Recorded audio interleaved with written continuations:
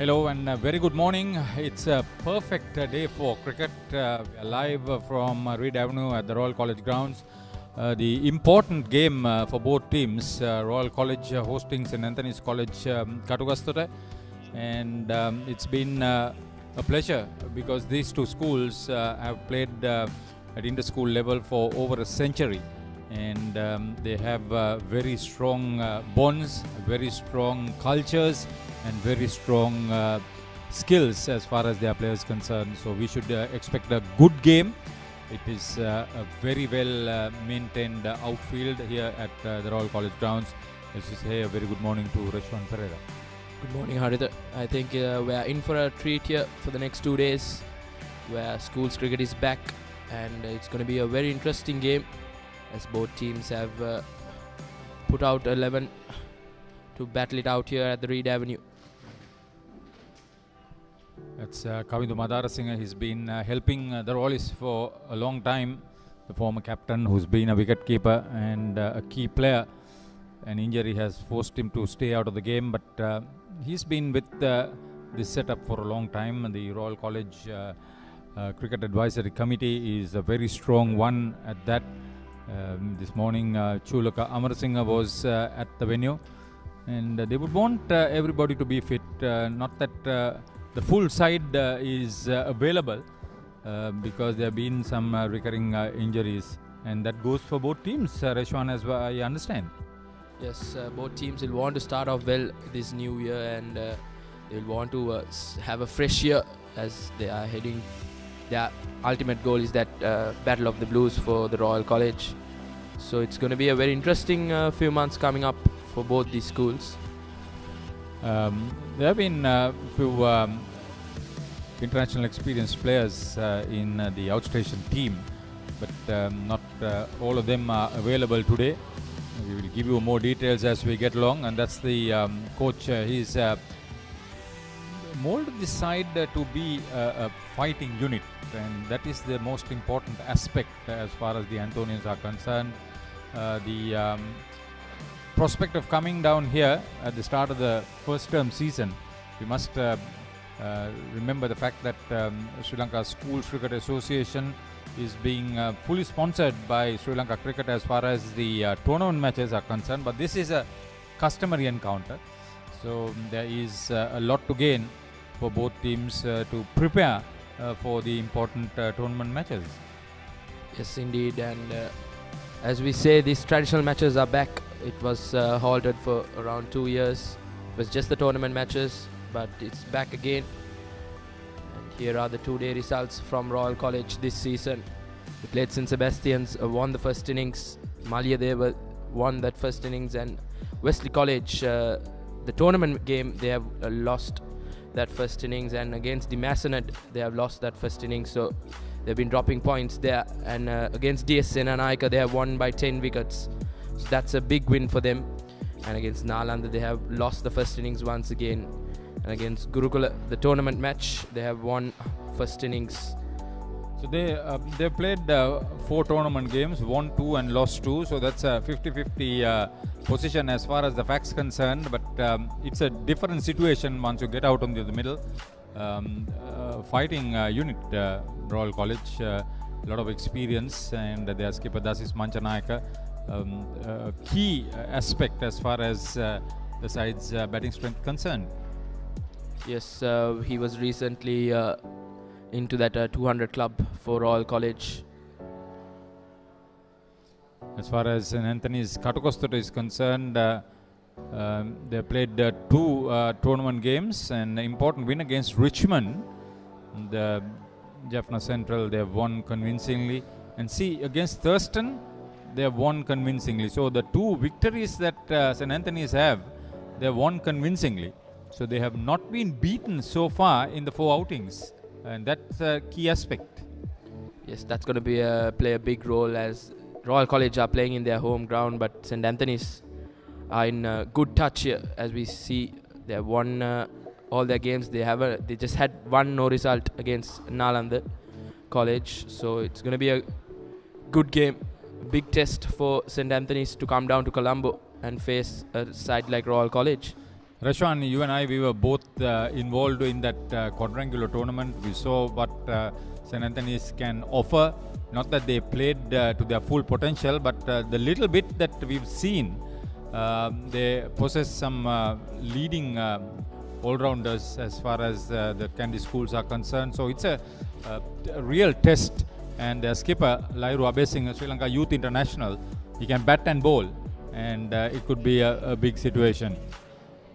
So on this venue, if you just sit tight on that track, it could be a big bonus.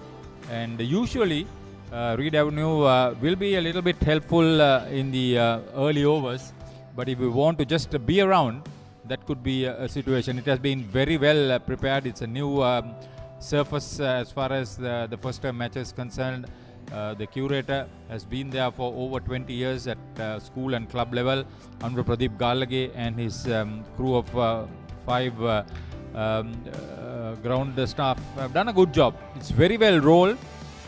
It should just help the seam bowlers over the first maybe 10 overs if you bowl on a good line and length. But apart from that, it should be a good track to bat too.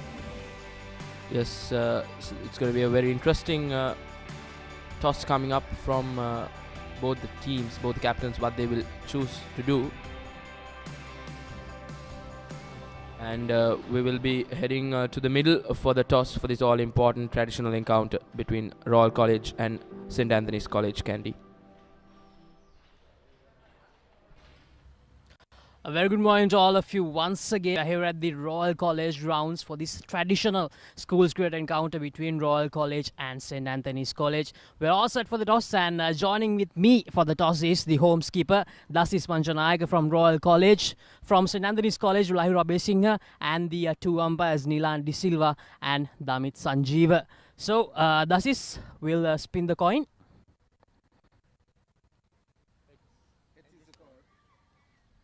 It's set. So Royal College have won the toss. St. Anthony's College have won the toss. We are going to bowl first. So Lairu, what's the reason behind deciding to bowl first on this surface? I think first 30-40 minutes will be great for fast bowlers. That's why we are going to bowl. Let's have a little chat about the team combination. How many pace bowlers and how many spinners today? We have 2 pace bowlers and 3 spinners with 1 all-rounder. And we have got 2 changes. Travin Matthew went for Dubai T20 League, and Tisarekana got injured in last match. And also, what is the total that you are planning to restrict Royal College in this first innings? 250 my total first. Okay, Lahiri, good luck for the match. And that's it. So you have to bat first now. Is that the decision that you would have made if you won the toss? No, we were going to bowl first. Unfortunately, we lost the toss. We are going to bat. So how's your team combination for today? We have 3 fast bowlers and 3 spinners. And Sinej Jayawardene is coming after an injury. He's playing his first game for the season. So what is the total that you're planning to get? What do you think would be a good score on this surface in the first innings? We are planning to get 250 plus 300 score. Okay, good luck for the match, Dasis. So that's the news from the centre. St. Anthony's College, they have won the toss in this traditional cricket encounter, and they have first. The news from the middle is St. Anthony's have won the toss and elected to bowl first, and they have invited Royal College to have a bat here at Reed Avenue. It should be an interesting view, the playing 11s as far as the 2 teams concerned. As I said earlier, both sides have rich traditions. We've got the Royal team. Sinej Jayawardene, it's big for them. Ishan Balasurya with his bowling. Ramiru Pereira with his all-round performance. And that would be the main story. You expect some of these players who have been there, like Bulan, to bowl fast and get some impetus as they are concerned, but they're batting first, Royal, so it's up to the batters to really keep going.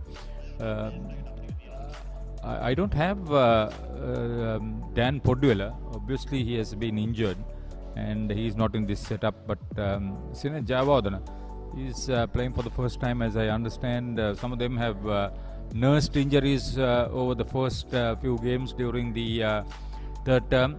So it's a good opportunity for him. If he gets going, it could give a big boost for the Reed Avenue team. Even Uvindu would be good to watch because he's a very sound bat.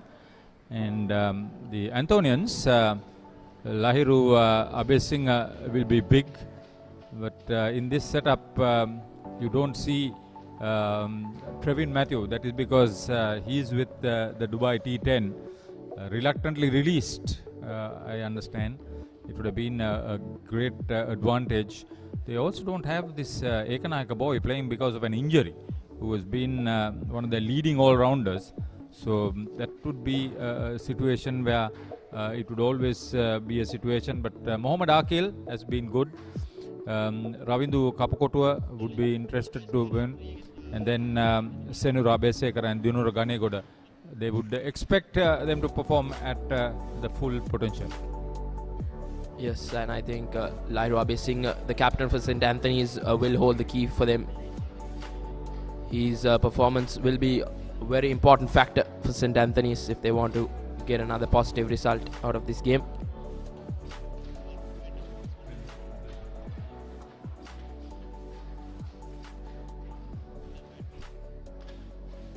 Damit Sanjeeva, and the plump one is Tusira De Silva. Nilan De Silva, beg you, Tusira's brother. Good combination there. I must make a correction. Gishan Pereira, it's not Gishan Balasurya for Royal in this match.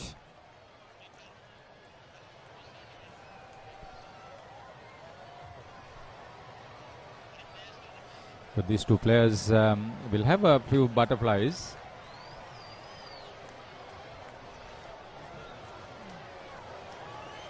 So Rehan Piris, I believe this is the son of a very famous Moratuwa cricketer, Rashan Piris, his father, now a decent coach. So interesting to see. He would have come from a good stock. It's Jayawardena's ability to get going that would be a key factor for the home team. Yes, Sinet Jayawardena's partner there is Rehan Piris. He's a young boy, just 14 years of age. So a lot of cricket left in him for Royal College, and Royal College will want to bank on these kind of youngsters to for a good future for him. And he was he took part in that recently concluded Prima tournament under 15, and he was in tremendous form in the tournament. So good to see a confident Anthonian captain to win the toss and elect to bowl first. He realizes that if he can break through quickly, it could be a big situation. Rehan Piris, a top score of 150 not out. And just take a look at that young age for him. The strike rate of over 50, but the average of almost 40. That's a big aspect. Having played only 10 innings so far. That speaks a lot. His father, Prashant, was a wicket-keeper bat for Prince of Wales. So it'll be interesting to note how he will perform. And this one, Sinet Jayawardena, he is a key element as the batting unit is concerned for the Reed Avenue team. Good striker of the ball and somebody who can stay there and score. Yes, he's an explosive batter, explosive left-hand batsman. So if it's in his arc, he goes for it. So it will be a very interesting morning for the viewers and how he will approach this game.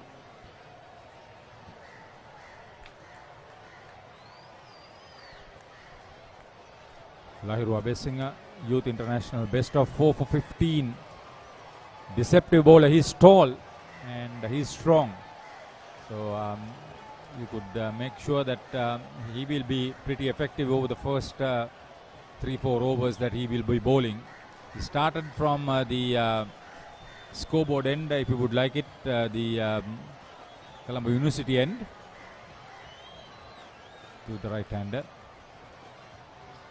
And I wonder whether they are trying to shield Javadana in this outing, or whether it's a known fact that Ryan Pires will anyway take the first delivery. Good conditions for cricket, despite being the first poor day for the new year. Good delivery, good pace and bounce, good angle of delivery from Lahiru Abhisinghe. We are on with school cricket, Rashwan. Yes, and it's finally back, and it's gonna be there for a long time. As we see, Lahiru Abhisinghe keeping that line and length. Just a bit of swing there. And yes, about school cricket, it's back. I hope to... This is pretty encouraging because he's having the ability to move the ball around. He's tall, Ryan Pires, so this could be a good situation. Just two slips very close to each other, and the third slip standing a little bit away from the usual position, one step away to his right. Okay, he has not got the batter to play. And I would believe Lahiru Abhisinghe would have been pleased to win the toss. Immediately invited Dasis Manchanayaka to bat first. But what he should be doing now is pick up wickets. He would be the best prospect for them. In the absence of Thisara Ekanayaka, they would dearly miss him. In that last game against Richmond, he had 7 wicket back. Oh, good one. That's good. That's good. Javadhan did the right thing to get the youngster away from the strike. Ran quickly. Yes, down leg side. Never mind these first runs, however important it is a key aspect. The crossover to keep going. That's Nilan De Silva, Anandian, opening bat. Three brothers played school cricket for Ananda. Dinesh, Nilan, Tusira.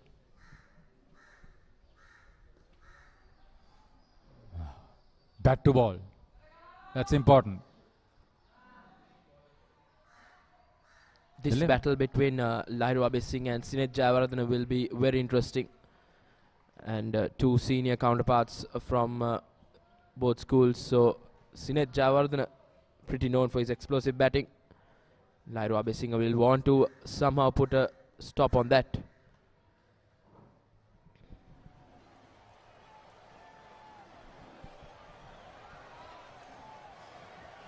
The first half of his over, he didn't get to play the batters. The latter half, he did well to bowl line and length. End of the first over, Royal putting to bat 1 without loss.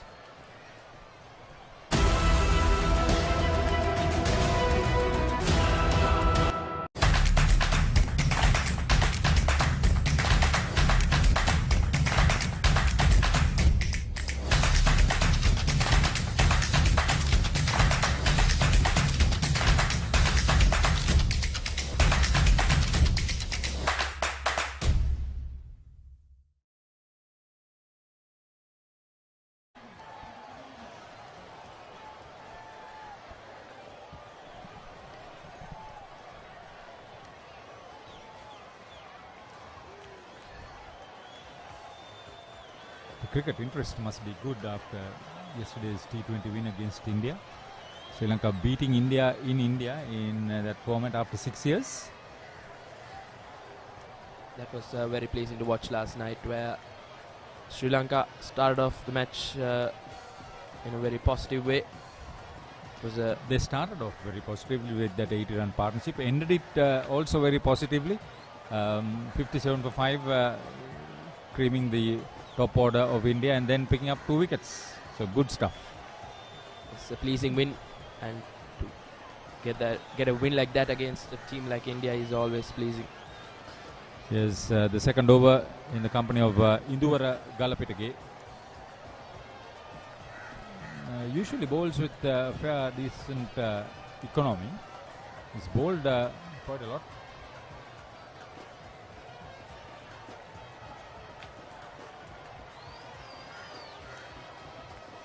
See, we've got a left-hander and a right-hander opening batting for Royal. We've got a right armer and a left armer opening bowling for St. Anthony's. Induvara Galapitage is bowling from the college end.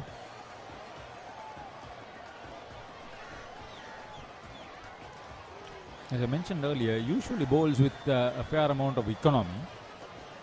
That's because he wants to keep the ball well up and in line with the stumps. This could give Ryan Pearce a glimpse of what he's capable of.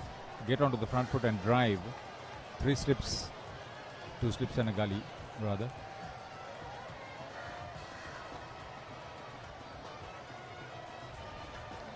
That's well played. Beautifully played. Superb timing. And that will be the first boundary of the game. It's beautifully played there from Rehan Peris, showing his class here. It's well pitched up on his pads, but right on top of it. And superb flick of wrists. Didn't try to overhit. Pure timing and placement. Well played. He will feel he will feel a lot good after that shot. Beautiful shot to get that first boundary in this game for Royal College.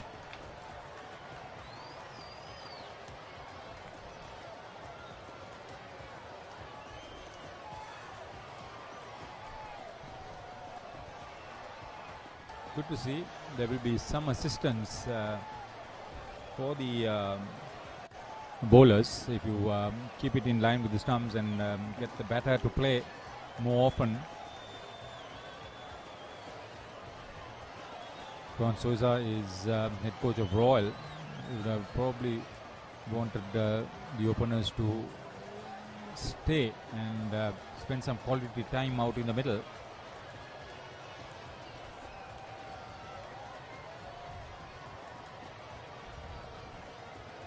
So far shown a tendency and a liking to get onto the front foot. Snillan De Silva.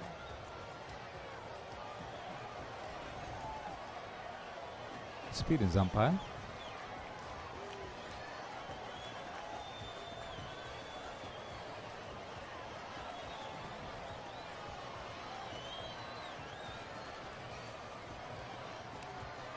Well fielded. He's trying to play his shots. Induvara wouldn't mind it.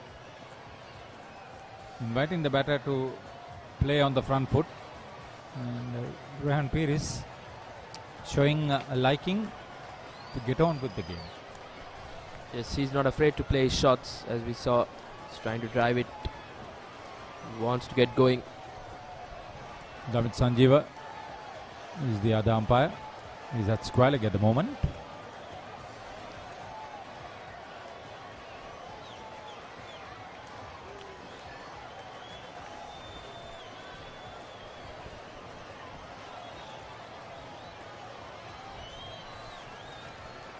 Outside edge, misfielded in the slips. It will be the second boundary of the over for Rehan Peris. He wouldn't mind it though. End of the second over. Royal College are 9 without loss.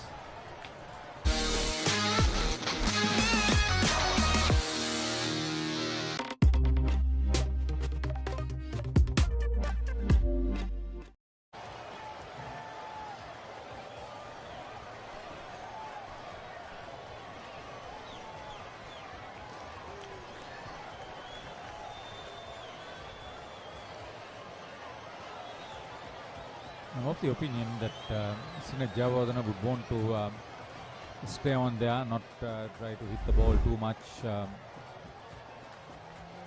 He hit it hard onto the ground and a bit of misfield as far as the second slip concerned. It still travelled to the boundary. Very fast outfield. That was bit streaky from Jayawardena. Abhay Singh doing the right thing, inviting the batter in an area where he would be bit vulnerable. Yes, he will want to. Sinet Jayawardena is known for these kind of explosive starts for Royal College. So anything in his arc, he will go for it.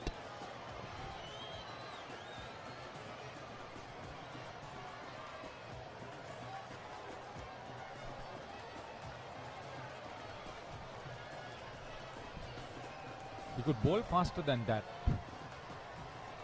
Abhay Singh, but he's trying to concentrate a little bit on swing.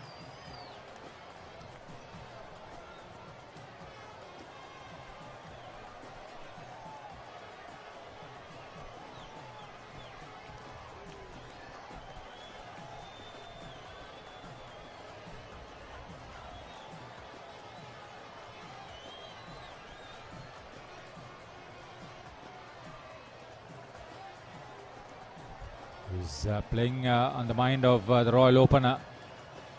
The Anthonian captain is doing the right thing.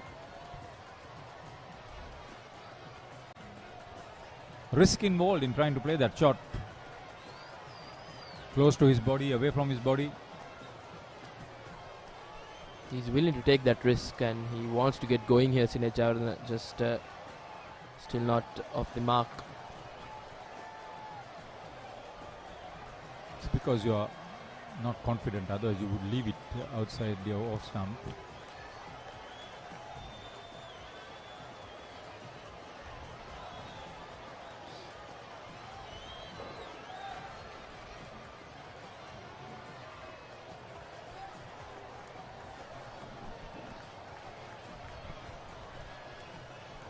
See how far the wicketkeeper is standing. That's Kavindu Shehan.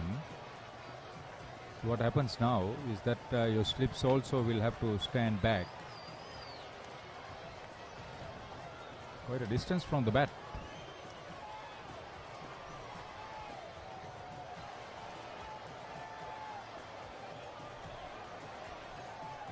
Better delivery.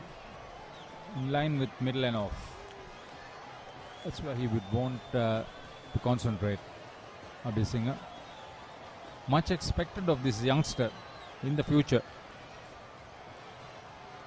That's us on top of the Royal College Pavilion. Next to me is Reshwan. Next to him is Laksisi. It's painful. It's painful. Trying to get the pressure off Jayawardena.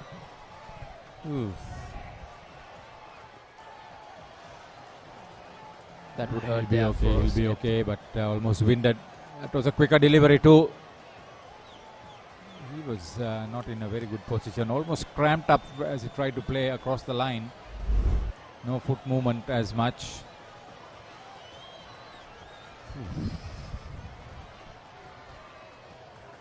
Really painful. He's coming off an injury for Royal College.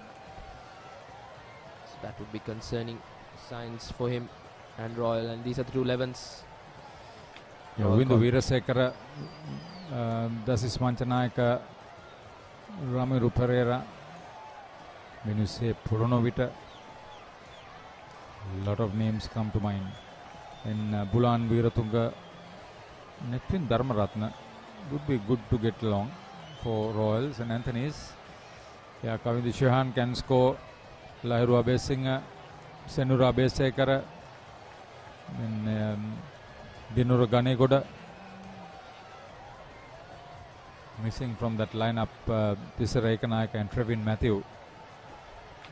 A lot of bowling options not available for the Eagles. Yeah, the unavailability of Dasis Manchanayaka would probably have a bit of a option for Royal, but that wouldn't matter now. They are batting first. If the openers can take the shine off, bat for maybe 10 overs, even if they don't make too many runs, that would be a psychological advantage for Royal.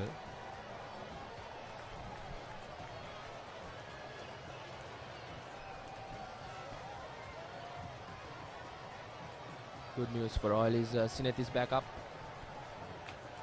Rampede is on strike.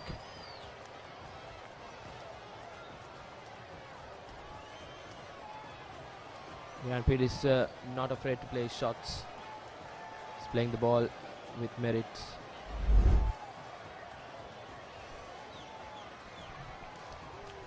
Angled across the batter's body. If he can concentrate on that line, he would sooner or later make the batsman play a false stroke.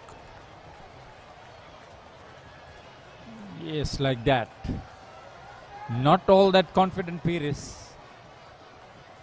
Yes, a brilliant delivery there. Just beating the outside edge there. Morale victory for the bowler. He's making that batsman play here.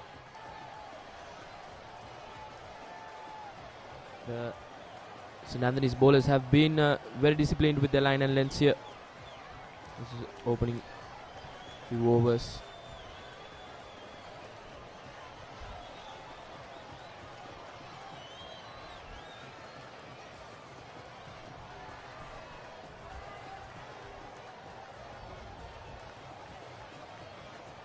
Little bit of height, but he played that well too. Didn't try to overhit. Gets into double figures, Ryan Pires. So all the runs have come off his bat.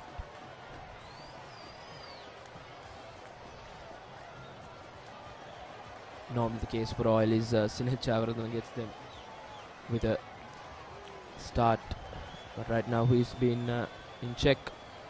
St. Anthony's bowlers have done a good job to keep him at bay.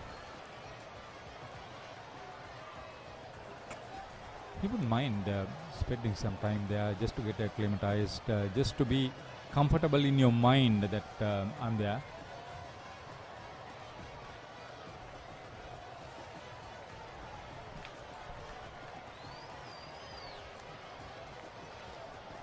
Oh, like that.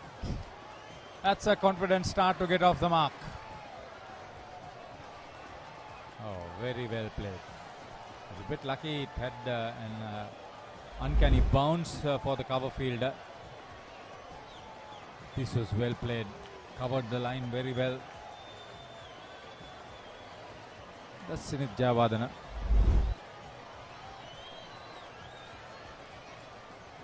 That was his first delivery against Induvara, the left arm pacey.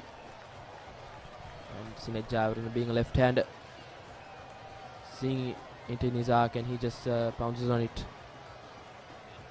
He will feel much good about himself now. It's all about confidence. For a player of his caliber and his experience, it's all about confidence.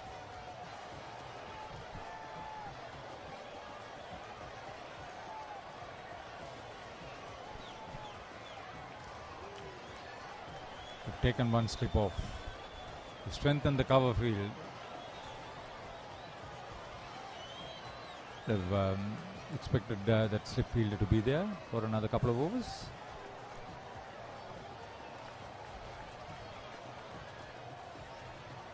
Yes, and I think Captain Sineth Javadana just made Lairo Abhisinghe take that slip off from that shot. But I think Lairo Abhisinghe should have kept that slip and put some pressure on the Royal batsman. But he called the toss and he wanted ball first, so he needs some wickets to back his decision here. As we see, Royal College batsmen have negotiated it well here.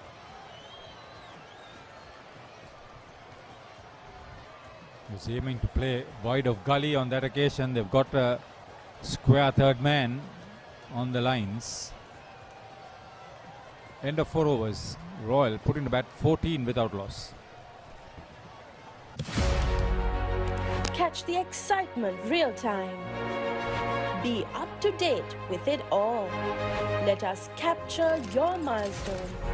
Get it sizzling hot off the turf. Hear the experts break it down. Dig deep into the nitty-gritties. Be inspired by their greatness. Relive all the scintillating action.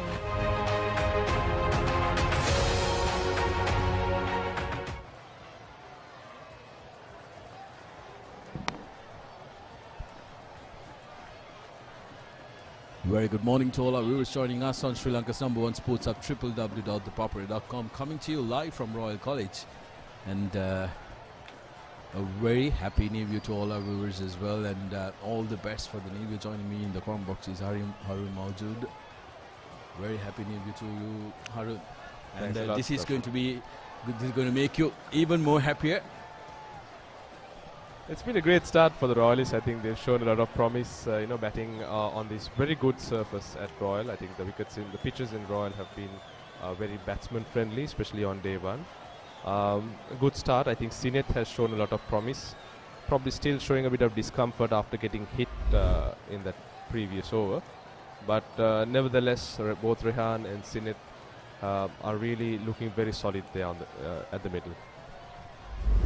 Yes, the pitches, no doubt, here at Reed Avenue have been pretty good for the batsmen, as some of the Royalists have gone on to make massive scores here at Reed Avenue. However, in the early hours of play, when you get to bowl first, there is some resistance from the pitch which the bowlers need to quickly adapt before the sun comes bearing out.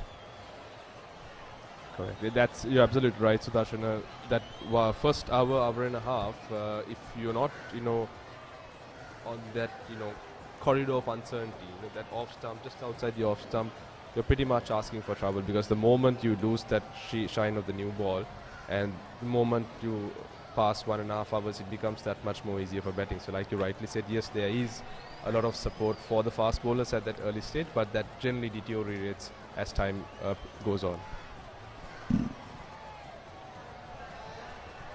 Much better, and discipline is going to be the name of the game for the Antonian bowlers here. And Lahiri has the difficult task of adapting to that uphill run on this side of the wicket. It's something that getting used to. It's ever so slight, yes, from what you see on the camera, but when you're the bowler running in on your 5th, 6th delivery, you feel that. Absolutely, the slope is sometimes a nightmare because when it always messes up with your rhythm, and as long as you're not used to it, it can be a bit of a difficult task.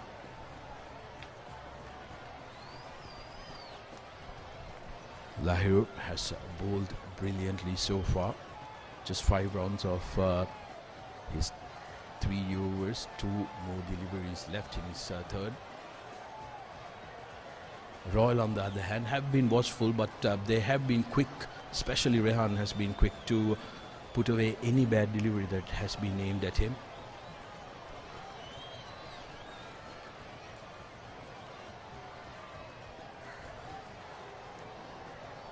Yeah, I think Rehan has looked very solid, especially like you mentioned, whenever the loose ball has been bowled, he's been able to, take it on and, get the dividends that was due. So basically run scoring, as we can see on the screen, 14 of 18, Sinet is 4 of 11. He's batting at a decent strike rate, and mind you, he's just 14 years old, a young boy who can play many more years for Royal. One of the finds of the season, if I may say. Well, that's a lot coming from past captain, so Rehan will work hard to stay true to it. 5 completed, Royal 18 for now.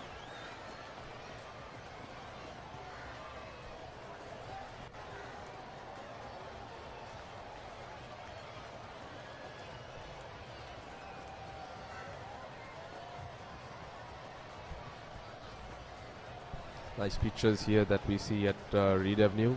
Brings back a lot of memories. quite a few games played here in this venue, and that used to be actually my favorite end of bowling, the end that we were talking about with regards to the slope. I think over a period of time there have been certain amounts of relaying done, but it wasn't as steep as it is that we see now. So yes, I feel that it might be a relatively bit more challenging if you're not used to bowling from that end, Sudarshan. It's pretty brilliant, isn't it? How that difficulty can be a massive advantage for the host team and their bowlers, because they know it in and out. They know how to pace themselves.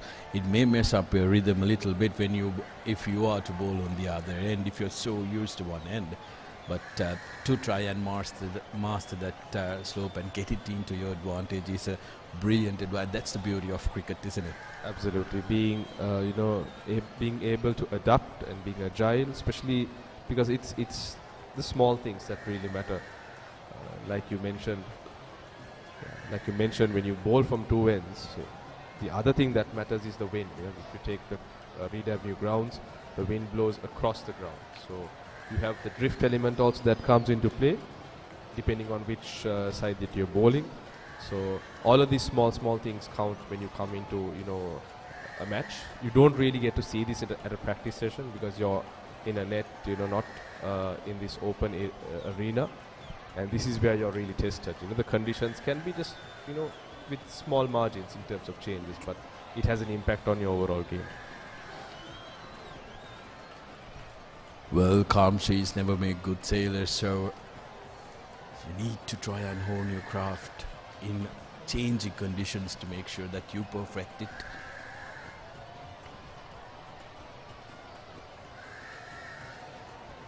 Brand new season, Harun. It's going to be challenging for every single school, especially with the exams coming around and the dates not being very confirmed, if I may say. So that's going to be interesting how we navigate through this season, because since the pandemic happened, life as we know it hasn't been the same.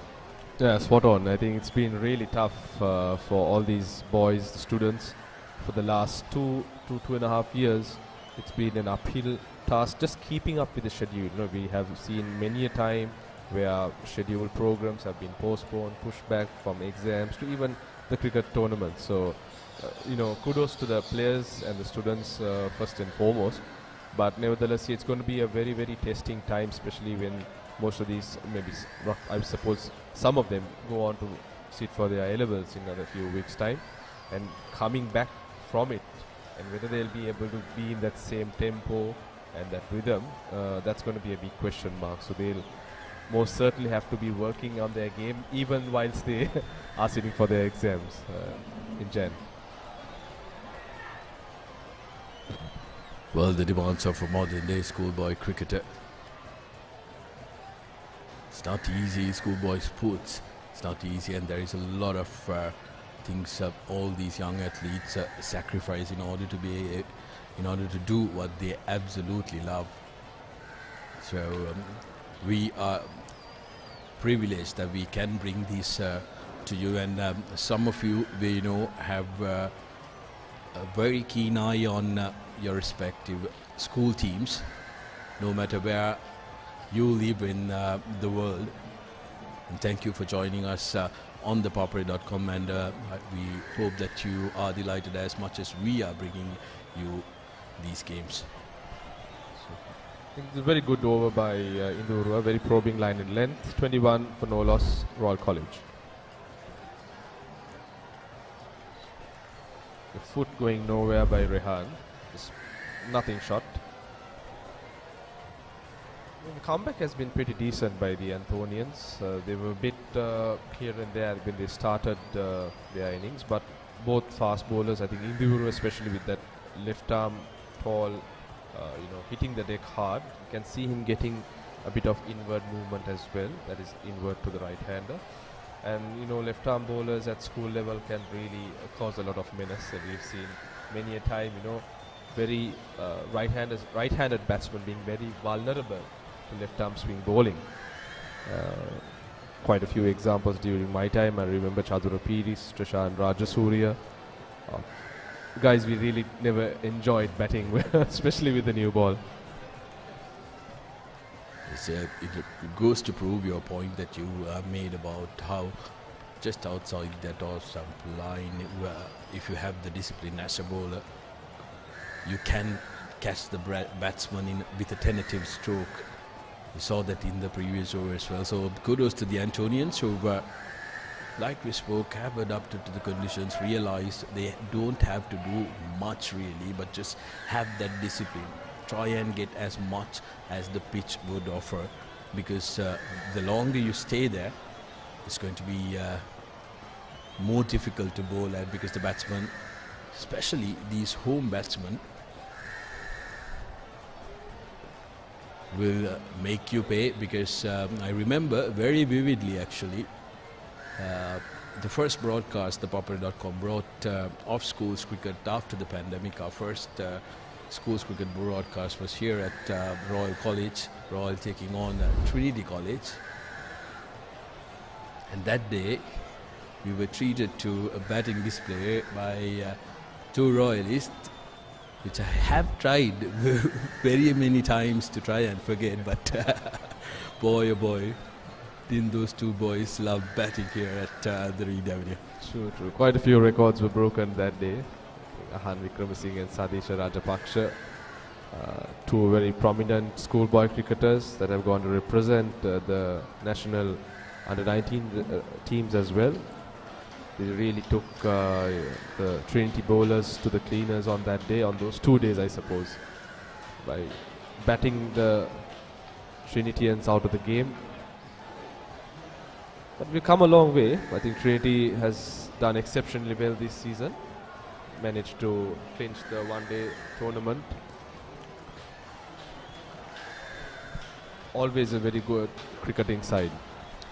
Well, I'm sure very many of them are having a keen eye on this one as well, with Royal, a very important fixture to them, but very close to home is their big match rivals taking on a quality side, the Royalists. So they'll have a very keen eye on this one as well. So some of my Trinity mates are not going to be very happy with me for reminding that day, but I did make a point to try and recall that day, because that was the last time I saw and met one of our dear friends who has done immensely for Royal Cricket, Sulka Hamid. You cannot come to Royal College and broadcast a game without thinking about him, because he was ever present here at the complex. Yeah, very, very bubbly character, and a character that who's indeed missed by Royal Cricket. His services can never be forgotten, and his efforts were always, full of, joy, and he was always committed to the cause. It's been exceptional bowling by Lahiru. Ends off another very successful and a probing over, 22 for no loss, Royal College after 7.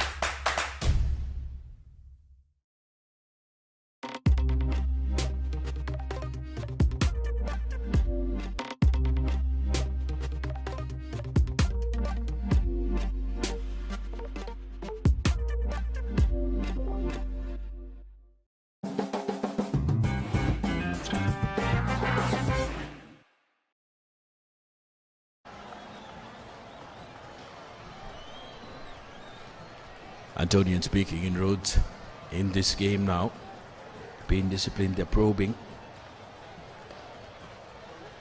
Another good delivery just outside that off stump, moving to the off stump into her.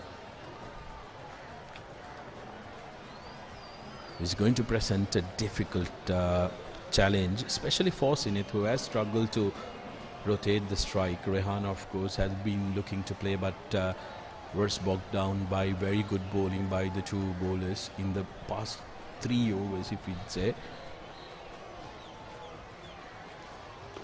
I think Sineth has had very little game time this season. He's coming after a long layoff. He was nursing an injury, just recovered, and he's playing his first game for the season. So probably trying to find that touch, spend some time in the wicket, a new year, a new start, I suppose. And the fact that he's with the under-19 national setup, there's a lot of expectations on his shoulders. So probably trying to take that burden on and really prove to the batting unit of this side that he's going to be the spearhead and going to anchor the inning from one end. Yes, absolutely, and he very well knows that the longer he stays out there, the easier it gets for him and the team as well. Because he's a batsman that can up the tempo at any point in time. So he's got all the shots in the book. So the fact that he's playing, in this manner is actually not a bad thing for Royal. The more time he spends, I think the better he'll see the ball. He'll identify the bowlers, probably understand the fields better, and probably once he gets a bit more settled in, start taking on the bowlers and rotating the strike. And also as a batting unit, I think if you can see off 15 overs, irrespective of what rate you score, because your best batsmen are going to be still in your team if you reach 15 overs without a wicket, and that puts a lot of pressure on the bowling unit. Yeah, absolutely. I think wickets in any format, in any format of the game that you play has a very crucial point, especially psychologically. The more wickets you have in hand, it's always easier for you to accelerate at any given point in time. It's not only applicable for white ball cricket, as we see again. Indurwa, fantastic line. I think the two bowlers, Induvara and Lahiru, have bowled 3 exceptional overs on the trot. They have not made run scoring easy for the Royal batsmen. They've managed to find their lines and lengths, and they just keep hitting them consistently. So, like I said, run scoring has not been easy. The Royalists look a bit bogged down. The scoring rate also has kind of stalled to some extent. So interesting to see whether there'll be any change in the way they approach as the first session proceeds. Lovely, lovely bowling here by Induvara. A fantastic end to the 8th over. 23 for no loss. So true of what you...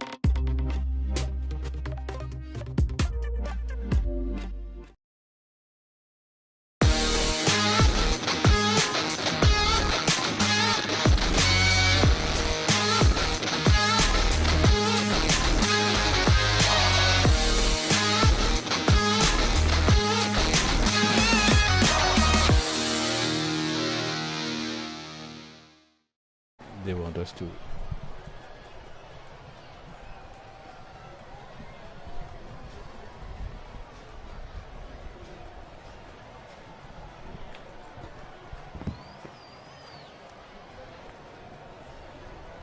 .23 for no loss.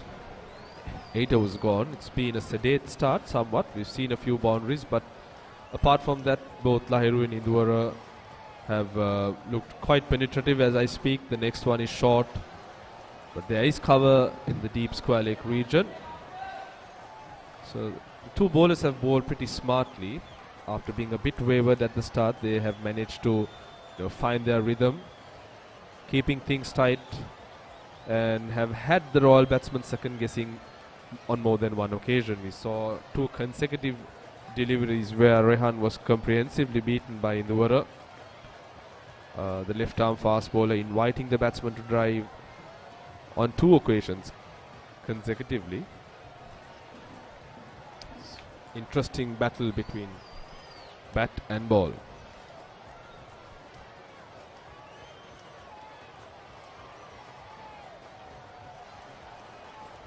Having said that, not a great delivery by Lahiru. Probably it's quite hot, to be honest. Sudarshan. As we know, early Jan, the heat starting to, Oh well, you're telling me. Yeah, these Antonian boys are definitely not relishing the conditions, or they're not too amused by the heat. Might be finding it a little more difficult. The sun in the Kandy can be hot, but a probing shot played upishly, but in space though. His placement was good. Rehan has always shown intent that he wants to score quickly. Yeah, that's been the feature of Rehan's batting. Whenever he's been, fed with a loose delivery, he's been able to score. He's very good at it, converting those opportunities into scoring opportunities. And having said that, I'm sure, coming from the hill capital to the lowlands of Colombo, Kandy boys might be finding it a bit difficult out here, Sudarshan. Oh, no doubt. Absolutely no doubt, Harun, because there are Kandy boys who have settled in Colombo for the past decade, still finding it difficult to try and manage the heat in Colombo, because when it gets hot, it's so humid out here.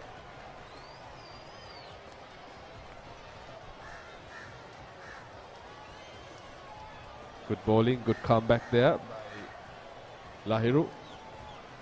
The weather has anyways been a bit iffy over the last month and a half. We've had some torrential rains and then sun beating down hard. Once again, another set of rains, then this whole segment of air pollution. All of this taking over in the last 1 month and a half or so. So it's been, probably climate change is true. So we have our duty to kind of protect our environment to make sure that, once again a bumper, but there is cover there. Batsman quite comfortably crossover for a single. Well, you made a absolutely gem of a point, Harun. Thinking about an environment, not thinking, actually working to make sure that we don't add to that pollution is going to be something that we all have to take very, very seriously. If you thought climate change effects would be in 20 years, it's been 20 years since 2002. When you say 20 years, for many it's in the 80s, but it's been 20 years since 2002, so it's oh, that's a beautiful shot. Excellent shot by Sinet Jawardena. Deserved for the moment it left the bat. Oh, absolutely. He took his time, Sinet, and when he does get on to playing a brilliant shot, copybook stuff, isn't it? Absolutely beautiful too. And the 9th over, Royal 31 for none.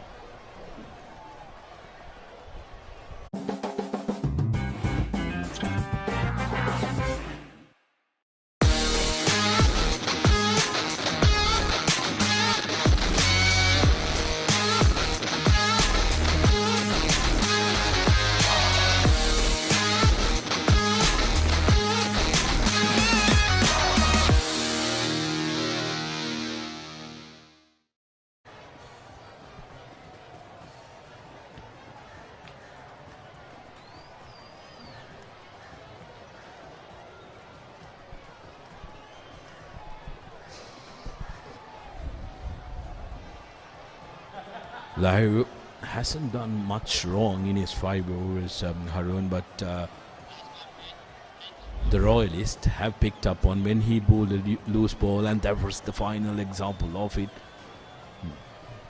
Perfect straight right. Absolutely brilliant stuff. Threaded that space with the needle, Sinet.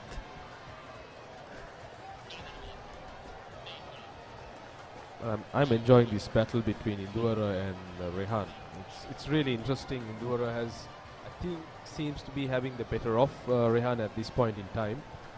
So 3 consecutive deliveries where Rehan has not been very comfortable, was beaten twice, and the last ball took the outside edge. So was fortunate not to reach the slips on the full. But yeah, it's quite interesting. You can see there's some level of discomfort in facing Indura. That time, no harm done. It's a little bit of a wayward delivery. You need to keep your line closer to that off stump to try and get the batsman playing at it. Eduardo, what I like about him is the fact that he's not trying to bowl with express pace. He's trying to get the assistance of the surfers and try and make the ball do the work.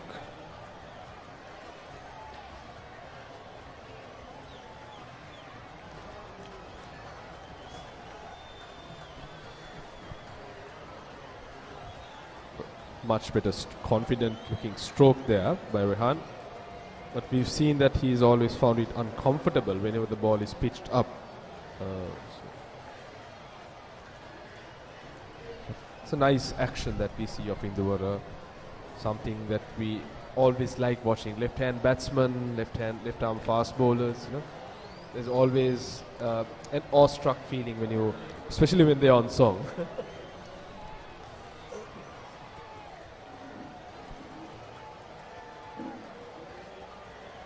Now the beauties of red ball cricket, isn't it? Just fascinating how the batsman and the bowler do their mind games. They plot, they plan on how to take on each other. And sometimes it can be the brilliance of a completely different person that either one of them succeeds. Because the fielding unit has a lot to do with how the game shapes up between the bat and the ball.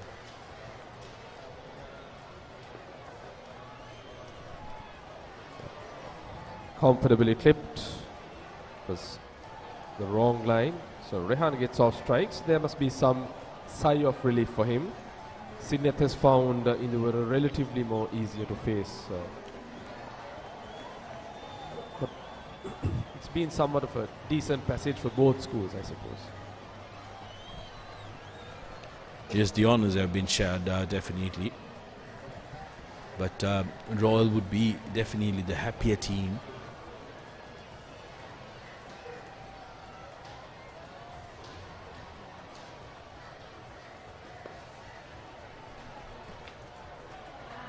Very good run in between the wickets by Jayawardena, comfortably rotating the strike. 33 for no loss Royal College after 10. Catch the excitement real time. Be up to date with it all. Let us capture your milestones. Get it sizzling hot off the turf. Hear the experts break it down. Dig deep into the nitty-gritties. Be inspired by their greatness. Relive all the scintillating action.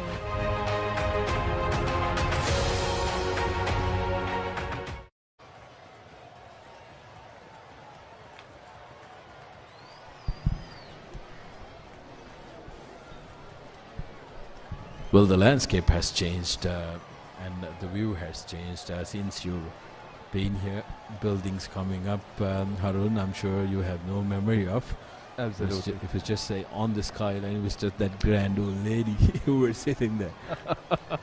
Absolutely. I think none of the tall buildings that we saw on the backdrop wasn't there when I was playing. All what we could see was the trees and the roof of the college, halls and the classrooms. But nevertheless, it's always a picturesque sight. That snapshot that you get from the Papare.com. It's been something with a lot of significance, especially when games are broadcasted at Royal College. That aerial view is always another picturesque sight.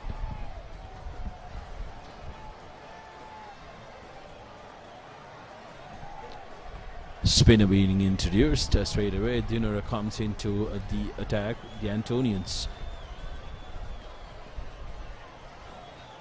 opting for a bowling change because Lahiru has gone on for 5 overs from that end, and that's a difficult task. First thing in the morning to be running under this hot sun. So the Antonians making that change, bringing spin into contention, and it's going to be very interesting what the spinners will try and take out from the surface, isn't it? Yeah, I think something that has that we've seen in the Royal pitch, in the Royal strips, is you get bounce, especially on the first day. So if you can, get the ball, flight the ball. Good fielding there by the Antonians. Cutting out that run, you need to show that energy in the field.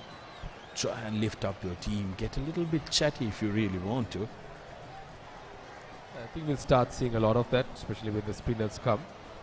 Like I mentioned, that's what you got to do. Probably give it a bit more flight, get the batsman on the front foot. You won't see a lot of turns, especially on the first day track. But as the day progresses and the pitch wears off, you'll see the spinners coming into play more often than not. Dinner gonna got it. Brought into the attack, and so far has been doing well. Beautiful. That's a beautiful delivery. That's what I was talking about, Sudarshan. Got to love the intent by the Antonians, bringing in the closing fielders, giving that spinner the confidence that he needs. So tell him, we are backing you up, go get us that wicket. Lovely stuff from the Antonians.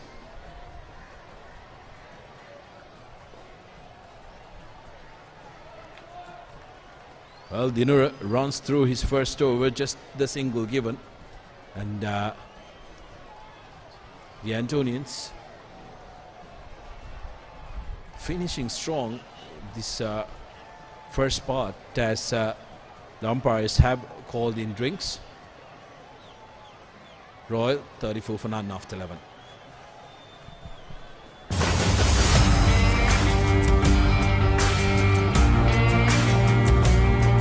නේරඩි ඔලිබරපු යාල්පානතිල්ල Matara කොටවිල ගම්පියසට ඇවිල්ලා තියෙනවා. සිරිතදාස ඇඩ්මොරටුව පියගම මහින්ද රාජපක්ෂ ක්‍රීඩාංගණය. කිලක්කු මාහාන Sugathadasa indoor stadium is the Fox Hill Supercross. Kurunegala Siri ඇතුගල් පුරවරය Papare.com අපි අද ඇවිල්ලා ඉන්නේ නෝරෙලිය ප්‍රදේශයට. Final showdown Kandy sports club Polonnaruwa ජාතික සංකීර්ණයේ සිට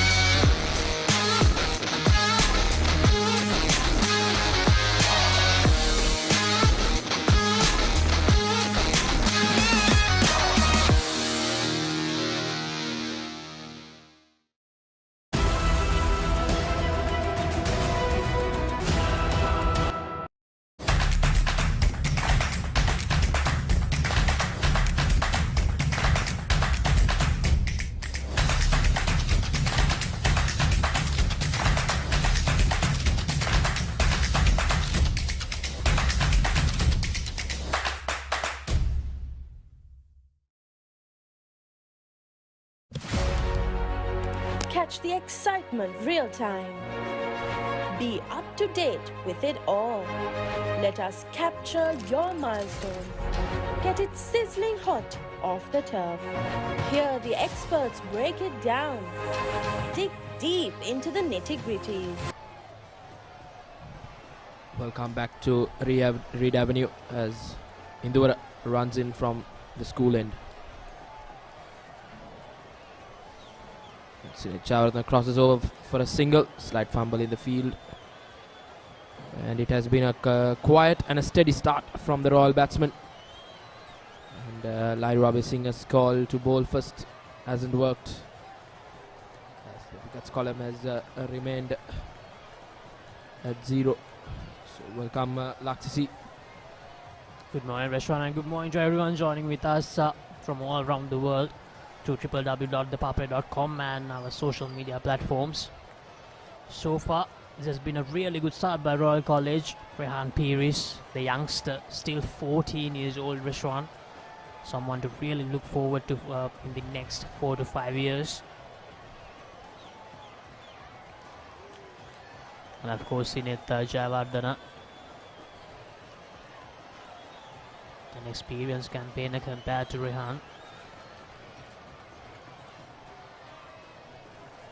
Nola basing at the toss that he stated that they need to take as many wickets as possible during the first 30 to 40 minutes restaurant, but unfortunately it didn't go as planned. Now they have to switch to their plan B. Yes, and I think the two batsmen have negotiated the bowling really well.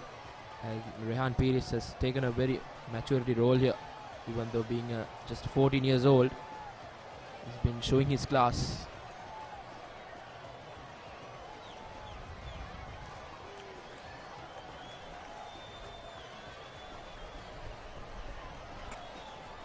Rehan on 18 out of 43 deliveries, maintaining a run rate of just over 3. Really good bowling by Indura.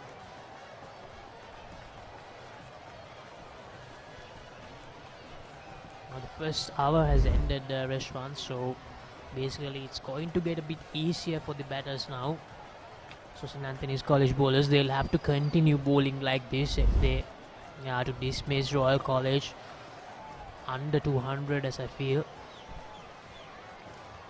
They have been bowling good lines, they just haven't been rewarded with that wicket. They have to be patient here. They shouldn't change much, just do what they're doing and they will get that reward.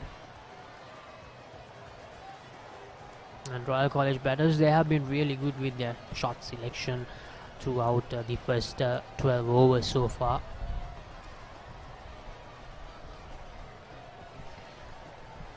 They have left the ball really well. They made sure to pounce on the loose deliveries as well, and they also made sure to pay the needed respect when the bowlers were bowling on good lines and lengths.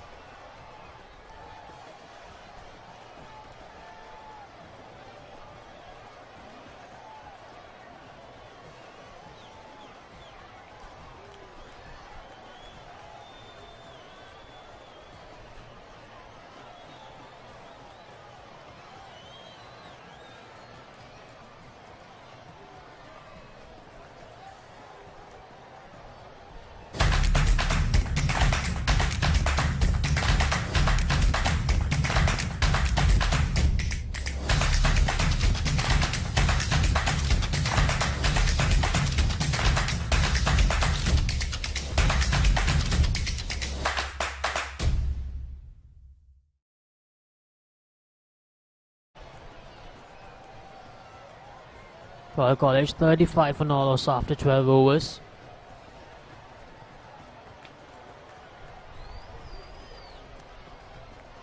And Reshwan, looks like we're about to see some spin bowling today for the first time.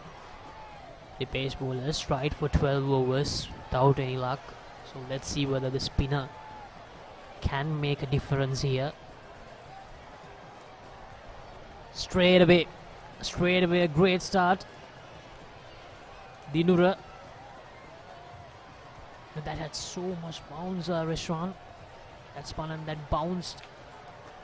Sinet will have to be really good here to make sure that he escapes the spell of bowling by Dinura. That kind of a start is always really good for a bowler. Dinura bowling from the university end.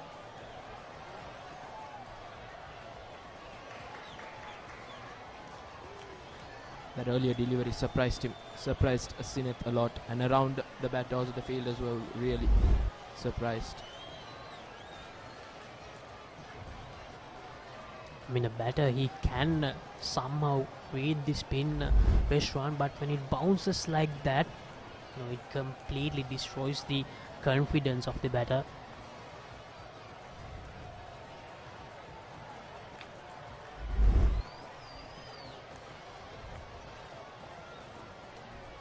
Dinura tossing it up.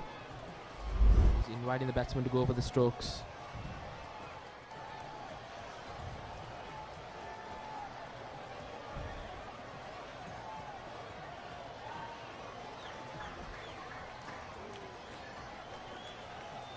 Batsman crossover for 2 there. Slight fumble in the field, but he certainly saved a couple of runs there for his team. Rehan Peer is not afraid to play strokes. A very young man, showing a lot what he's capable of.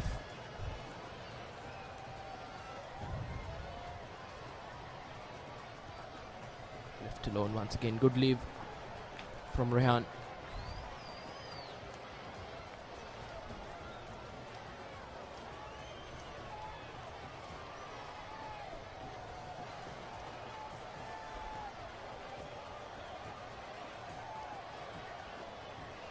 Good end to the over. That's the end of the over. 13 overs done. Royal College 38 for no loss.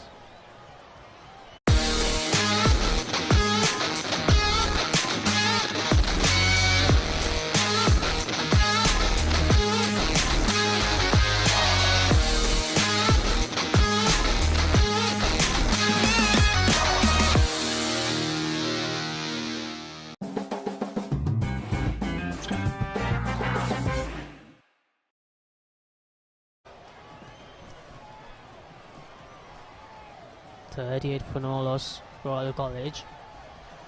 A really good start, a watchful start by the 2 openers, Sinaj Jayawardene and Rehan. Indura is going to continue Reshwan now into his 7th over. It won't be long before he is taken off the attack.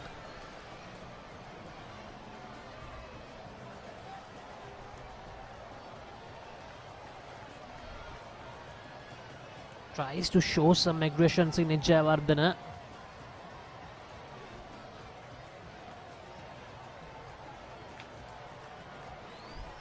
Just couldn't get back to that. Sinaj Jayawardene trying to play his natural game, but that hasn't come out today, as you see. Just down the leg side. He's trying to get on with the game here. He's quite an explosive batsman, Sinaj Jayawardene is. Full delivery, driven away to the boundary. Save your legs. A beautiful shot from Sinaj Jayawardene. And that's just glorious by Sinaj Jayawardene. Placed it to perfection, timed it to perfection, and the outfield did the rest.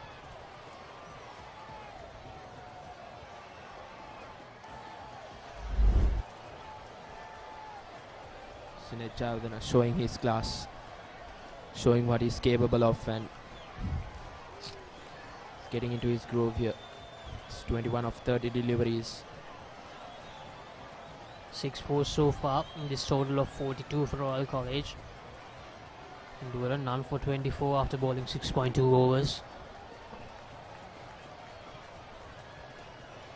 St. College, they have to find a breakthrough somehow. Going down the leg for sure.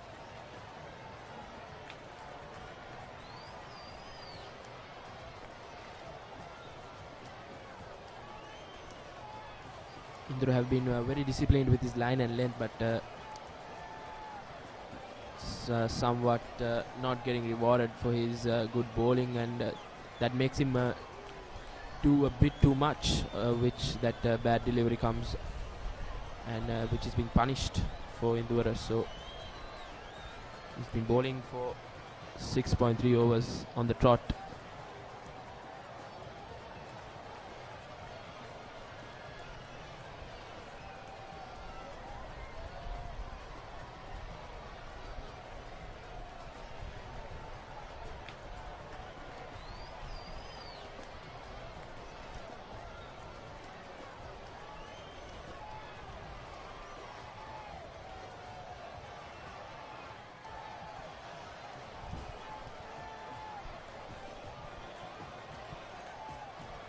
Indura runs in once again,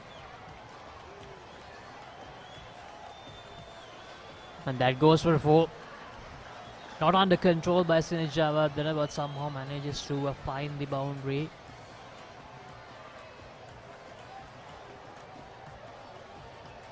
Well, luckily that went over the slip fielders. Here's the replay once again.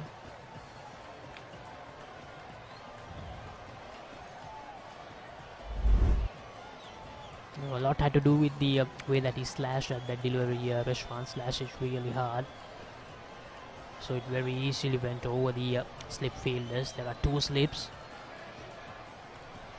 That's well placed once again. They try to go for 2, but at the end they have to settle for just 1.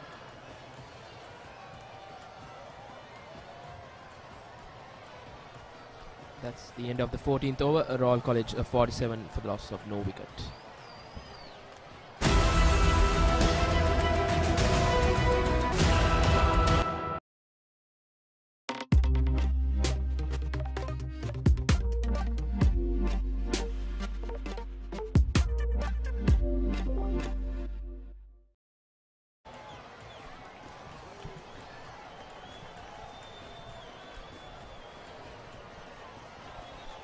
It's a beautiful, bright and sunny morning here at the Royal College grounds, Reshwan. This is the first live on the Papare.com when it comes to schools cricket for the 2023. We have a lot of action coming your way in the coming weeks. We are slowly getting closer to the March Madness. Here's Dinura once again into his 3rd over. An interesting battle here against Dinura and Sinet. Left-hand batsman versus the right-arm off spinner.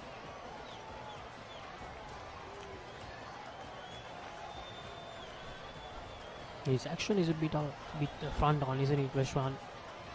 Yes. Bit similar to Mahesh Deekshana's action. Not a side-on spinner. But this type of spinners, we have seen a lot of this type of spinners during the last few years. Oh, that's a misfield.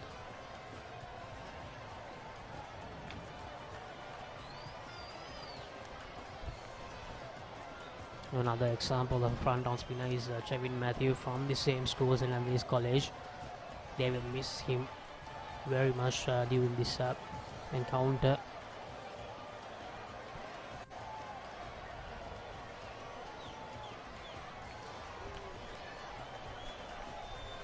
Chevin Matthews has been a revelation for St. Anthony's, so he's an important factor in that bowling lineup for St. Anthony's, and they're for sure going to miss him in these important games in the season. I can't forget how well he bowled during that Under-19 World Cup which took place last year. Complimented the skipper Dunithwel Lalage really well. I think he bowled throughout the tournament with an economy of under 4, as I remember. It's driven away, but straight to the fielder. Tries to seal single, but decides against it at the end.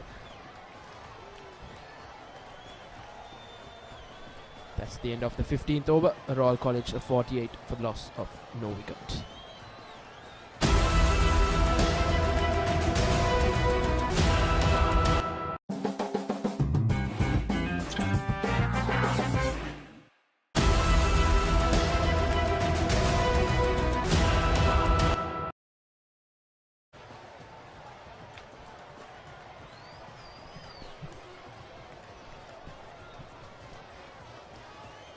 And a spin is being introduced in both ends. Oh no, it's Lairua Bessinga, the captain, taking the ball from the college end. Indura has been taken off from the attack, and Lairua Bessinga is searching for a wicket here. And the wicket of Sinet Javardhana or Rehan Peters right now will be a big reward for the Anthonians. They have been toiling hard here, the bowlers just can't get that reward. Lairua Bessinga running in from the college end.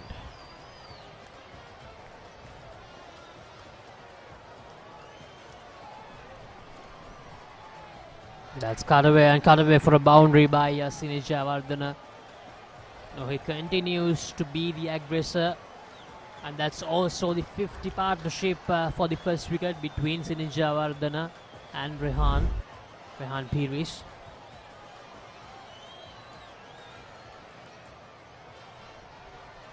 That was well placed. Sinej has moved to 31 from 38 deliveries. A strike rate of over 80 at the moment. It's always refreshing to see a batter going at this rate in a schools cricket match. Reshwan driven away once again, but finds the fielder. He's timing the ball really well. It's good cricket from Sinej Javardhana. Boundary followed up with a single. 32 in just 39 deliveries. So he's the aggressor in this partnership. As we see the Royal dugout, I think they should be a very happy dugout, even though that toss didn't go their way. I think the two openers have really seen off that new ball, and it's going to get much more easier for the batsman.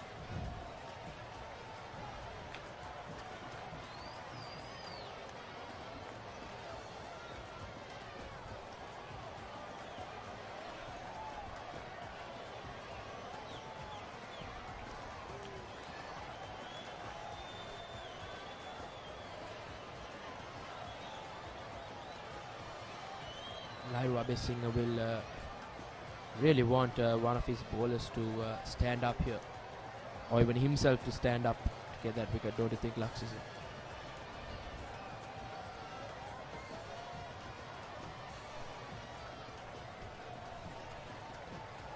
Royal College first inning batting average in this season is 245. Reshwan. It looks like that they are well on their way to make that mark, or maybe even more with the start. And they have successfully evaded that period where the new ball can do some tricks. Now it's about getting that score to a good level.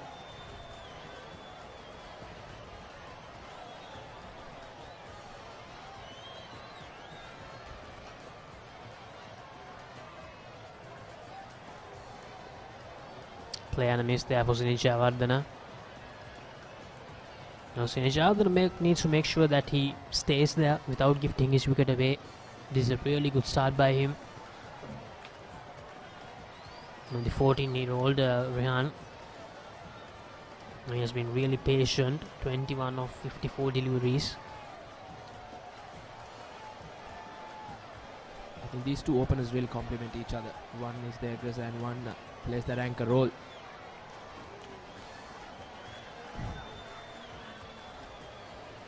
And that's very nearly the first wicket for St. Anthony's College. It'll be interesting to see whether that's a missed opportunity or whether it fell short of the slip fielder. It looks like it's a missed opportunity when we look at the body language of the fielder. That's the end of the 16th over. Royal College 54 for none.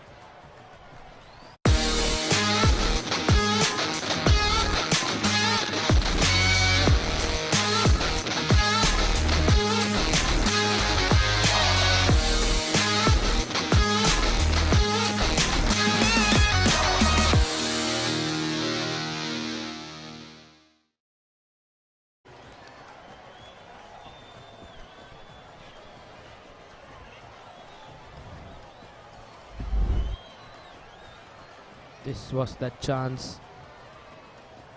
Yes, it carries. It's a drop chance here. And they were looking for a wicket and they get that opportunity but just couldn't hold on to it. A life for Sinej Javardhana.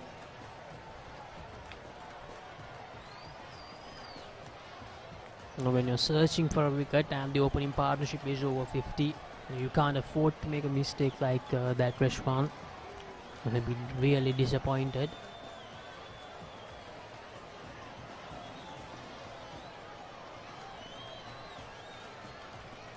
And in the likes of Sinej Javardhana, fails to find the gap. Rehan Pires. Partnership of 54 runs in 98 deliveries, maintaining a run rate of 3.31. Here's Dinura. Swell ball once again. Dinura. Dinura creating some problems here for the two batters, the two settled batters. Now the wicketkeeper Kavadu Shehan giving some advice to Dinura.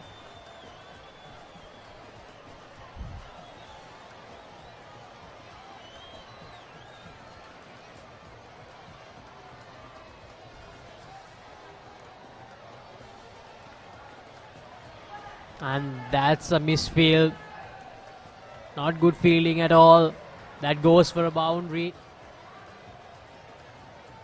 It was just a little check shot, Reshwan, but with the misfield that carried to the boundary. So that shows the nature of this outfield. Look at that. Just a little touch. Missed the field completely. And it goes for a boundary. Not good from St. Anthony's College. A missed chance during the previous over, and here a misfield which goes for a boundary. Momentum completely on Royal College at the moment. None for 58. Really poor fielding from Anthony's. I think they need to keep those shoulders up. Shoulders just dropping a bit here.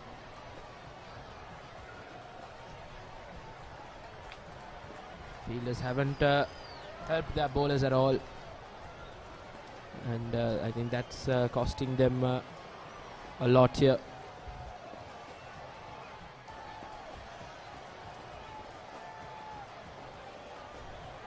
That's well left by Rehan Pires. That's the end of the 17th over. Royal College 58 for no loss.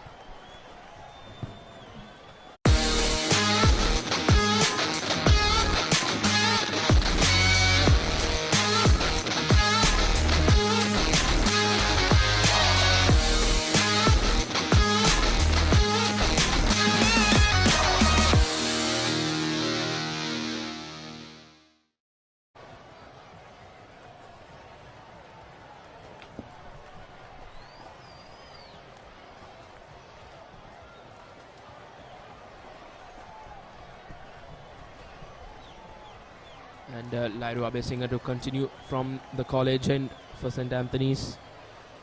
He created an opportunity in that early over. That last ball. It's a drop chance in the slips. He's once again bowling to Sinej Javardhana.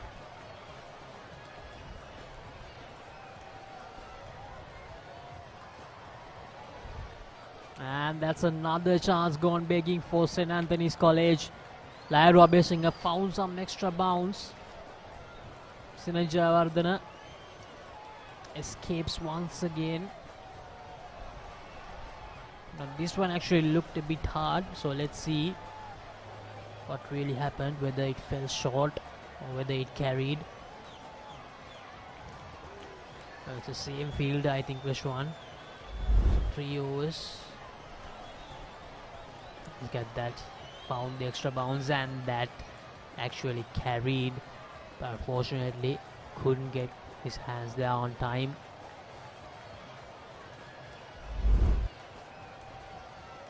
Three overs, 3 misfields.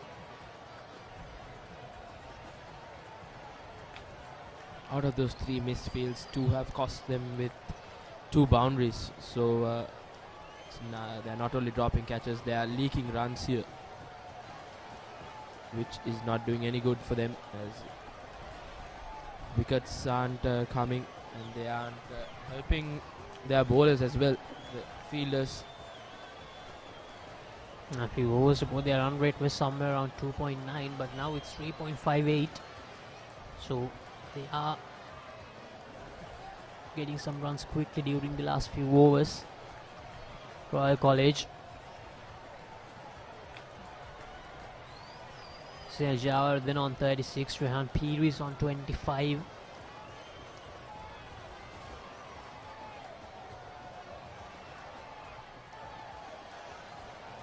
Sinej Javardhana is batting with a good strike rate here for a two-day game. He's always known as a good striker of the ball. So he's showing what he's capable of.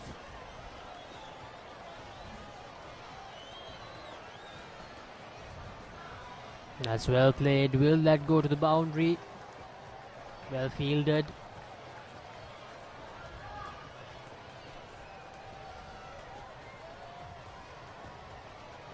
Sinejavardhana continues to be aggressive.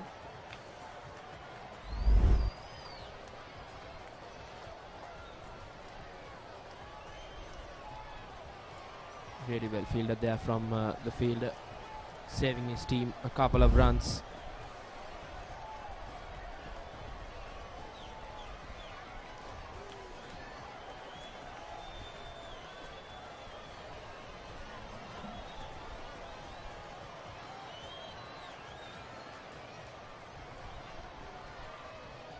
Sinejavardhana 38 in 47 deliveries. And on the other hand, his non-striker, his other partner, just 25 in 60 deliveries, which shows that these two are really complementing each other.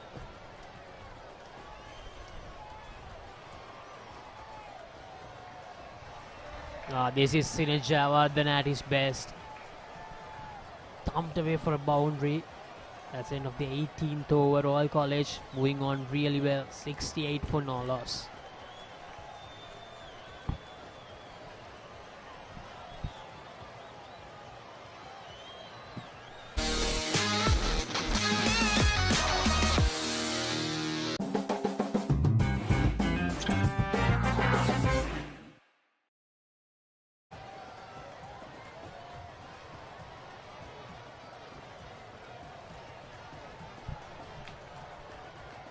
Early over, we saw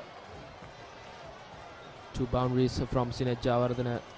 Quite an expensive over from Lairu Abesingha. 10 runs came out of it.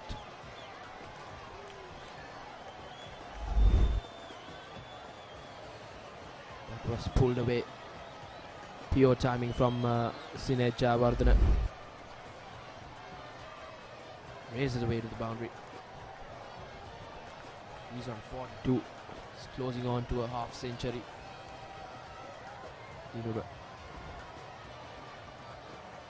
Left alone once again from Rehan Pires.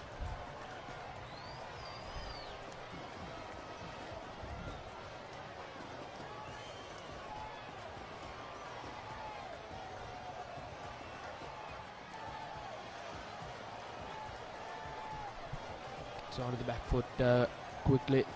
Just straight to the fielder there from Rehan Pires.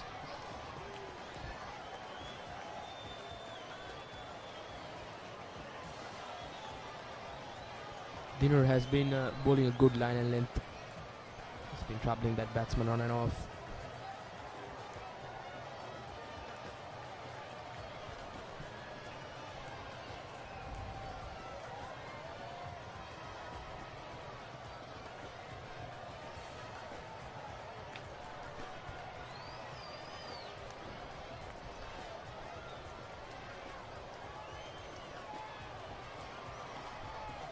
Maintaining that line and length here, Dinura.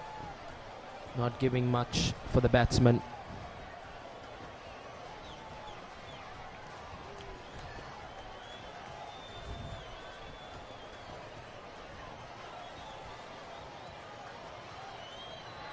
The Royal College batsmen have crossed over for a quick single there, which takes them on to 69. Sinejavardhana 42 in just 48 deliveries, consisting 7 fours in that innings with a strike rate of 87.5.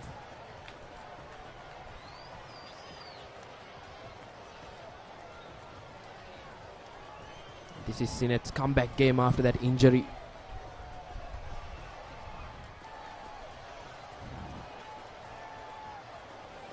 Crossover for another single, so the runs have been ticking. And that's the end of the 19th over. Royal College 70 for the loss of 0 wickets.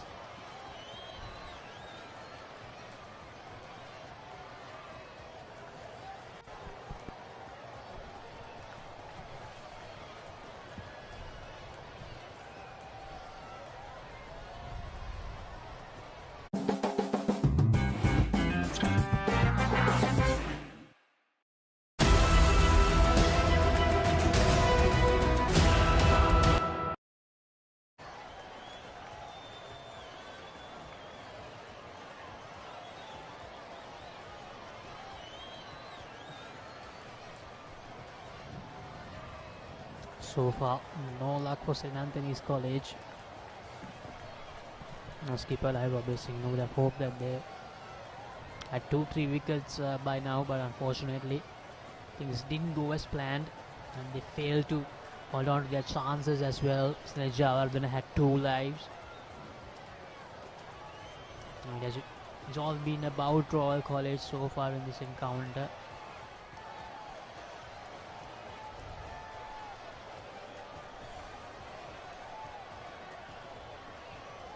Oh, 70 for Nolos after 19 overs.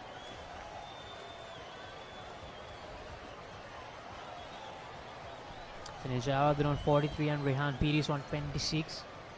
But the 2 openers, Reshwan, they have actually realized their roles really well. Sinet Javardhana being the aggressor, Rehan being that one who will be the gun that anchors the innings. The youngster is showing a lot of class for a 14-year-old. We have seen that quick singles being taken, and so that shows how much of an understanding these 2 batsmen have between each other. As I said before, these 2 youngsters showing the importance of role clarity. And they know what they're expected to do, and they're doing that perfectly here. And they know the conditions really well here as well. Yes, and I think they have taken that into the advantage.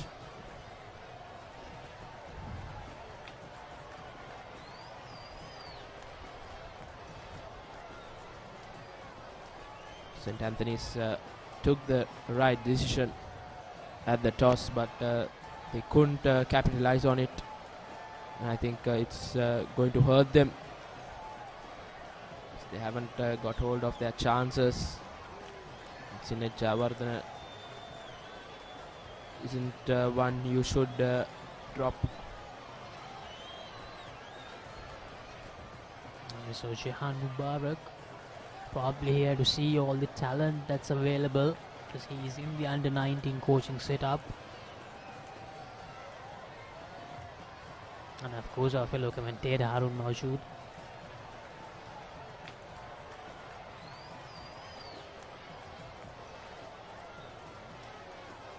We do have a little crowd here.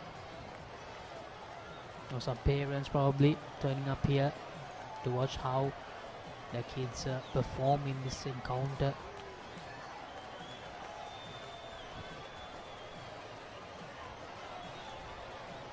Once again, a quick single, and they have been really good with this, Sinet and Rehan.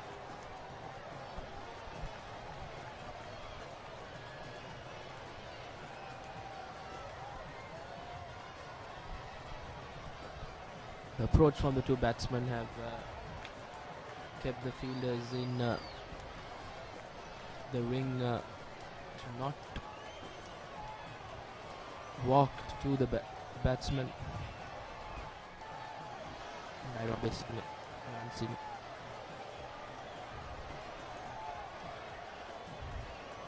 Driven away beautifully once again from Sinet Javardhana.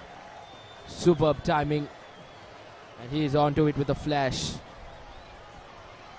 That's another misfield, and that's the end of the 20th over. Royal College 76 for no loss.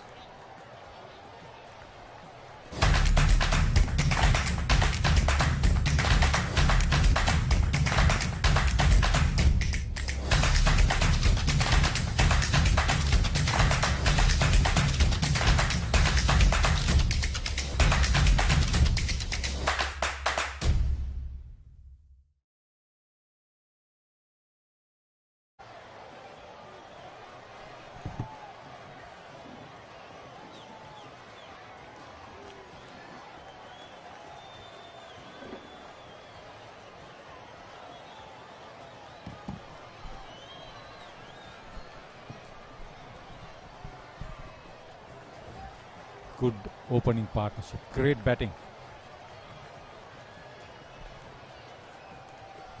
Piris has looked very confident indeed, and now Javardhana is looking very ominous. Brilliant stuff. Harun Mawjood, happy? Oh yes, couldn't have asked for anything better, Haritha. A very good start by the Royalists. I mentioned in my previous team that, you know, it was good for Senior to take some time because he's coming after a long layoff, playing his first match of the season. So he's shown a lot of promise. We all know what he's capable of. Someone who's represented the under-19s at the national level, and he's really showing what he's made of. It's been a very good knock thus far, and I'm sure he'll take Royal to somewhat of a reasonable situation. Dinur Ganagoda is operating from the Colombo University end. Yeah, Javadana was lucky to be dropped at second slip of the bowling of Lahiru Abesingha, but that was the only blemish. Yeah, you're right, Haritha. Oh, this is popped in the air, but just falls short of the bowler. There was additional bounce. He gave it a bit more air, a lot of loop. The replay will tell us a better story to see what happened. You're still with the Cricket Advisory Committee? Yes, Haritha, I am. There were some other big names here. He played a little bit too late. The bowler also realized it a little bit too late. Fraction too late. Yeah, then he realized, okay, here's a chance. Too late. I saw Jehan Mubarak, Chulaka Amarasinghe, Kanishka Herat. All of them are part of that? Not Jehan. Jehan is, since he's now part of the Sri Lanka Under 19 setup, but he generally comes to watch games that are played here. But yes, Kanishka Hera, Chulaka Amarasinghe. Then in addition we have Andrew Pereira, who is chairing the committee, plus Mr. Madugalla. Oh, that looks close. That looks very close. But it's a negative not from the umpire. Damit Sanjeeva, he was, yes, 76 without loss after 21. Royal putting to bat at Reed Avenue.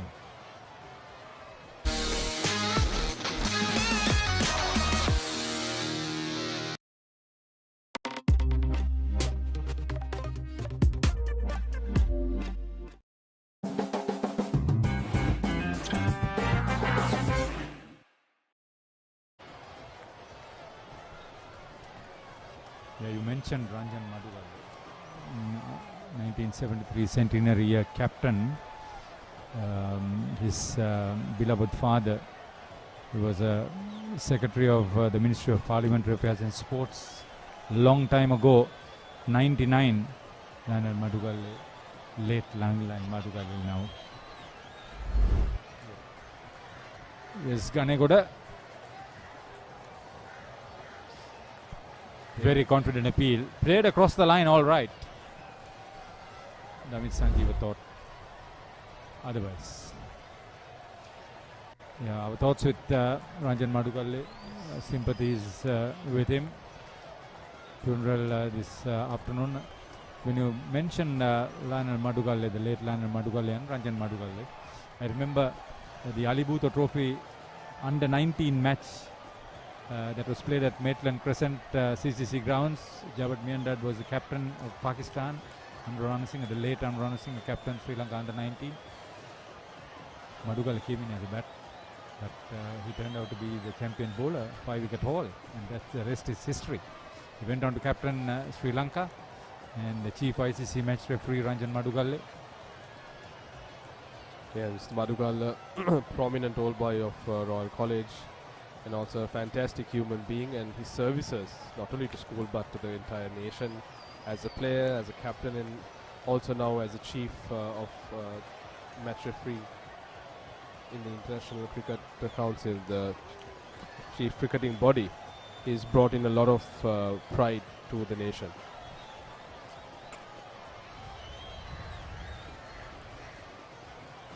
No nonsense, straight talking individual, I was told during that time, the late Lionel Madhugal. You see a bowling change, a left arm spinner brought in for the first time into this game, Kavisha Piyumar. They missed the services of Tisara Ekanayaka through injury, and Trevin Matthew, who is with the Dubai T10, reluctantly released, I was told. Two key bowlers. Trevin especially has been, I think, one of the mainstays in terms of the white ball game for St. Anthony's. See, the same has been said about Tisra Ekanayaka as an all-rounder. He's been amongst the wickets. 7-wicket haul against Richmond, whom they beat outright. St. Anthony's. Richmond is a good side, mind you. But Royal have done very well. His opening partnership is giving them a lot of confidence. Ryan Pires has shown a lot of promise, I must tell you, Haritha, for someone who is just 14 years old. I remember his father, Rashan Pires, Sri Lanka Youth International wicketkeeper bat. Typical Moratuite, bash the ball everywhere. Now a prominent coach. So he gets very sound, safe advice from home itself. End of another over. 76 without loss. 22 overs gone.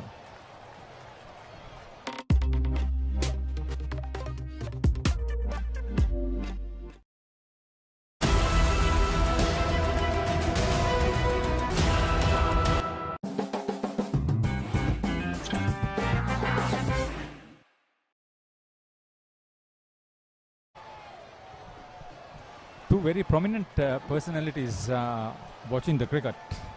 Anushka Polonovita and Yasaswin Dharmaratne. 253 runs for the third wicket in 1996. I was on commentary, and that's a record for any wicket partnership. I wonder whether producer Varno could just focus on the pavilion upstairs. The two of them are watching the cricket because their children are playing for Royal in this match.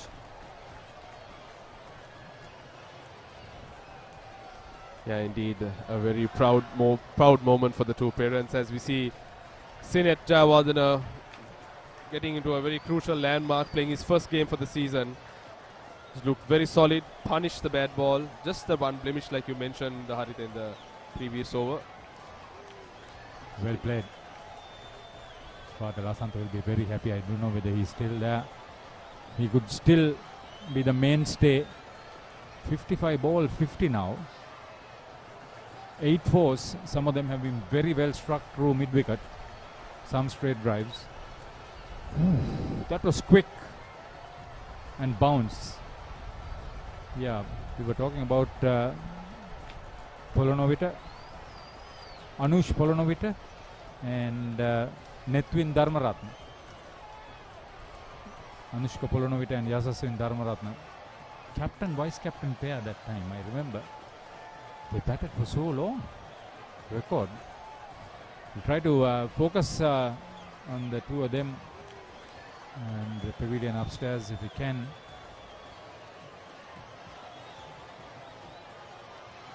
Still remember it was my first Royal tournament that I went to witness, because I just entered Royal College as a grade 1 student.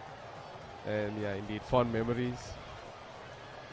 That was the year Sri Lanka won the Cricket World Cup. 1996. Long time ago. It's nice to see. They still come and watch the cricket. And it was quality cricket that. Also has to be a very unique feat, not to have their respective sons playing the same side in the same era. Yeah, they were from the same era, so. And they're now into entrepreneurship together, amongst others. Nice to know that too. Anushka's father, Amrudha Polonovita, played for All Ceylon, curator, manager, coach. He's batting with confidence now. Good thing is he's not going aerial. He's keeping the ball close to the ground as possible. That's what he should be doing. He's an experienced captain, a vice captain rather, for Royal. Yes, looked very level-headed and composed in this knock.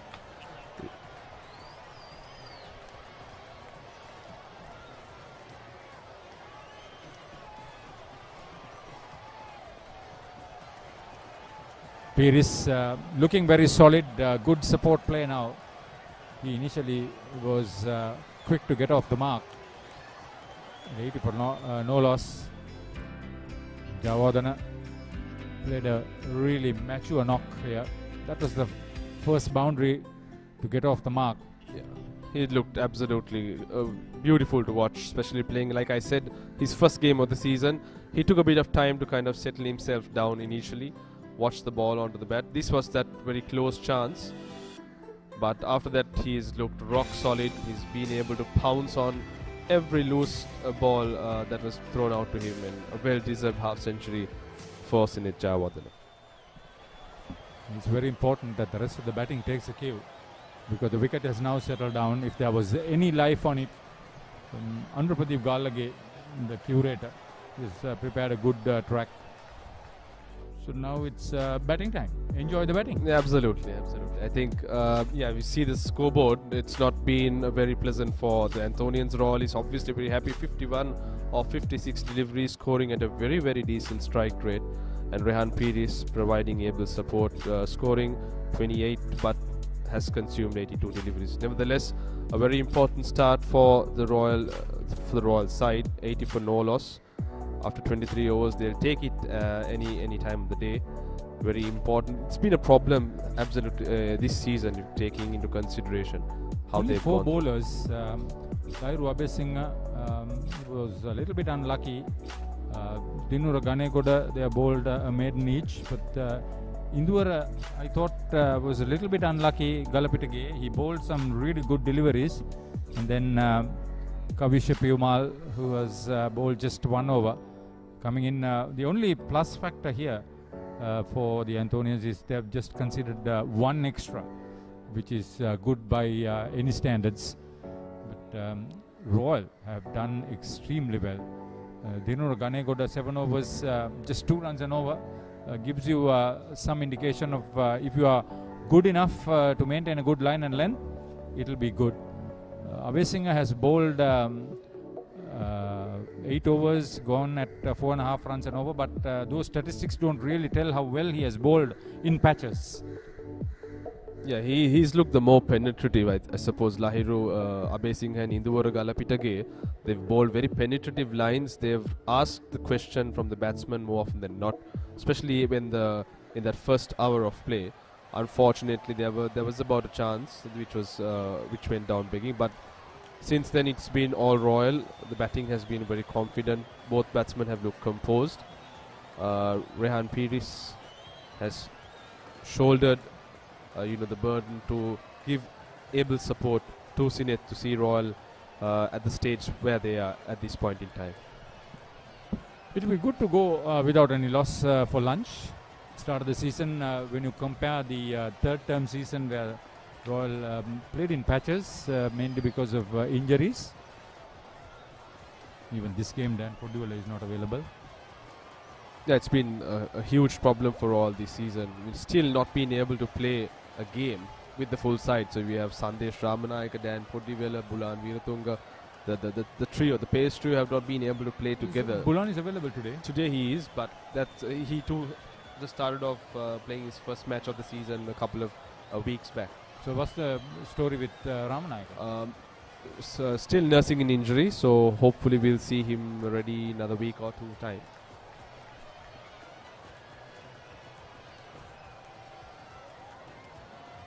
Yeah, he's been very effective as far as the economy is concerned, and they are seated there on top. Anushka Polonovita, he may be on the phone, is it? Usually that's the thing. And Yasaswin Dharmaratna. Samantha Veerasekara is there. His son is also playing. Uvindu Veerasekara. Yeah. Anushka and Yasaswin, that was some partnership. They are. Finally, he's kept that phone down. He's still meddling around with it. Plays his tennis, seriously? Anushka Polonovita? He's captain of the Royal College tennis team as well. So. Oh. Yeah, he was a stylish bat. Yasas Dharmaratna's dad, yeah. He was the disciplinarian of the school. Really? Especially grade 10, 11. We used to, he was known as Captain Dharmaratna. Zed. His brother also played, didn't he? What was Dinesh. Dinesh, His older brother, who also captained Royal. It's good to see, good to hear all those things when you get a top-notch man like Harun, who's talking to you now. That was down leg side. Comfortable decision to be made for Nilan De Silva. 24 overs completed. Royal are 81 without loss.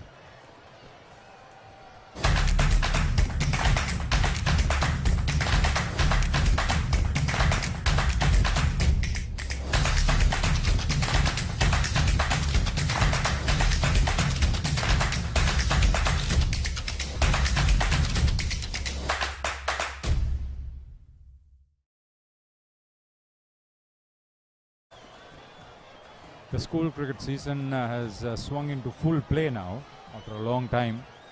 The under 23 interclub tournament will come up next month, but the focus will be for a month's top international cricket when England Lions tour Sri Lanka. There's a 3-day warm-up game at Kettarama, then 2 4-day unofficial tests at Galle, followed by 3 youth internationals. Is Pumal. Ball kept low too. Nothing wrong with the shot. He was safe.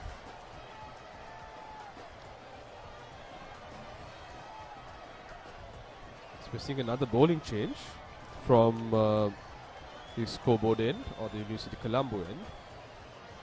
Starts off with the no ball, another off spinner. Senurabe Sekara. Right arm off spin. Oh no. They got him. They got him. He couldn't resist the fact. That was a good bowling change on Abhay Singh's part. And yeah, a wry smile on Sinet Javadana's face. This was superbly delivered. Beautiful, beautiful loop. Just above the batsman's eye line, the ball dipping, taking turn, the perfect dismissal that an off spinner could ask for. Nevertheless, a very good knock by Sinet Javadana. Valuable contribution of 52 runs. Kavit Shehan took his time to take the bails off. They would have been so happy. Given a life, he made fair use of it. The vice captain, well played.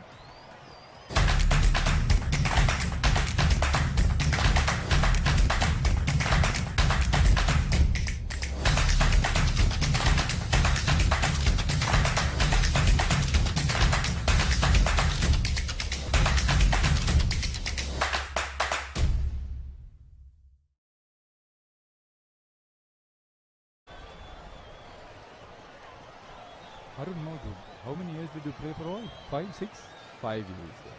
What's the best that you remember at Reed Avenue? Actually, I think the coincidence. Apart from going for practices? No. The coincidence that it was actually against St. Anthony's. Karagastota. Wow. We'll wait for that. We'll wait for that. We'll wait for that.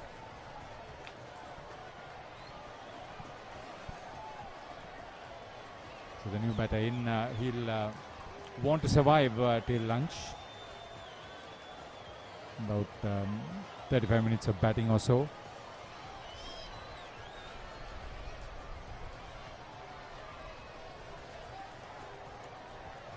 I think a timely wicket for the Anthonians, especially coming into lunch. Very well flighted delivery. As you can see the replay, that side-on view really showing how beautifully that ball was flighted. Sinet not getting the pitch of the ball. This is Sanvindu Senaratarachi. Is he the wicketkeeper? Yes.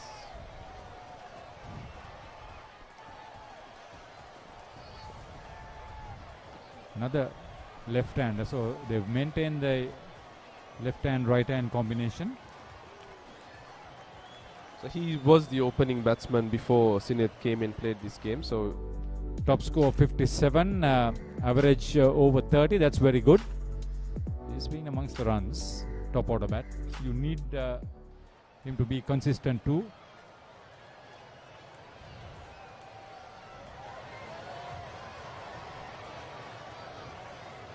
Not yet off the mark.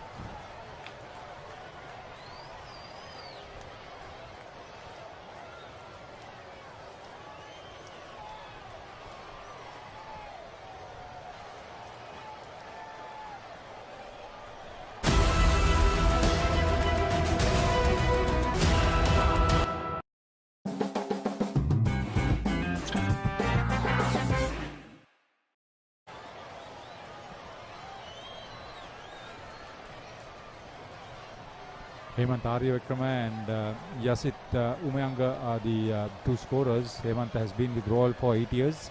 Both of them are from Kalutara, residing in that area. Yasit had played for Kalutara Vidyalaya. Hemanta for Sri Sumangala Panagura.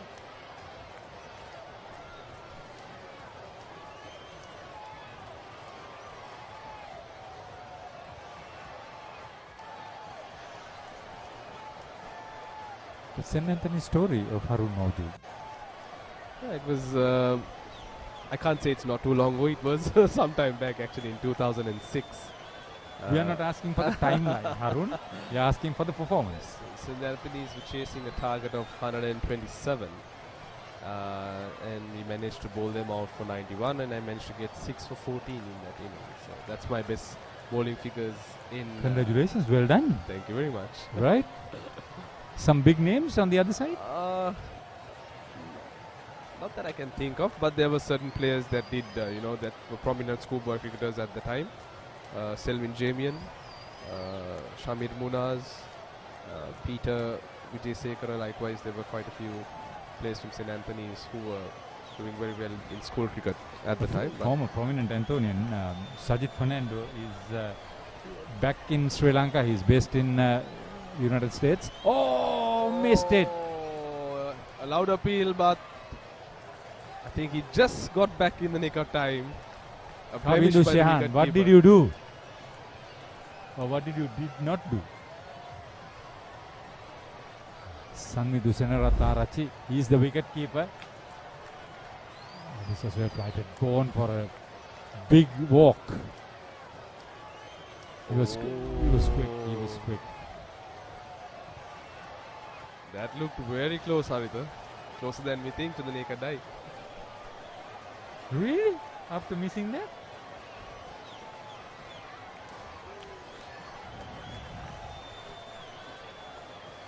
So we can be thankful that there is no TV umpire in this match.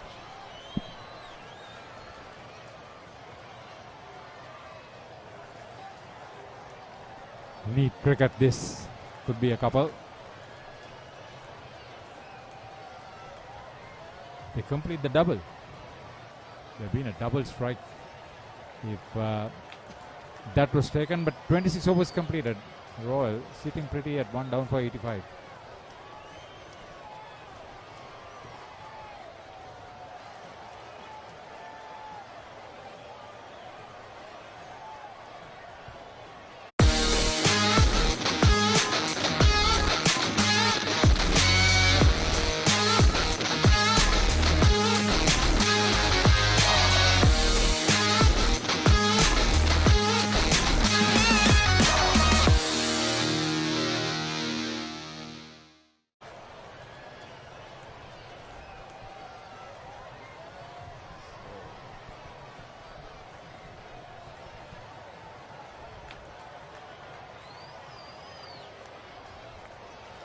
Beautifully driven, magnificent shot by Ryan Pires. Tossed up, it was there to be driven, pierced the gap 4. We are seeing a player in the making, I'll tell you that. A star is born is a famous phrase. Famous phrase. Will that be appropriate? It's not an easy shot to play against the off-spinner, especially Senarobi saw him getting turned in the previous over. So he smothered the spin very well on that occasion. Once again, looking very confident. With time, he's looked very composed. The fact that he's looking very stable at the crease is a very positive sign for the Royalists.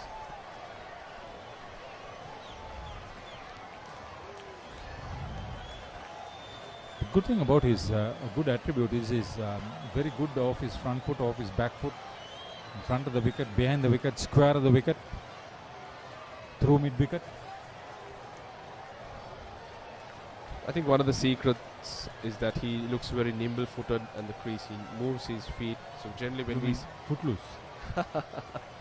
You can say that if you want to, but generally when we say using the feet, the tendency is just to come dancing down the track. But here the way he uses the crease to maneuver, get himself back, and play those shots has been very, very impressive to see for someone so young.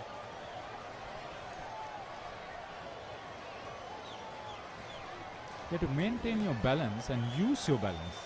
That's the key. So the interesting story about my selection to the national under-17 team was also through this game against St. Anthony's, like I just mentioned.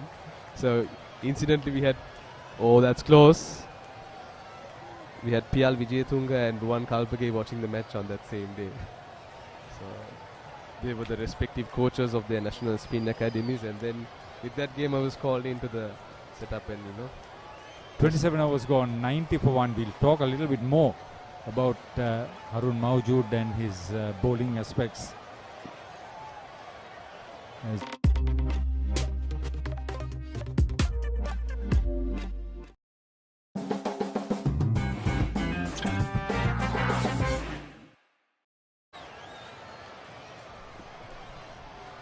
Good to see somebody coming for the coverage of the Lions tour of Sri Lanka. England Lions will have many test players and fringe players. If Harry Brook comes, you can just imagine what it would be like. I wonder whether Sam Curran would also make that trip. You never know, because the 3 one-day games are there. I think it's all about giving them that exposure, especially in the subcontinent, and they'll definitely try and send in as many players as possible, irrespective of whether they've played international or not.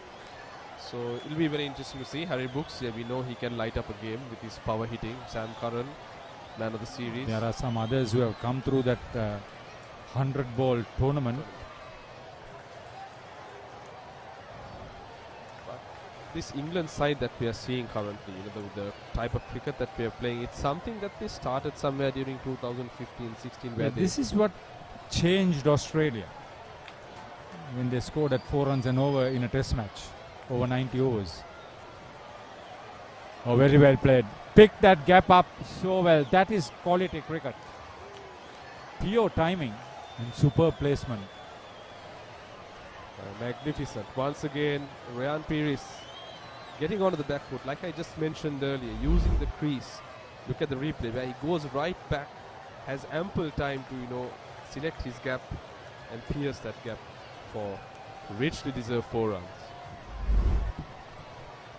If Papare.com takes the cue and works with Sri Lanka cricket to show those cricketers from both sides, Sri Lanka A would also be very competitive and very strong.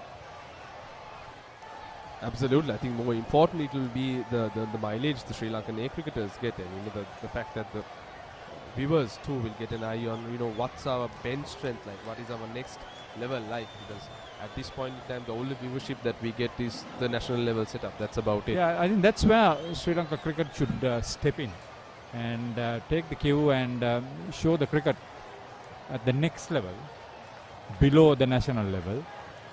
I think they owe it to the public too.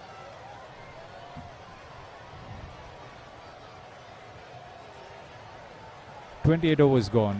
Royal put in the bat a 95 for 1 against St. Anthony's at Reed Avenue.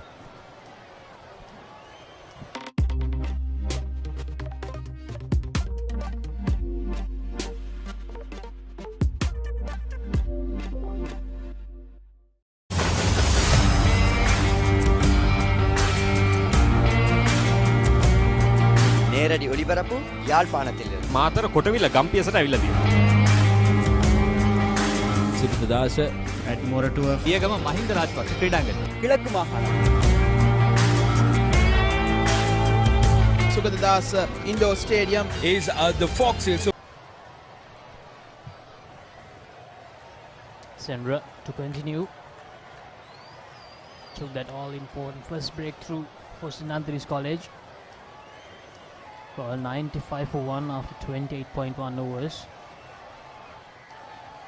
The youngster, 14-year-old Rehan, on 38 of 98 deliveries. Sanvidu on 2. It's cut away really well by Rehan once again. They will get back for 2. slight fumble in his first attempt. So the batters will get 3 runs because of that. Joining with me is Restaurant. St. Anthony's College finally got that breakthrough, but Royal College still going smoothly. Yes, that breakthrough was needed for them. But nevertheless, they have been still getting those runs. Slight fumble, but very well done from the Anthony's fielder. Batsman crossover for 3 runs.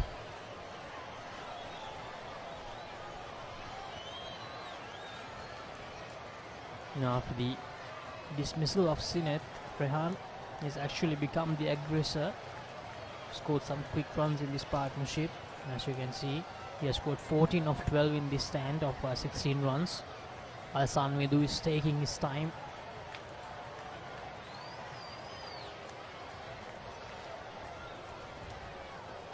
Batted from close upon 100 deliveries here, Rehan Pires.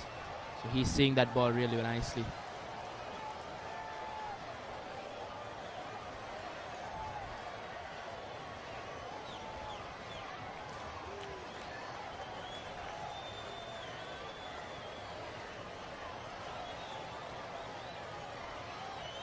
Royal College will want these 2 batsmen to stay on until lunch.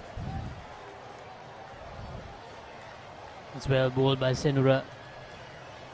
Beat the bat convincingly. End of the 29th over, Royal College 98 for 1.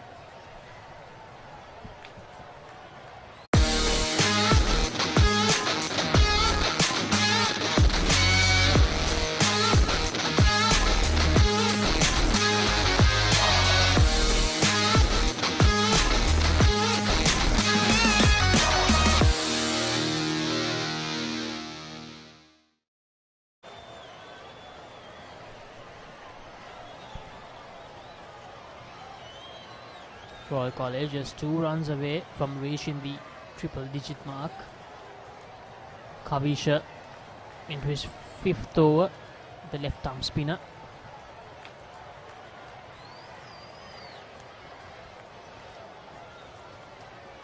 We talked about Trevin Matthew. They're missing him so much, but he's missing out on this encounter because he actually got picked for the Abu Dhabi Knight Riders in the Emirates T20 League. And that's a really great opportunity for the youngster, still a schoolboy. And that's driven away. Fielder fails to gather it as it goes for a boundary, and the Royal College score reaches the triple figure mark with that boundary, 102 for 1 after 29.2 overs.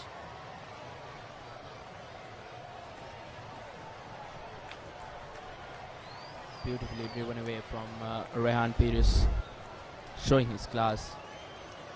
As we said earlier, just 14 years of age, and he's batting like a maturity batsman here, showing what he's made of, showing what he can provide for this Royal outfit.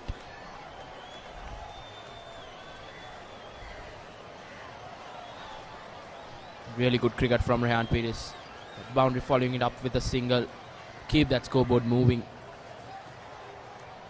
Frustrating those St. Anthony fielders more.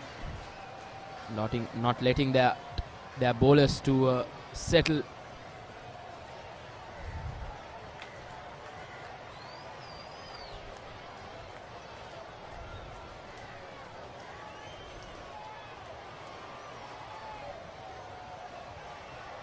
Running with the shot, Sanvidu.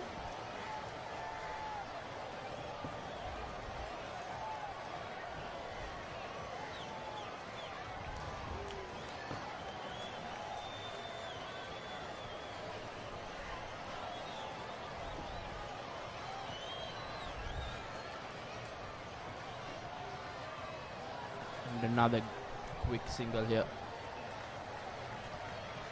Just tapping it to the onside, and Royal batsmen have been running their singles very well in this opening session.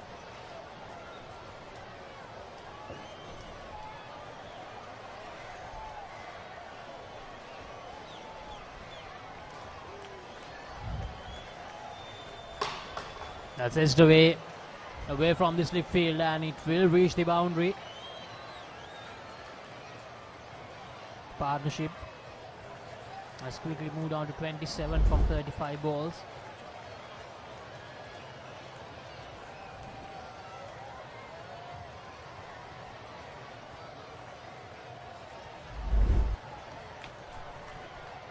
That's the end of the 30th over. Royal College 109 for loss of 1 wicket.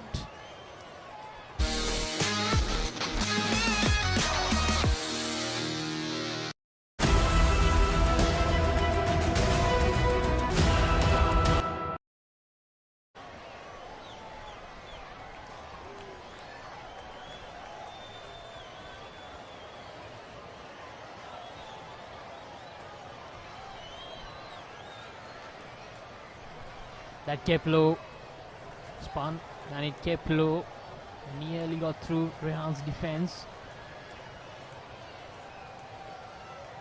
causing some uncertainty in the minds of the batter. Rehan, who's on 47, 14-year-old, just 3 runs away from a well-deserved half-century. Senura continues his impressive spell.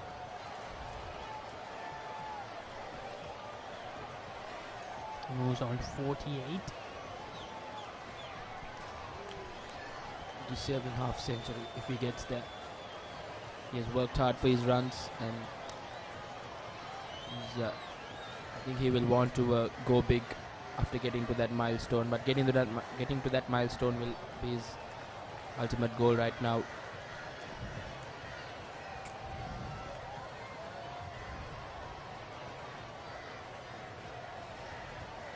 Good conditions for cricket here at Reed Avenue.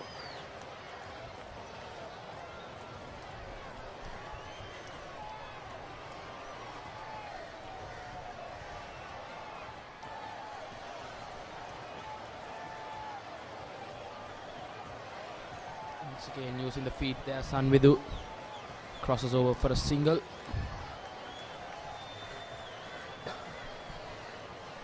Even though that wicket of Sinachayawardene, the Royal batsmen have been ticking that scoreboard, which is good. They haven't got into a shell there. Their main batsman got out. Here goes Senra once again. Straight back to the bowler. Last wicket, Sinachayawardene, 52 in just 59 deliveries. Played a brilliant knock in his comeback game after an injury. That's the end of the 31st over. Royal College 111 for loss of 1 wicket.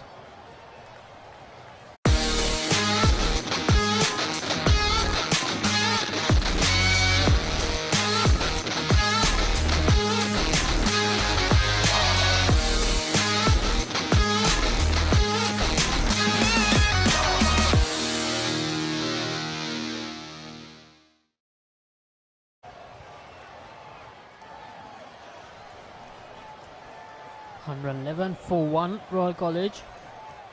Sanvidu on 8, Rehan 2 runs away from his 50.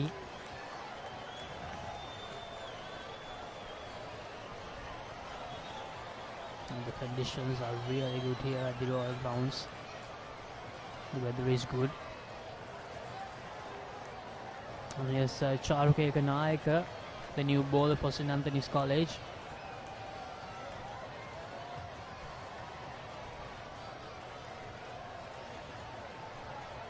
Another left arm spinner introduced into the attack.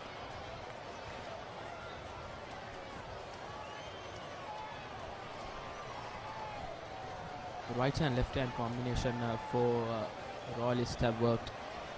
Has not been able for the Anthony's bowlers to settle. And strikes in his very first delivery. Charuka.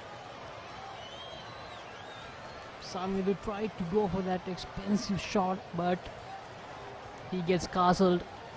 Charukeka Naika providing the second breakthrough. The bowling change works for Ira Besingha.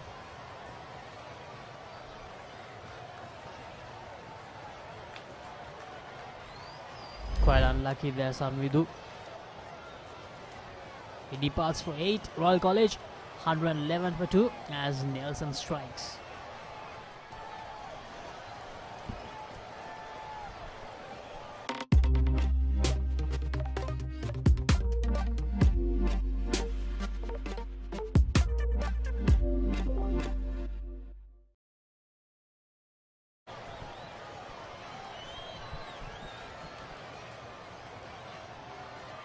St. Anthony's have striked once again.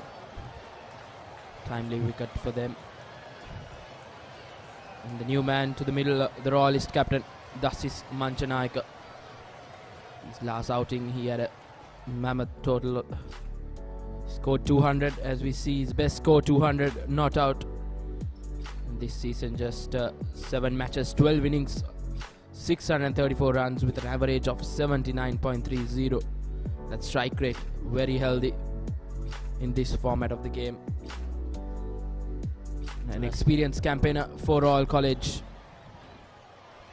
Yes, that is Manchanayaka, an exciting player, a busy batter, someone who likes to keep the scoreboard moving. It'll be interesting to see what his approach will be. His approach should be to just bat until that lunchtime, then reset from there on. Timely wicket for Anthony so that they can put some pressure on this Royal batsman.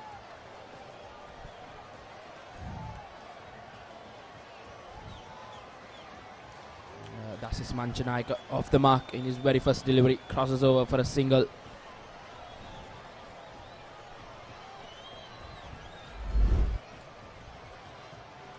That was the wicket there. Sanvedu castled him. Unfortunate, a slight inside edge there. Goes on to the stumps. So Charuka strikes in his very first delivery. So that's a confidence boost for the young man. That was Apish. Rehan Piris needs to make sure that he hangs on there.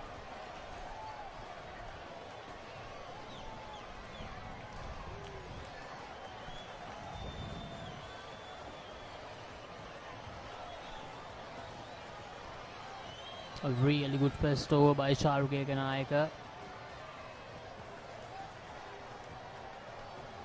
Rehan Piris on the other hand, just 15 minutes away from lunch, 2 runs away from his half century.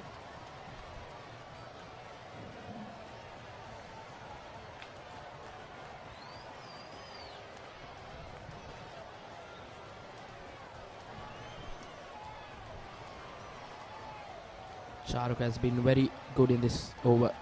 He will want to finish it off well. End of the 32nd over, Royal College 112 for 2.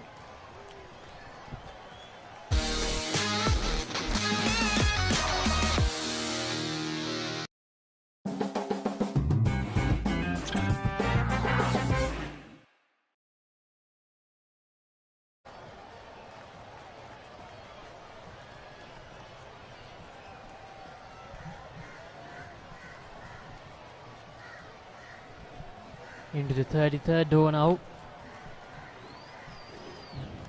Rehan Piris on 48, scored 7 boundaries, 111 balls so far, strike rate of 43.24.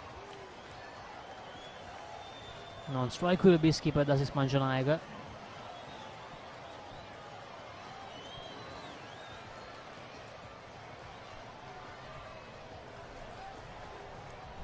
Senra. Bit of extra bounce there, no harm done. Royal College maintaining a run rate of 3.5.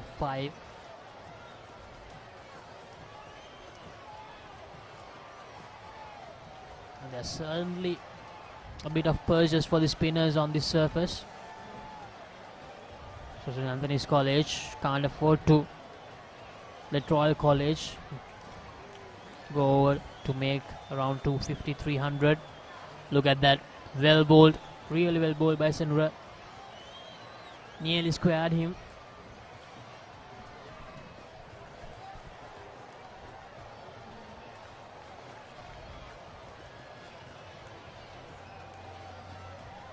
Cut away by Dasis Manchanayaka. Only for a single.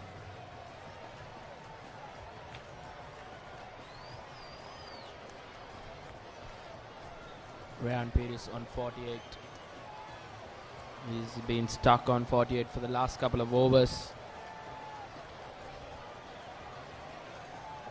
We'll want to get these 2 runs as soon as possible. Beautiful delivery once again.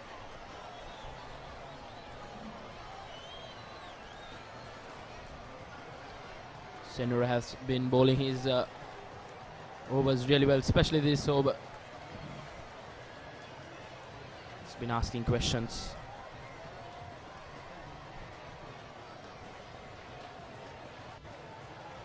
Rehan Pires crosses over for another single. And that's the end of the 33rd over.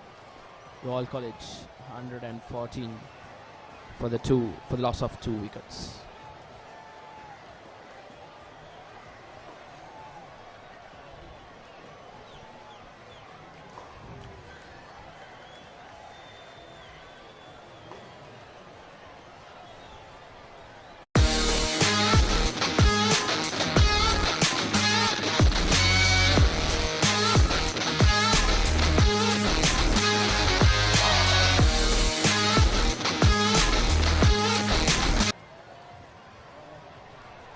And that's the 50 for the young man, Rehan Pires. Brilliant half century. Shows his class here at Reed Avenue. And appreciated by his teammates. Brilliant half century from the young man. Adds more to his good season.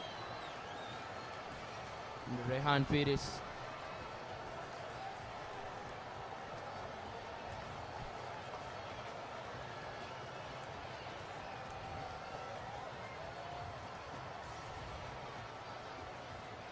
Comfortable single once again for Dasis Manchanayaka.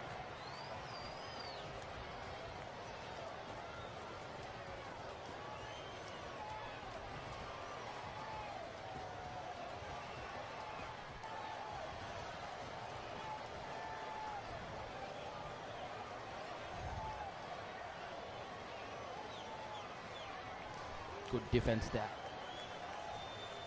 As you see, Rehan Pires 50 in 115 deliveries. His innings consist in 7 boundaries.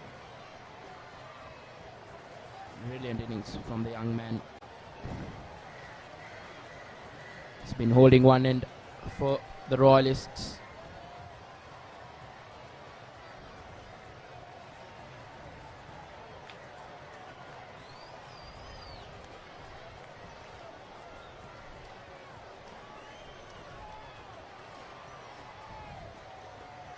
Once again, beautiful defense there.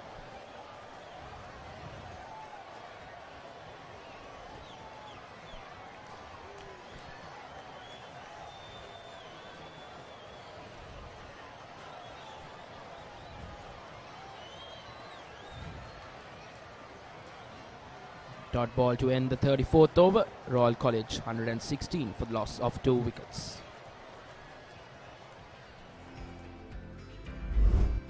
This was the 50 for Rehan Pires. He started off with that beautiful boundary. And these were the boundaries from Rehan Pires. He was lucky, but then his shots were elegant and beautiful to watch.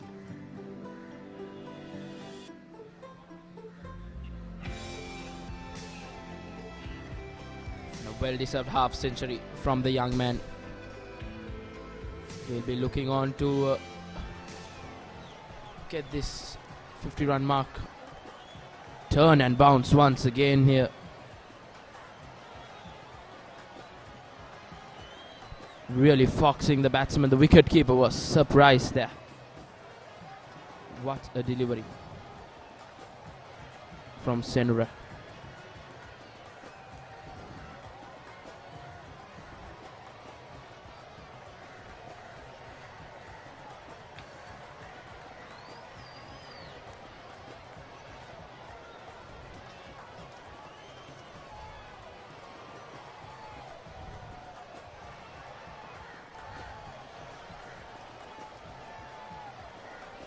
Bowling to his field, yes, and not letting anything.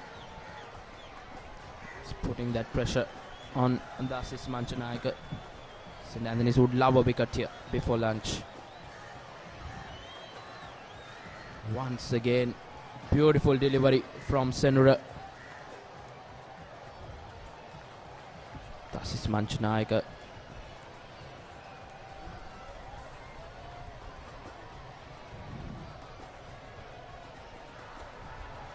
This is close.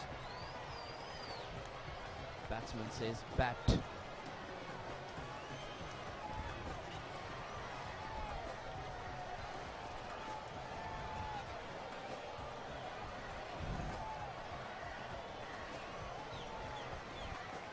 Beautiful over from Senra.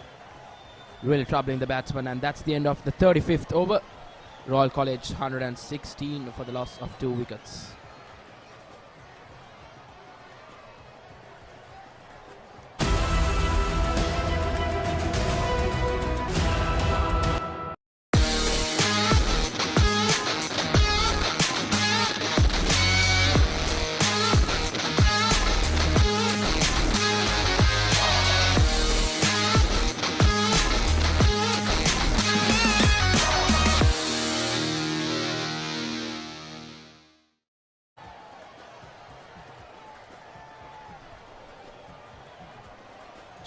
Bowling from the college end. Left alone by Rehan Pires.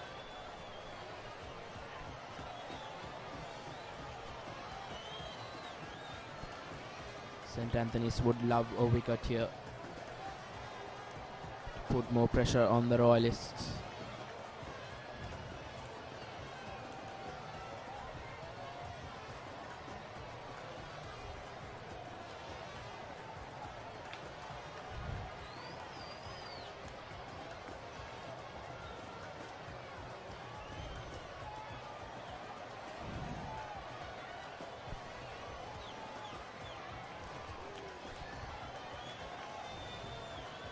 St. Anthony's have been bowling well this last couple of overs. The flow of runs have just stopped a bit.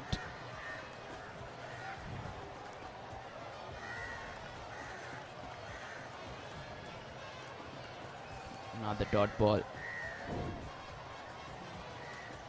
Dot balls won't hurt the Royalists as they are in a good position. They just want to bat until lunch without losing a wicket. They're just 5 minutes away from lunchtime here.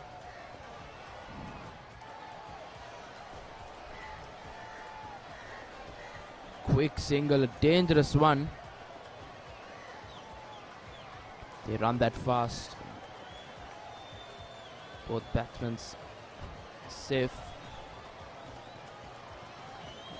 They're taking this single, especially Rehan. He has been taking this single really well.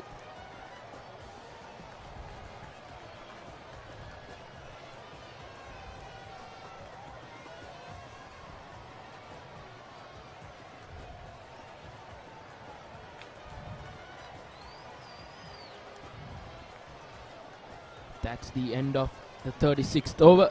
Royal College 117 for the loss of 2 wickets.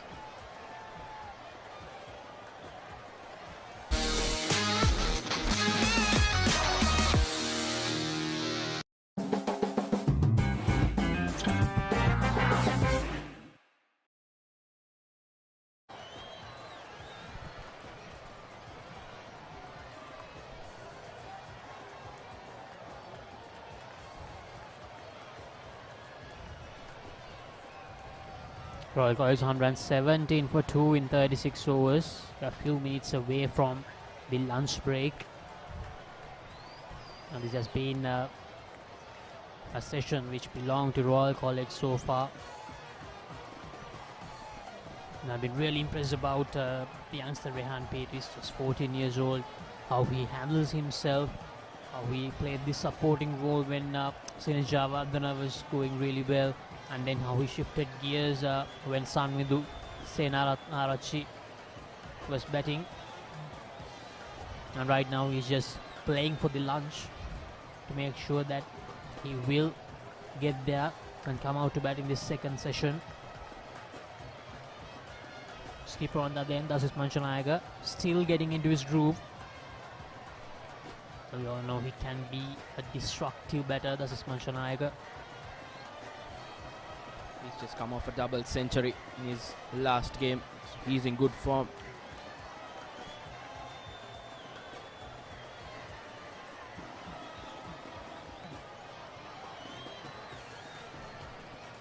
Rehan Paris crosses over for another single.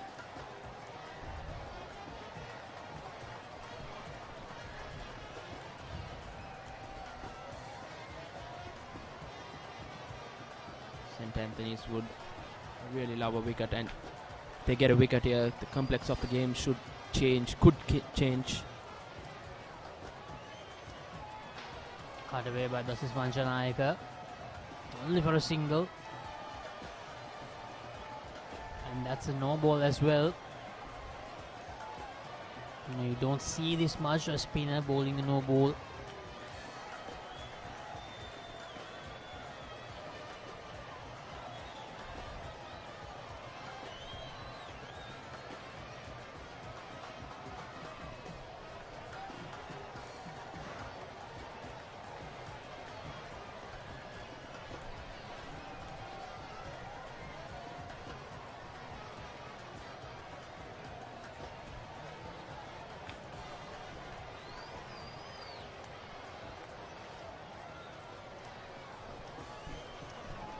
Another solid defense from Rehan Paris.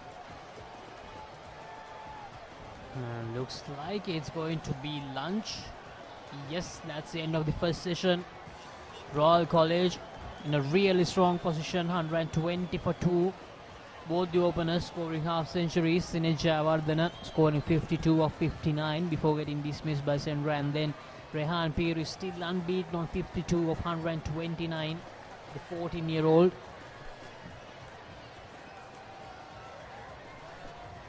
St. Anthony's College won't be happy about this result.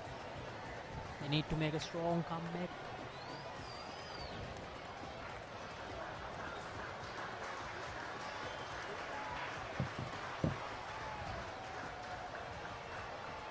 Lairu Abhisinga decided to bowl, hoping that they can take 3-4 wickets during the first over, but they couldn't take at least one. And there's a partnership of 82 for the first wicket.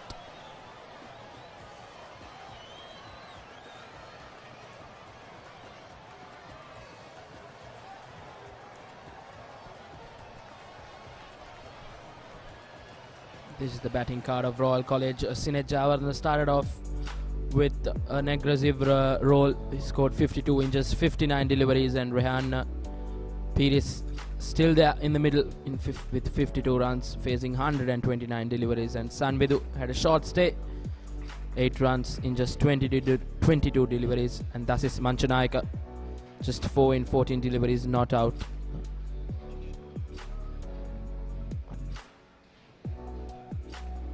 The bowling card for St. Anthony's College. Skipper Lairu Abhisinga, 8 overs, 9 for 36. Induvara, 7 overs, 9 for 29.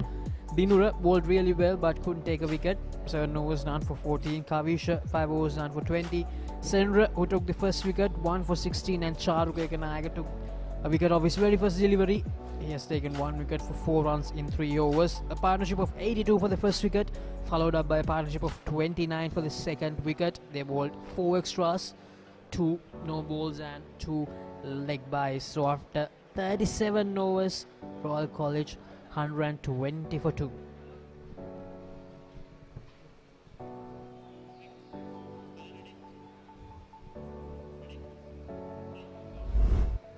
These were the session highlights. It all started with that beautiful boundary from Rehan Pires. Then edges and a miss fielding from St. Anthony's really got them going here at Reed Avenue. Rehan Pires really strong on that leg side. Beautiful drive from Sinej Vardhana. Boosted his confidence a lot. His comeback after an injury has been successful.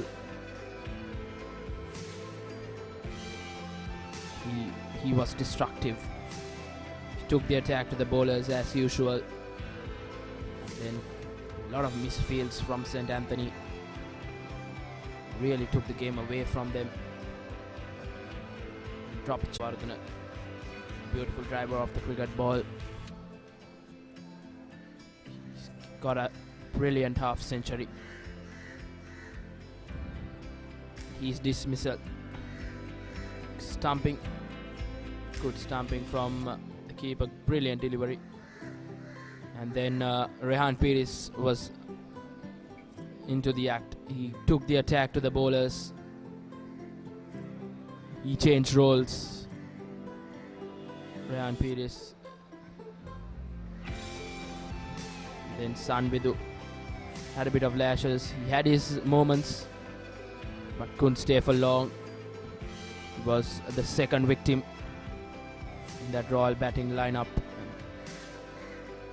That was Rehan Pires' well-deserved half century just before lunch. Beautiful forward defense to take them to lunch. And that's session 1 done here at Royal College grounds, and that session for sure belongs to Royal College. They got 120 runs on the board, just losing 2 wickets.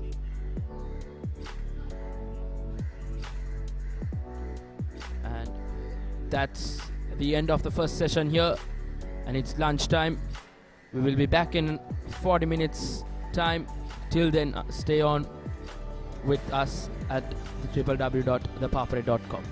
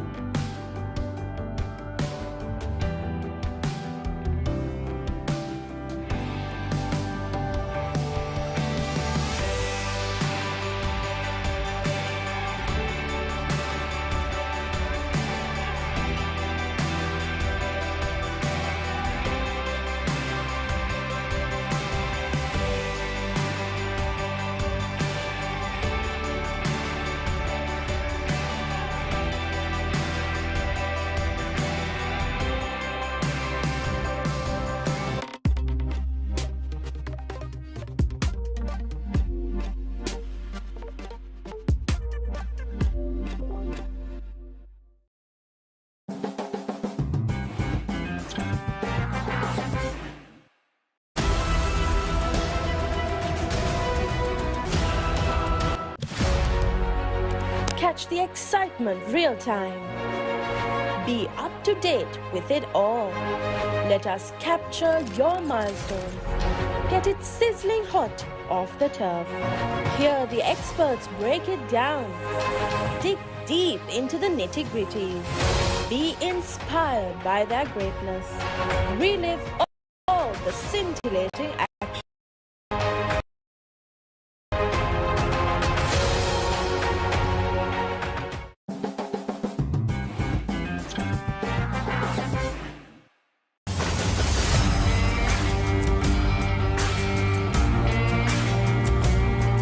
நேரடி ஒளிபரப்பு யாழ்ப்பாணத்தில் මාතර කොටවිල ගම්පියසට ඇවිල්ලා තියෙනවා.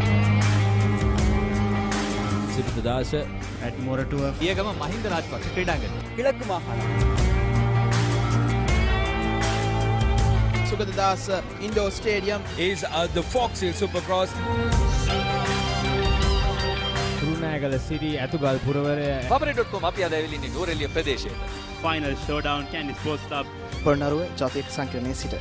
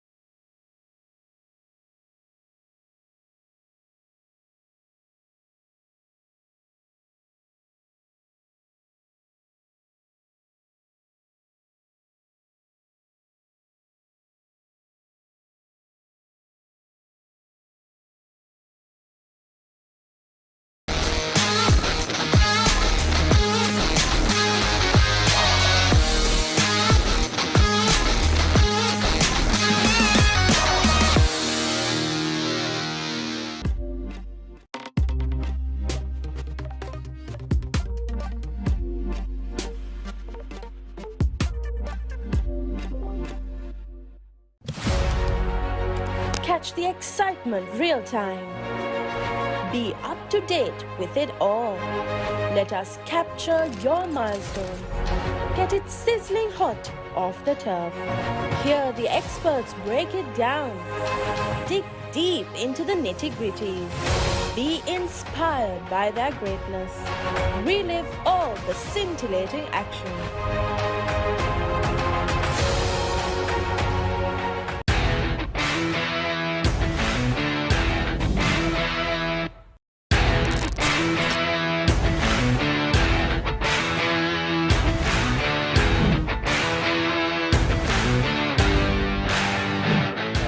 මගේ ගෙවල් පස්යාලේ මගේ ඉස්සලම ඉස්කෝලේ ගියේ මම ලයිසියම් ගම්පහ. දැන් ඉස්කෝලේ යන්නේ සෙන්ට් පීටර්ස් කොලෙජ් කොළඹ. ඉතින් මම ක්‍රිකට් පටන් ගත්තේ ඉස්සලම 2 වසරේදී ලයිසියම් එකේදී 2 වසරේ ප්‍රැක්ටිස් ගියාම ඒ ඉස්කෝලේ 3ෙන් තමයි ක්‍රිකට් වලට ගන්න ඇකඩමි එකට. ඒ වුණාට දැන් අපේ තාත්තා කෝච් කියලා තිබ්බා මෙයාව බලන්න බැලුවා හොඳ නම් 2ෙදිම ගන්න කියලා. ඊපස්සේ කෝච් මාක දවසක් ගෙන්නලා බැලුවා බලලා කිව්වා මෙයා හොඳයි 2ෙදිම ගන්නම් මෙයාව. කියලා මාව ඇකඩමි එකට 3 වසරේදී ගත්තා. ඊට පස්සේ 3 වසරේදී තමයි පටන් ගත්තේ ක්‍රිකට් ගහන්න. ඉතින් 3ේදී ඉස්සලම් පටන් ගත්තේ පොඩි ටෙක්නික් අපිට කියලා දෙනවා බැට් එක අල්ලන විදිය, බෝල් අල්ලන විදිය. ඒ වෙනකොට මම හැබැයි ගොඩක් දේවල් දන්නවා අනිත් කට්ටියට වඩා ඒ 3 වසරේ පටන් ගන්න කට්ටියට වඩා. ඉතින් 3 වසරේ අන්තිමේදී වගේ ඒගොල්ලෝ මම හොඳට සෙල්ලම් කරනවා දැකලා මාව ඇකඩමි එකකින් 13 ටීම් එකට දානවා. ඉතින් 13 ටීම් එකට මම 3 වසරේ අන්තිමේදී 4 මුල වගේ තමයි එන්නේ. එතනදී මම ඉන්ටර්නැෂනල් සෙල්ලම් කරනවා, තව ගොඩක් මැචස් සෙල්ලම් කරනවා. ඉතින් එතකොට එහෙමම අවුරුදු 2-3 13 සෙල්ලම් කරද්දී 6 වසරේදී මම මේ ලයිසියම් කැප්ටන් කරනවා. ලයිසියම් කැප්ටන් කරනවා 6 වසරේදී. එතකොට මම ඉන්ටර්නැෂනල් මැචස් වලට යනවා. ඒ අවුරුද්දේ මම ක්වාටර් ෆයිනල් එකක් ආවා අපි මම කැප්ටන් කරපු අවුරුද්දේ. ඊට පස්සේ 7 වසරේ අන්තිමේදී වගේ Gampaha district coach කෙනෙකුයි provincial coach කෙනෙකුයි මාව දැකලා මට ප්‍රැක්ටිසස් එන්න කියනවා. එතනදී මැචස් අපි සෙල්ලම් කරනවා. දිස්ත්‍රික් මැචස් සෙල්ලම් කරනවා. තව හෝම් ඇන්ඩ් හෝම් ශ්‍රී ලංකාවේදී මගේ ටැලන්ට්ස් දැකලා මට මේ කිව්වා එක දවසක් බෝඩ් එකට යන්න කියලා. අනුස් සමන්නායක සර්ව හම්බෙන්න. ඊට පස්සේ මම බෝඩ් එකට ගියාම එතනදී අනුස් සමන්නායක සර්ව මට කිව්වා දනල් මේ ඔයා හොඳට බෝල් කරනවා. ලයිසියම් එකෙන් අපි එළියට ඇවිල්ලා කොළඹ ඉස්කෝලේකට එමු කියලා. ඉතින් ඒ වෙලේ මමත් තාත්තාත් අපේ පවුල කට්ටියත් එක්ක කැමති වෙලා සර් කිව්වා දනල් මං ඉස්කෝලේ දෙයක් විතර බලන්නම් කියලා මේ තමයි සෙන්ට් පීටර්ස් එකකිනුයි රොයල් එකටයි කතා කරේ. එතකොට රොයල් එකකිනුත් මට අප්‍රූවල් එක දීලා තිබ්බේ. හැබැයි සෙන්ට් පීටර්ස් එකෙන් කලින්ම ඒගොල්ලෝ මාව ගත්තා. ඉතින් මම සෙන්ට් පීටර්ස් එකට ඉස්සෙල්ලම ගියා 7 වසරේ අන්තිමේදී. මම පොඩි කාලේ ගොඩක්ම බැට්ස්මන් වගේ තමයි බෝල් කරන්න පුළුවන්. හැබැයි ලොකුවටම බැට් කළා තමයි මැච් ලයිසියම් එක ගැහුවේ. ඉතින් එතකොට මම නම්බර් 4 5 නම්බර් 3 ගහන වෙලාවුත් තියෙනවා. ඉතින් බෝලින් වැඩි එහෙම හම්බුන්නේ නැහැ. එතකොට ලොකු අයියලා තමයි බෝල් කරේ. මම අnder 13 ගැව්වේ 4 වසරේ ඉඳන් වගේනේ. එතකොට ඊට පස්සේ ටිකක් ලොකු වෙද්දි මම කැප්ටන් කාට පටන් ගත්තම මම බෝල් උත් කරා ලයිසියම් එකේ. මොකද එතකොට එක්ස්පීරියන්ස් එක තියෙනවා කියලා. ඉතින් අවුරුදු 3-4ක් 13 ගහපු නිසා දැන් මේ වෙනකොට ඕල් රවුන්ඩර් කෙනෙක් තමයි. ඉතින් සෙන්ට් පීටර්ස් එකේ මම ඕල් රවුන්ඩර් හැටියට තමයි ගහන්නේ. උයි අnder 19 ශ්‍රී ලංකාවට ඕල් රවුන්ඩර් හැටියට තමයි. සෙන්ට් පීටර්ස් එකට මම එන්නේ 7 වසර අන්තිම. එතකොට අnder 13 මම අවුරුදු 2ක් සෙල්ලම් කරනවා. ෆස්ට් ඉයර් එකේ ලොකුවට පර්ෆෝම් කරේ නැහැ මම. එහෙම මැචස් ගැහුවා. ලොකුවට පර්ෆෝම් කරේ නැහැ. මොකද ඩිවිෂන් 3 ගහලා වෙලා ඩිවිෂන් 1 එකේ පොඩි කම්පිටිෂන් එකක් තිබ්බා කියලා මට දැනෙනවා. මොකද මම එහෙම ලොකු ක්‍රිකට් එකක් ගහලා තිබ්බේ නැහැ. ටැලන්ට් එක තිබ්බට. ඉතින් ඊට පස්සේ අවුරුද්දේ තමයි මම පර්ෆෝම් කරන්න පටන් ගත්තේ 13 last year. ඉතින් 13 last year මම පර්ෆෝම් කරා. ඊට පස්සේ 15 අවුරුදු දෙකම ගැහුවා. ඒ ගහනකොට 15 first year එකේ මම හොඳට පර්ෆෝම් කරා. ඒ වගේම 15 second year එකෙත් මම හොඳට පර්ෆෝම් කරලා මැලේසියා ටුවර් කියලා under 15 මැලේසියා ටුවර් කියලා ස්ක්වොඩ් එකක් හදනවා 25ක. ඒකෙත් මම සමාජිකයෙක් වුණා under 15 ශ්‍රී ලංකාවේ. තව ප්‍රොවින්ෂල් මැචස් ගැහුවා. දිස්ත්‍රික් මැචස් ඔක්කොම සෙල්ලම් කරා. ඊට පස්සේ එතනින් under 17 එකට එනවා. under 17 එකේ මම ෆස්ට් ඉයර් ගහද්දි මම ෆස්ට් 11 ඩෙබියු කරෙව්වා රොජර් විජේසූරිය සර්. මම ඉස්කෝලේට එද්දි මගේ කෝච් අපි ඉස්කෝලේ හෙඩ් කෝච් හිටියේ මලින්ත වර්ණපුර සර්. යාව විශේෂයෙන් මතක් කරන්න ඕනේ. එයා තමයි ගොඩක්ම මට උදව් කරේ සෙන්ට් පීටර්ස් එකට එන්න. ඊට පස්සේ under 17 ගහන රොජර් සර් ආවා. රොජර් සර්ත් එක්ක මම ගොඩාක් වැඩ කරා. ඒ අවුරුදු 3 වගේ දෙක තුන රොජර්ස් එක්ක වැඩ කරන්න 17 ගහන කාලේ සෙන්ට් පීටර්ස් එකට මම එද්දී ඒගොල්ලොන්ගේ ෆාස්ට් බෝලර්ස්ලාගේ අඩුවක් තිබ්බා කියලා තමයි කිව්වේ. මමයි තව ලයිසියම් එකේ ලයිසියම් වත්තල එක්කෙනෙකුයි තමයි ඉස්කෝලේට ආවේ. අපි දෙන්නම ආවේ ෆාස්ට් බෝලර්ස්ලා හැටියට. එතකොට ඒ කාලේ මම බැට් කරේ යටින් මිඩ් ලෝඩත් නෙමෙයි යටින් බැට් කරේ. බැට් කරලා අලුත් බෝලෙන් බෝල් කරේ. ඊට පස්සේ ඔහොම under 13 under 15 under 13 under 15 ගහද්දී ඒ කාලේ මම බෝලර් කෙනෙක් හැටියට ගැහුවේ.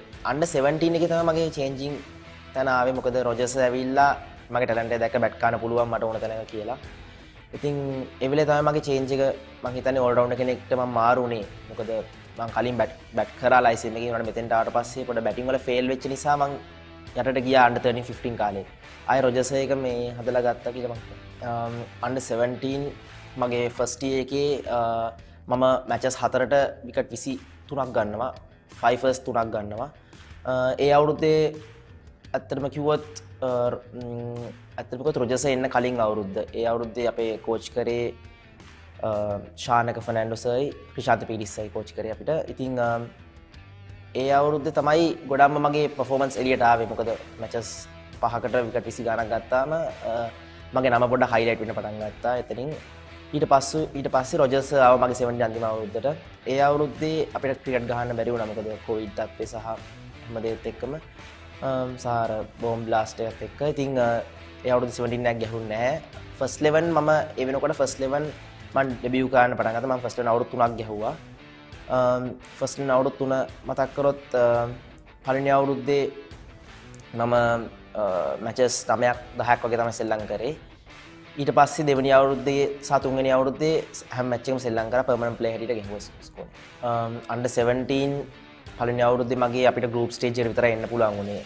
අපේ ටීම් එක හැටියට අපේ ගෲප් ස්ටේජ් එකට විතරයි එන්න පුළුවන් වුණේ. ඊට පස්සේ අවුරුද්දේ ෆස්ට් 11 මම අවුරුදු 3ක් ගැහුවා. ඒ 3 ඇතුළත මම අපේ ටීම් එක ලිමිටඩ් ඕවර් චැම්පියන්ෂිප් එකකට ආවා ගිය අවුරුද්දේ. TAB චැම්පියන්ස් ලා තමයි අපි වුණේ ඒ අවුරුද්දේ.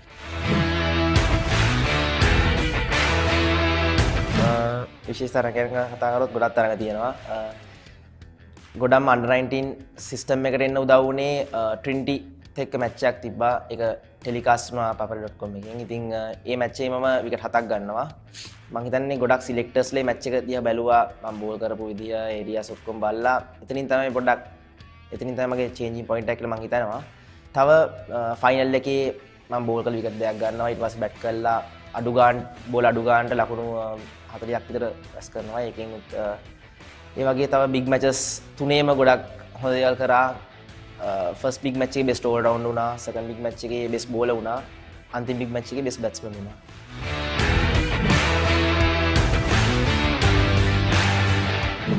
බිග් මැචස් තුනක් මම සෙන්ට් පීටර්ස් එකේ සෙල්ලම් කරා. ඇත්තටම සෙන්ට් පීටර්ස් එකේ බිග් මැච් එකක් ගහනවා කියන්නේ බැටර් සෙන්ස් එකක් ගන්නවා කියන්නේ ලොකු ඉස්කෝලේ ගහන එක්කින්ට ලොකු දෙයක්. මොකද ඒක තමයි ඉස්කෝලේ එක වෙන සමහර ලොකුම ඉවෙන්ට් එක. ඉතින් මම under 17 ගහද්දී මගේ හීනයක් තිබ්බා කුමාරි ෆස්ට් රන් ගහනවා කියලා. ගහලා බිග් මැච් එකක් ගහනවා කියලා හීනයක් තිබ්බා. ඉතින් රොජර්ස්ගේ පළවෙනි අවුරුද්දේ මම බිග් මැච් සෙල්ලම් කරනවා. බිග් මැචස් 3 ගත්තම තුනේ මම හොඳට perform කරනවා. පළවෙනි බිග් මැච් එකේ නම්බර් 10 ගිහිල්ලා 50ක් ගහනවා. තව විකට් දෙකක් තරම් බෙස්ට් ඕල් රවුන්ඩර් අවෝඩ් එක ගන්නවා. ඒ අවුරුද්දේ කැප්ටන් කරේ අපි ෂැනන් ෆර්නැන්ඩෝ. දෙවෙනි අවුරුද්දේ දී නිපුණක ෆොන්සේකා කැප්ටන් කරා. ඒ අවුරුද්දේ මම විකට් 4ක් ගන්නවා ලිමිටඩ් ඕවර්ස් මැච් එකේ. ඒ මැච් එකේ මම බෙස්ට් බෝලර් වෙනවා. ඊට පස්සේ අවුරුද්දේ අන්තිම අවුරුද්දේ මගේ වනුජ කුමාර කැප්ටන් කරන්නේ. ඉතින් ඒ අවුරුද්දේත් මම 2 day මැච් එකේ රන්ස් 50ක් ගහලා විකට් දෙකක් ගන්නවා. ඒ වගේම ලිමිටඩ් ඕවර් එකේ ලකුණු 81ක් ගහනවා. ඉතින් ඒ අවුරුද්දේ මම බෙස්ට් බැට්ස්මන් වෙනවා. මට කොහොමත් බිග් මැචස් තුනේම ට්‍රොෆීස් තියෙනවා. ඉතින් ලොකු සතුටක් තියෙනවා. මොකද තුනේම තුන් ඉරියව්වෙම මට ට්‍රොෆීස් තියෙන නිසා ඒක ලොකු මෙමරි එකක් සහ ලොකු සතුටක් නෑ. බිග් මැචස් 3 ගත්තම පළවෙනි බිග් මැච් එක ඩ්‍රෝ වෙනවා මං ගහන. දෙවෙනි බිග් මැච් එකත් එකත් ඩ්‍රෝ වෙනවා 2 day බිග් මැච් එක. සහ තුන්වෙනි බිග් මැච් එකේ අපි ෆස්ට් ඉනින් දිනනවා මැච් එක එකත් ඩ්‍රෝ. මට අමතක වෙන්නේ නැත්තේ මේ ලාස්ට් බිග් මැච් එකේ අපි ලිමිටඩ් ඕවර්ස් මැච් එක දිනනවා. ඒක තමයි මට අමතක වෙන්නේ නැති සිදුවීම. මොකද හොඳ ලොකු ෆයිට් එකක් ගිහලා තමයි මැච් එක අපි දිනන්නේ. ඉතින් ඊට කලින් අවුරුද්දේ මේ අවුරුදු දිනන කලින් අවුරුද්දේ අපි සෙල්ලම් කරන්නේ නැහැ 50 over match එක කොවිඩ් තත්ත්වෙත් එක්ක. ඉතින් ඊට කලින් අවුරුද්ද අපි වරාද වෙන match එක. ශ්‍රී ලංකා under 19 team එකට එන්න කලින් provincial tournament එකක් තිබ්බා. ඒ provincial tournament එකට provincials ඔක්කොම ටික සෙල්ලම් කරා. ඒක පල්ලේ කැලේ ඒක බබල් සිස්ටම් එකේ තමයි සෙල්ලම් කරේ. ඉතින් ඒකට මම සිලෙක්ට් වුණා. මොකද මම ස්කූල් ඒ වෙනකොට ස්කූල් සිස්ටම් එකේදී සාමාන්‍යයෙන් හොඳට හයිලයිට් වෙලා විකට්ස් අතර හිටිය නිසා. ඉතින් එතෙන්ට මම ගියාට පස්සේ ඒ ටූර්නමන්ට් එකේ මම තමයි හයස්ට් විකට් එක උනේ. ඉතින් ඒ වෙනකොට මම දැනන් හිටියේ මාව අනිවාර්යෙන් ශ්‍රී ලංකා under 19 pool එකට එයි කියලා. ඊට පස්සෙ මට අපේ ටීම් එකේ manager mister Mahinda Halangoda sir call කරලා කිව්වා දනාල්වා 26 member squad එකේ ඉන්නවා ශ්‍රී ලංකා under 19 අපි බබල් වෙනවා ඔයාලා ඇස් තියෙන්නේ කියලා කිව්වා. ඉතින් මම මේ වෙලේ දැනගත්තා ශ්‍රී ලංකාට 26 දෙනාගේ ඉන්නකොට ඉතින් මට ලොකු සතුටක් ලැබුණා. එතෙන්ට ගියාට පස්සේ එතනදී ප්‍රැක්ටිස් මැචස් 3ක් සෙල්ලම් කරා බංග්ලාදේශ ටූර් එකට සිලෙක්ෂන් මැචස්. ඒවලත් මම හොඳට බෝල් කරා. ඉතින් ඊට පස්සේ මම ලොකු ආසාවක් තිබ්බා ශ්‍රී ලංකා කොහොම හරි ගහන්න under 19 ගහන්න ඕනේ කියලා. දැන් තා මුකුත් කියලා තිබ්බේ නැහැ ස්ක්වොඩ් මුකුත් කියලා තිබ්බේ නැහැ රිලීස් කරලා තිබ්බේ නැහැ. ඉතින් මම ගෙදර ආවට පස්සේ සතියකින් විතර මට ආරංචියක් ආවා සහ කෝල් එකක් ආවා ක්‍රිකට් බෝඩ් එකකින් අපේ ජර්සි නම්බර්ස් ජර්සි සයිස් ඉල්ලගෙන මොකද ටුවර් එක තියෙනවා මේ බංග්ලාදේශ සීරීස් එක කියලා. ඉතින් ඊට පස්සේ ලොකු සතුටක් ලැබුණා. මගේ ෆස්ට් සීරීස් එක උනේ බංග්ලාදේශ under 19 එකත් එක්ක. ඉතින් අපි සෙල්ලම් කරේ දඹුල්ලේ. මම ටුවර්ස් දෙකක් සෙල්ලම් කරා සීරීස් දෙකක්. බංග්ලාදේශ එකයි ඉංග්ලන්ඩ් එකයි. මම කැප්ටන් කරේ දුනිත් වෙල්ලාලගේ සහ වයිස් කැප්ටන් රවින් ඩිසිල්වා. ඉතින් ඒ තැනට ගියාට පස්සේ මට ලොකු සතුටක් ලැබුණා. මොකද ගොඩක් කල් මහන්සි වුණා පොඩි කාලේ ඉඳන් ඒ තැනට එන්න. ඉතින් ලොකු සතුටක් ලැබුණා. under 19 එකේ මම ශ්‍රී ලංකාවේදී හිටියේ අවිෂ් ගුණවර්ධන සර් සහ fast bowling coach Chamila Gamage sir සහ ෆීල්ඩින් කෝච් පුල් Chandana sir spin bowling coach හැටියට හිටියේ සචිත් පතිරණ සර්. ඒ වගේම මතක් කරන්න අපේ ට්‍රේනර් බුද්ධික සර්වත් මතක් කරන්න ඕනේ. මම බංග්ලාදේශ ටූර් එකේ මැචස් 3ක් සෙල්ලම් කරනවා. කඩ්ලු අතරටත් එනවා. ඒ ගාම ඉංග්ලන්ඩ් ටූර් එකේත් මම සෙල්ලම් කරනවා. බංග්ලාදේශ ටූර් එක මතක් කරන්න ඕනේ 5ට බිංදුවක් හරියට අපි දිනුම් මුළු ෆුල් සීරීස් එකම අපි දිනුම්. ඒ වගේම ඉංග්ලන්ඩ් සීරීස් එකත් අපි දිනුම්. ඒක අපි කොළඹ සෙල්ලම් කරේ 3ට 2ක් අපි දිනුම් ඒකෙත්. මම ඉස්සෙල්ලම ක්‍රීඩා සමාජ වලට එන්නේ පොලිස් ක්‍රීඩා සමාජයෙන්. එතකොට මට අවුරුදු 17යි මම ඉස්කෝලේ under 17 last year ශ්‍රී ලංකාවේ තමයි මට පොලිස් ක්‍රීඩා සමාජයෙන් ආරාධනාවක් ලැබෙන්නේ ඇවිල්ලා T20 තරඟාවලිය සෙල්ලම් කරන්න කියලා. ඉතින් ඒ අවුරුද්දේ ඉස්කෝලේ මැච් එක ගොඩක් ක්ලෑෂ් වුණා. මට T20 තරඟ දෙකයි සෙල්ලම් කරන්න පුළුවන් වුණේ. SSC සමග සහ චිලව් මේරියන් සමග. මම මැචස් දෙකට කඩලු 5ක් ලබා ගන්නවා. මට ඉස්සෙල්ලම ඇරයුම ලැබෙන්නේ පොලිස් ක්‍රීඩා සමාජයෙන් කමල් පුෂ්ප කුමාර සර්. එයා මතක් කරන්න ඕනේ සහ ලක්ෂාන් රොඩ්රිගෝ අයියා මතක් කරන්න ඕනේ. එතකොට පොලිස් ක්‍රීඩා සමාජයේ එයා හිටියේ. ඉතින් ඒ දෙන තමයි මට කතා කරේ ඉන්නේ කියලා. ඉතින් එතන මම ක්‍රීඩා කරන මැචස් දෙකක් මම ඩෙබියු එකේ SSC ට එක 3ක් ලබා ගන්නවා. එතනින් එහාට මම T20 තරඟ දෙකයි සෙල්ලම් කරන ඉස්කෝලේ ගහන ගමන් මට ශ්‍රී ලංකාවට හම්බුන්නේ නැහැ. මොකද ඉස්කෝලේ එකත් ක්ලෑෂ් වෙන නිසා සහ under 19 ශ්‍රී ලංකාවත් ක්ලෑෂ් වෙන නිසා මම අවුරුද්දක් විතර අන්තර් සමාජ සෙල්ලම් කරේ නැහැ. ඉස්කෝලෙන් අවුට් වෙන්න අන්තිම අවුරුද්දේ මට under 23 එකට ශ්‍රී ලංකා under 19 ගහලා ආපු ගමන් under 23 එකට මෝදිත රණතුංග කැප්ටන් කරේ BRC. එයා කිව්වා දනාල් ස්පොට් එකක් තියෙනවා එනවාද BRC කියලා. මම කිව්වා මම එන්නම් කියලා. මම ෆස්ට් මැච් එකට ගියා BRC. ඒකෙත් මට මැචස් දෙකයි සෙල්ලම් කරන්න පුළුවන් වුණේ. ඩෙබියු එකුනේ ආමි SC එකත් එක්ක. මම කඩලු 7ක් ලබා ගන්නවා ඩෙබියු මැච් එකේ 3 day එකේ under 23.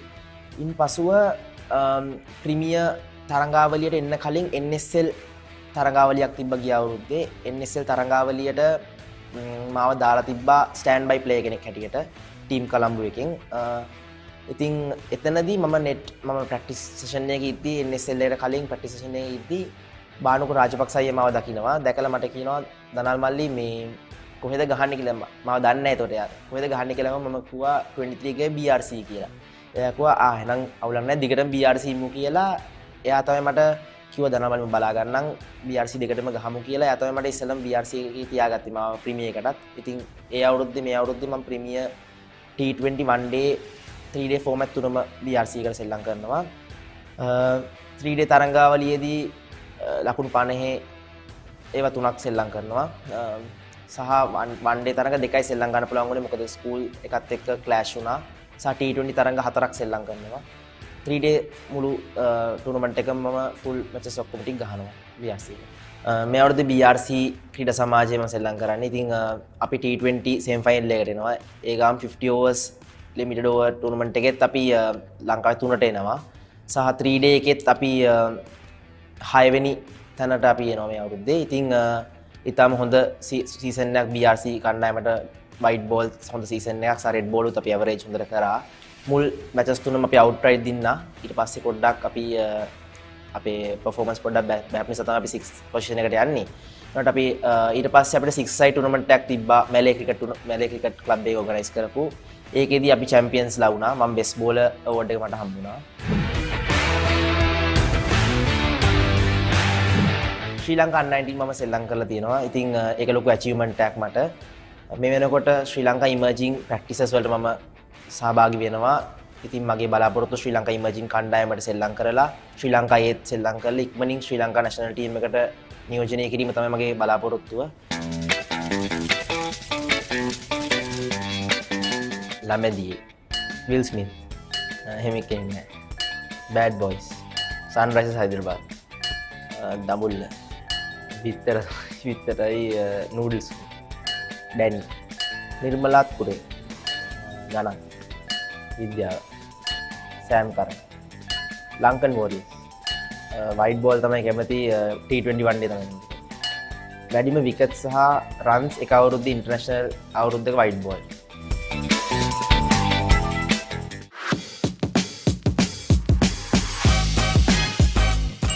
iOS WhatsApp Instagram mobile games Netflix YouTube AB Sana Cover Drive IPL 300 runs English movies T-shirt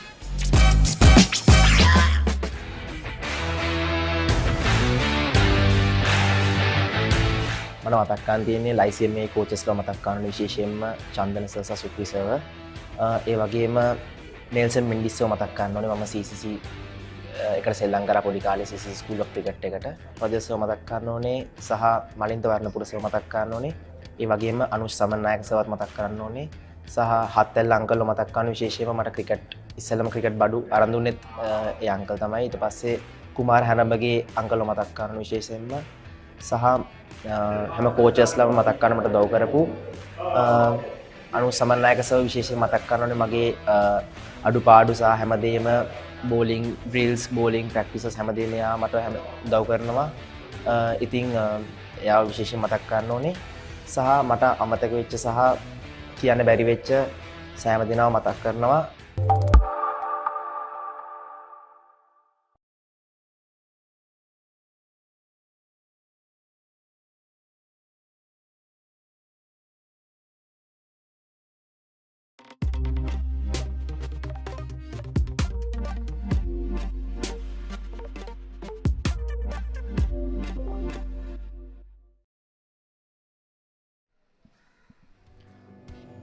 Welcome back to the live action on www.thepapare.com and all the social media platforms of thepapare.com. This is the traditional cricket encounter between Royal College and St. Anthony's College. In the first session, Royal College, it's fair to say that they dominated. They lost just 2 wickets. We saw 2 half-centurions, the 2 opening batters, Sunil Jayawardena and Rehan Piris. They put on 82 runs for the first wicket.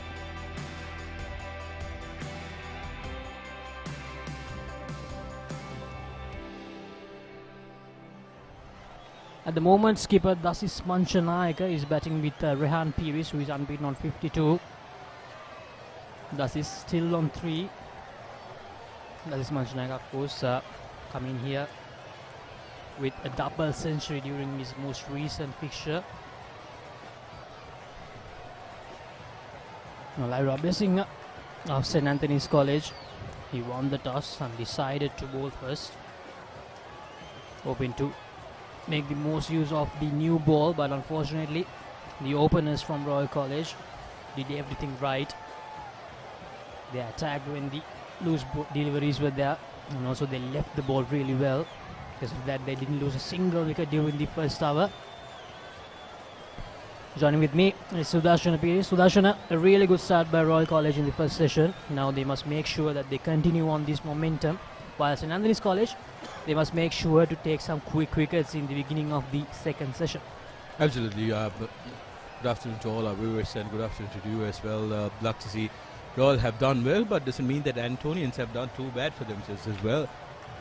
They were very disciplined at the very beginning of the innings, but then they found their groove, the two fast bowlers bowling in tandem, and when the spinners came through, got to really speak about Indura as well, the left arm crazy, getting the ball to talk, threatening the batsman.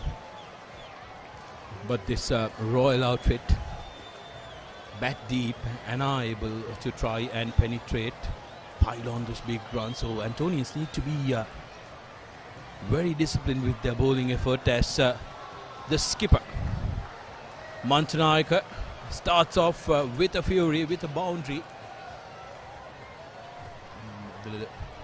From what we know of, that is he's an aggressive player. He will look for shots. He's not going to block down. This may be a two-day game, but if you bowl a loose delivery like that at him, he's going to pounce on that. That's definitely Sudarshana. This is Mantanayaka. As mentioned earlier, a man in form, scored a double century in his last game. Charugeka took a wicket off his first delivery in this game. Not a really good start after the lunch break.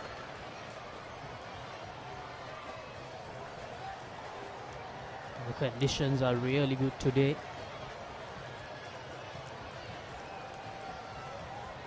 We saw some spin for the spinners, but other than that, after the first 30 minutes, it has been really good for batting. St. Anthony's College, of course, missed some opportunities. Two missed opportunities of Sine Javardhana when he was in 20s. And also some caused misfields that led to 3-4 boundaries. So Anthony's must make sure that they don't do the same mistakes during this session. Rehan Piris, the 14-year-old, how impressive he has been, Sudarshana. Oh, terrific, absolutely terrific. And we are going to see a lot more of this boy at 14 years of age, the maturity he has, and also the physical attributes of him. He's a very tall lad, lanky lad, so he's going to grow a couple of more centimeters and he's going to fill up a little more in years to come. So that'll be interesting to see how he goes about. Haritha Pereira was on commentary a short while ago, and I remember being in the com box with him, one Royal Tomian, and Royal were in dire strait, and there was one young Surya Bandara who came into the fray while we were on commentary, and boy oh boy, how did he change the complexion of that game. Went on to captain Royal as well. So Rehan, we are seeing very, very good attributes from the 14-year-old, especially the maturity, luck to see, that is needed. So this innings is going to be absolutely important for him because it's a fresh start, fresh year. Also talking about the Antonians. Antonians had a very strong side last season, but some of their core major performers have left school. So it's a side somewhat in transition, so they will be wanting to make sure that they hit the ground running and make sure that the players who fill those very important slots put their hand up and get about to business as soon as possible. Yes, Sudarshana. As we mentioned so many times during the first session, they will miss Trevin Matthew quite a lot.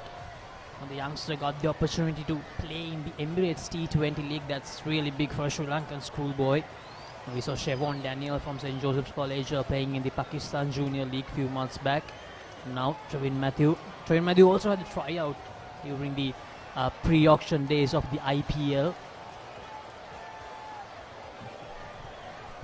And also Chamidu has been one of those flag bearers for Antonian cricket in the past couple of seasons. His contribution was massive, and his contribution even in the under-19 Sri Lankan setup. He was a regular in the team as well. Oh, sloppy there, despite that not affecting the scoreboard. It's not how you want to start your lunch break. Still, the little bit of desert playing up in his tummy, maybe. 38.3 overs completed. Run rate at 3.27. That's not something Royal College will be too fussed about. Faint appeal from the slip.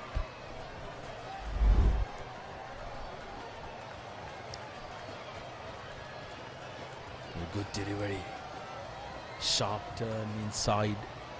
This Royal surface is a very funny one, isn't it?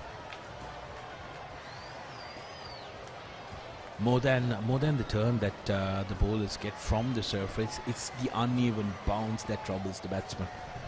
Yes, Sudarshana. We saw that happening quite a few times during this first innings. Earlier when Sunil Javardhan was batting, we saw a similar type of delivery. Right now, the delivery which troubled Rehan Peiris had some sharp turn and it bounced quite a lot. So that's the end of the 39th over. Royal College 127 for 2. Catch the excitement real time. Be up to date with it all. Let us capture your milestones. Get it sizzling hot off the turf. Hear the experts break it down. Dig deep into the nitty-gritties. Be inspired by their greatness. Relive all the scintillating action.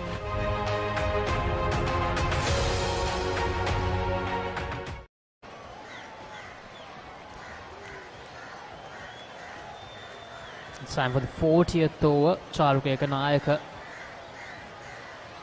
1 for 9 so far. Took the wicket of San Vidhu during the first session.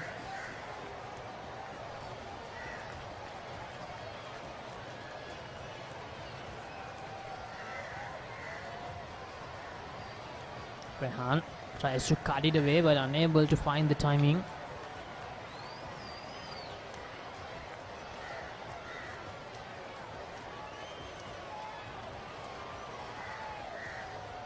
Charukeka Nayaka. Well bowled once again. But Rehan Peiris up to the task. Firmly behind that delivery.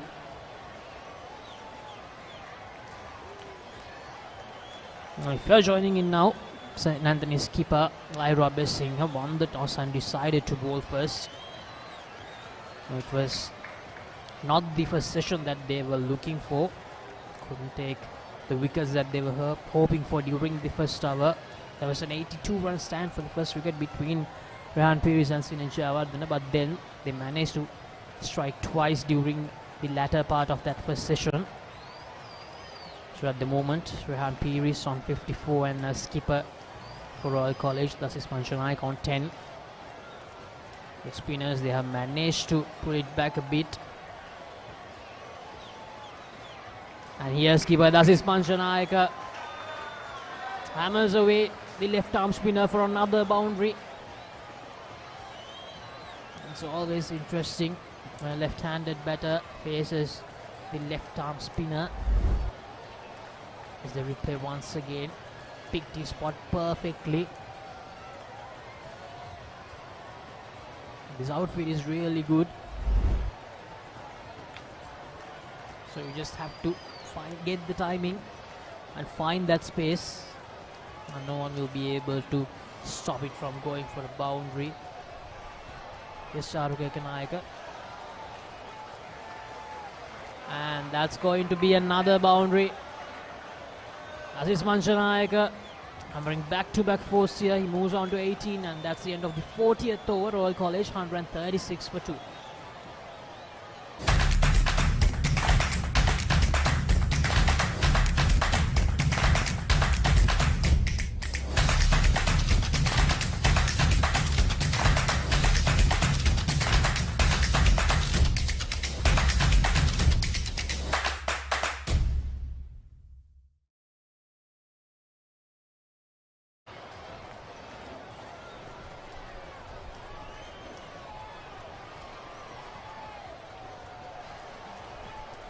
That's Manchanaik slowly getting into his zone.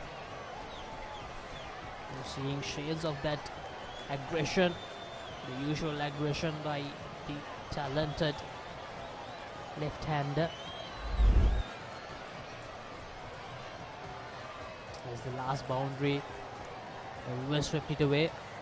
The traditional sweep in the early delivery, and then he brings out the reverse sweep.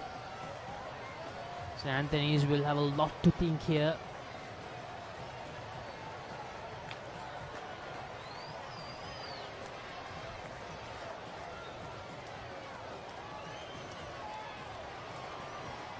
This Rehan Pires tries to go down the ground, unable to find the needed connection.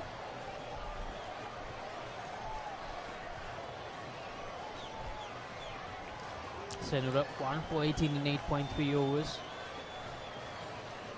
It has been really good.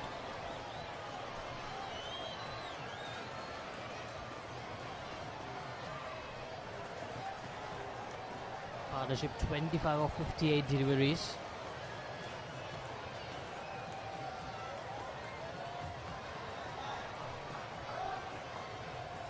Gets an easy single.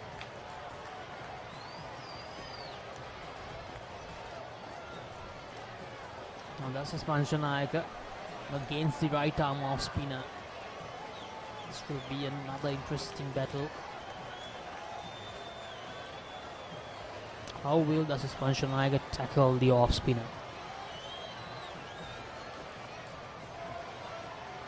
Thinks about the single but decides against it in the last minute.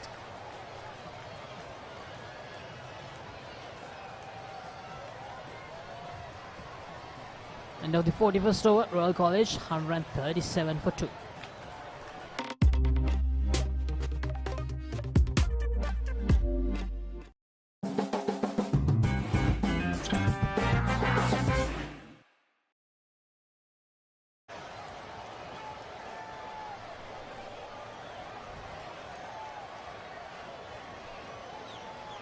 Kavisha has been reintroduced into the attack. 5 overs, none for 20.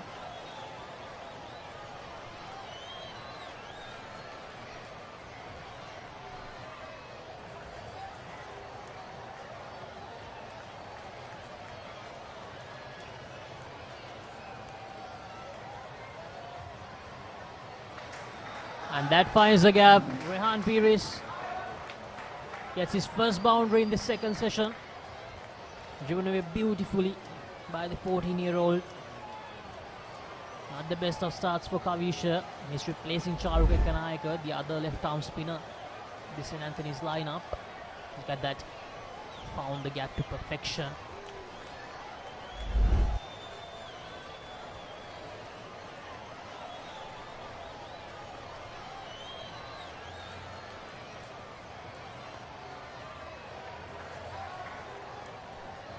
That's flipped away for a single. The score moves to 142. Rehan into the 60s now. Well, this works perfectly for Royal, isn't it? Because what you have in Rehan is a batsman who's committed himself, who's employed himself. He's worked hard to his 60. He wants to play that long haul innings, whereas Tassis Manchanayake, it's in his nature to come out and score those runs quick, fast. That's the ideal combination for Royal College, because the last thing you want is when you have a set batsman for the other batsman to bog down. That breaks the momentum of your set batsman as well. So this is an ideal pairing, and very, very quickly can turn out to be a very threatening one in the Antonian point of view. So it's important that they try and attack these two batsmen, maybe throw in one of your opening bowlers, try and break the momentum, tempt them just outside the off stump, because remember, after lunch they might still have those lunch jitters, you may say, but the opportunity is quickly closing in on you, because you need to act fast. 143 for 2 after 41 overs, after being forced into bat. I think Royal will take this any day of the week, and they have two of their best batsmen in the middle. One of their openers who've really played himself in. Going down the leg side, umpire not interested at all. 42 completed. Royal 143 for 2.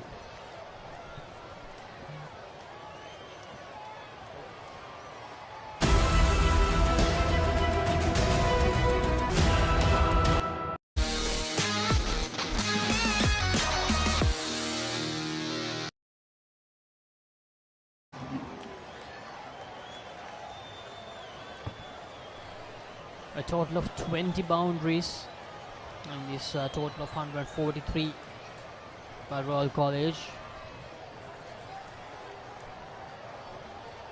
The Royal College pairs, they have been really good, they have complemented each other really well, but the best of all is that they have known what their roles are really well during the three partnerships that we have seen so far. During the first partnership, Sinejavardhana was the aggressor, Rehan Peevis played the patient role, and then when Sanvidu came into the middle, Sanvidu played really patiently while Rehan Peevis tried to shift gears a bit, but with the dismissal of Sanvidu and the arrival of skipper Dasis Manchanayaka, Rehan Peevis has become that patient batter once again, playing the anchor role while Dasis Manchanayaka continues to attack the bowling of St. Anthony's College.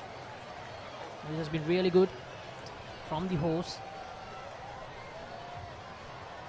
St. Anthony's College, they have tried hard. Not much luck going their way. It doesn't help when they miss some chances as well.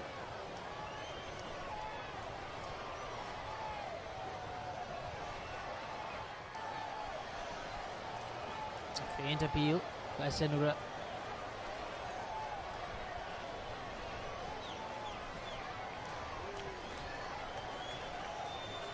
Partnership of 33 runs from 70 deliveries. Rehan Peevis very nearly the third wicket for St. Anthony's College, but just short of the fielder.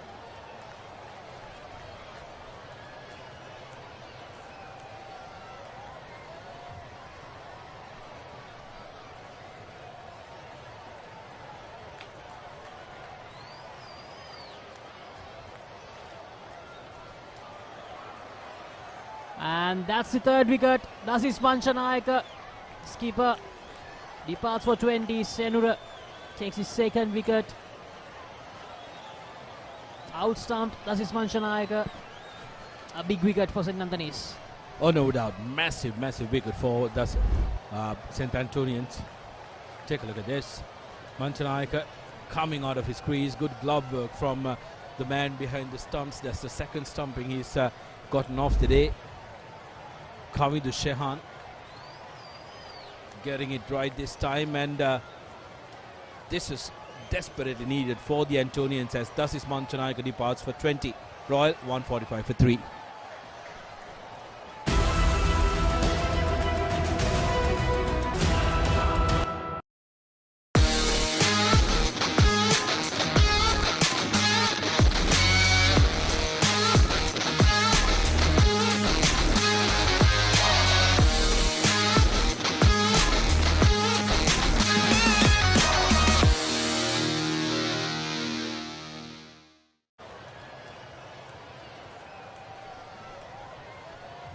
And the new batter for Royal College is Windu Veerasekara, number 5. St. Anthony's College has tried to take some more wickets. A cluster of wickets is what's going to help them now.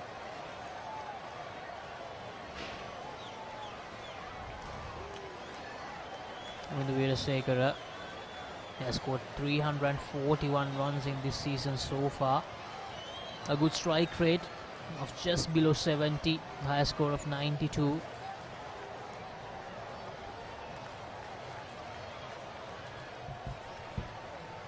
What can Windu Veerasekara do here? Rehan Peevis still out there on 61.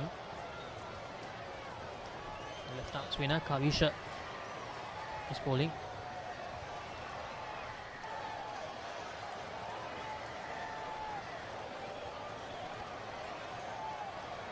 Windu Veerasekara, the new batter, at number 5 for Royal College. He has maintained an average of over 30 in this season so far. And that's driven away by Rehan Piris again. And the ball wins the battle, goes for a boundary. The score moves to 149 for Royal College.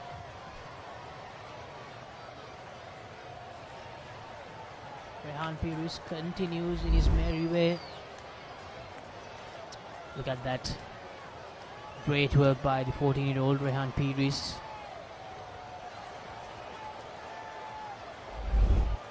Now what has been so impressive about this youngster is that he knew when to go for the strokes, when to attempt those strokes. And that looks like the fourth wicket, yes. Rehan Piris departs for 65.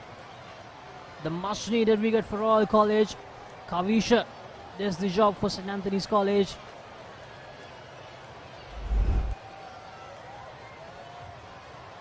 And that was a really sharp catch as well. Brilliant work. Rehan Piris departs for 65 after facing 155 deliveries, the 14-year-old.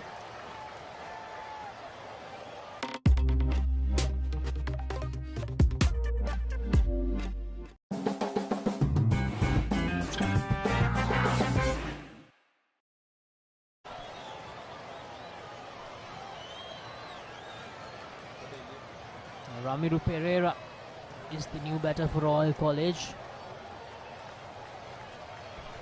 Well, absolute disaster, isn't it? Chaos, because two set batsmen back to back in quick succession. This is not what the doctor ordered from this end.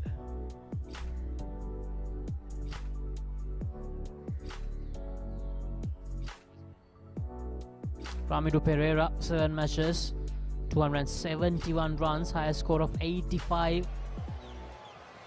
This is another 15-year-old Sudarshana. The 14-year-old departs and the 15-year-old comes into the middle.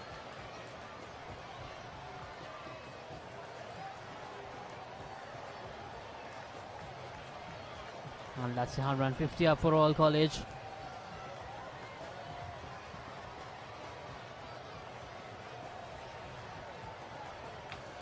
There's 2 wickets in 2 overs. So the session in this second session has been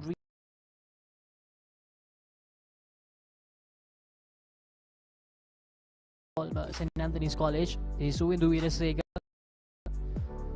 As I said before, 7 matches, 341 runs, average of 31. Strike rate just below 70.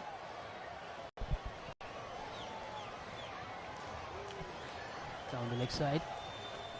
These two batsmen are going to have to play themselves in, spend some time in the middle, try and get accustomed to the wicket.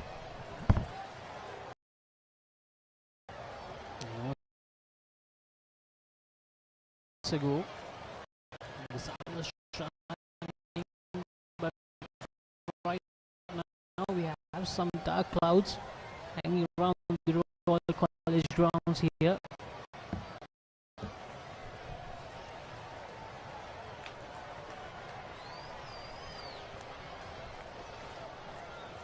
Now the Antonian Eagles in driving seat in this session, 150 for 4 after 44.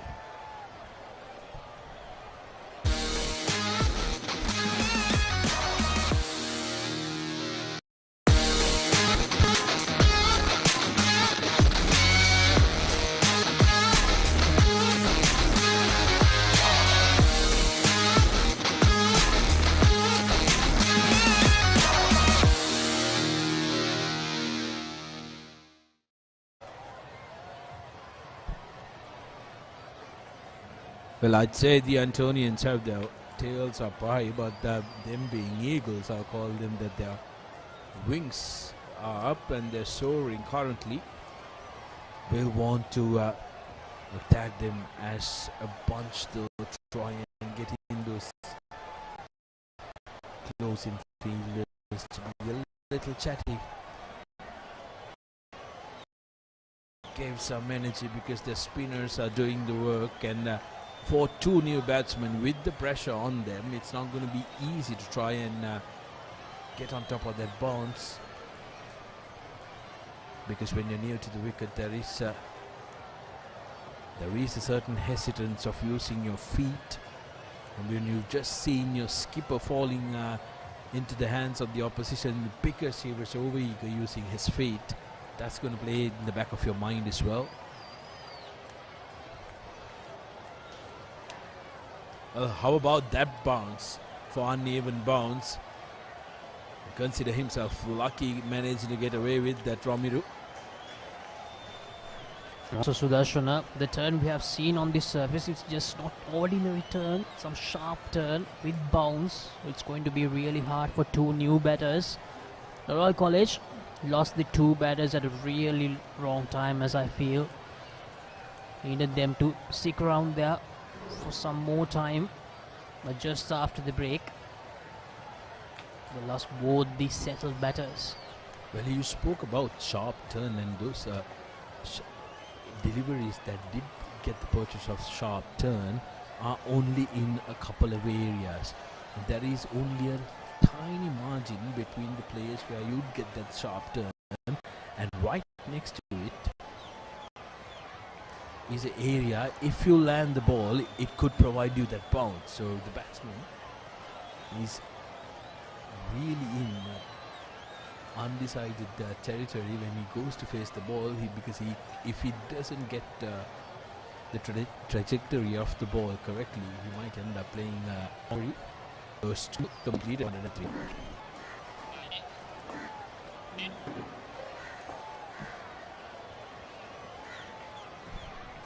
So the teams in the three groups, Trinity, St. Joseph, St. Anthony's on top there, Royal, Mahanama, Nalanda, DSN Naika, St. Thomas's Matara, St. Thomas's Mount Lavinia, the Macedon Kandana, St. Sebastian's, Richmond, Gurukula, St. Benedict's, Malayadeva Kurunagala, Wesley, St. Anne's Kurunagala, and Prince of Wales Moratuwa. When you take these teams, you know that a rich tradition. Yeah, a couple of wickets in successive overs, and St. Anthony's would think that they are back in contention. These two, Uvidu Veerasekara and Ramiru Pereira, have scored over 80 runs as their best this season. And the Royal middle order looks solid under these in these circumstances. Good afternoon, Damit Veerasekara. Good afternoon, Haritha. Good afternoon to everyone who's watching this live coverage of the Royal Anthonian Annual Cricket Encounter. Kavisha Pumal, a very young prospect for the boys from Kandy. Uvindu Veerasekara. He's not gonna hang in there without masteling away, Haritha. He's a free-flowing batter. So is Ramiru Pereira. But these two youngsters have been bowling in tandem from the respective ends, opposite ends, and in the absence of their main strike bowlers, Tisara Ekanayaka injured and Trevin Matthew in the Middle East, newfound responsibility on their shoulders. Indeed, almost the fifth wicket that time. He's slowing it down, Kavisha, making Uvindu come right straight in front of it. He's bowling at a very good speed, Haritha. That's the important thing, especially on a pitch like this, which is kind of slow. 46 completed, 154 for 4. Catch the excitement real time. Be up to date with it all. Let us capture your milestones. Get it sizzling hot off the turf. Hear the experts break it down. Dig deep into the nitty-gritties. Be inspired by their greatness. Relive all the scintillating action.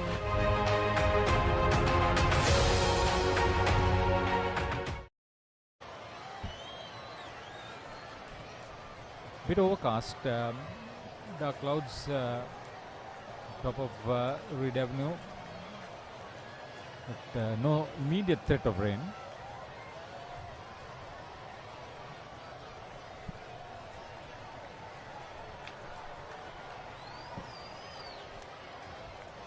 That was very close. Ramiro Pereira shouldering arms, but the umpire reckons that it won't hit the stumps.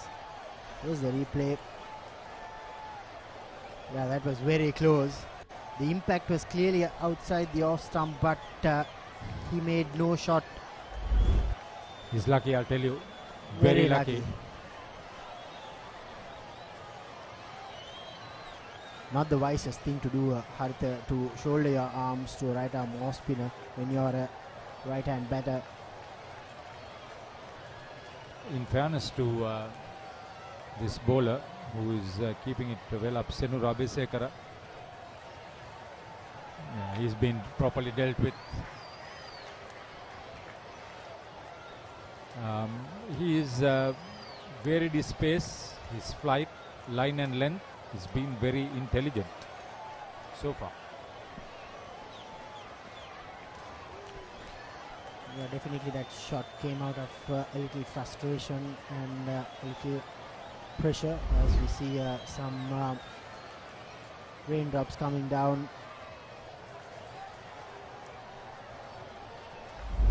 I don't think this will affect for a long time.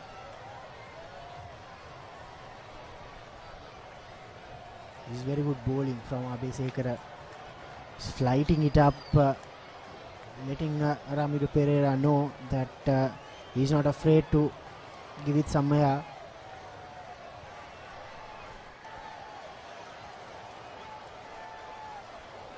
So you've taken the trouble to do the live cricket coverage. I mean, there will be a travesty of justice if the rain is going to play a part.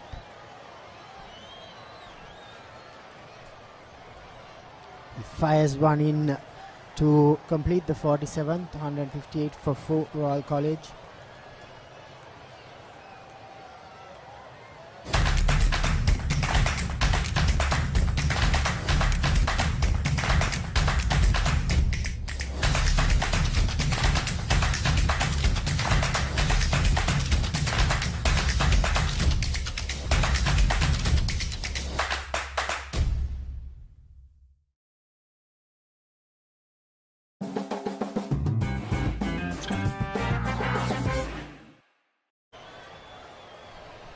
It's an interesting phase in the game so far.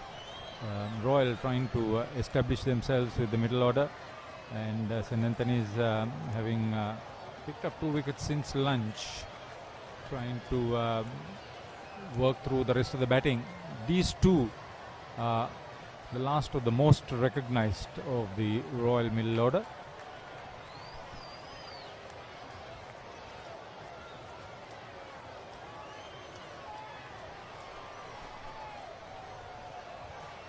These two batters have quickly identified Haritha that they need to use their feet more often than not to survive, especially against these spin twins.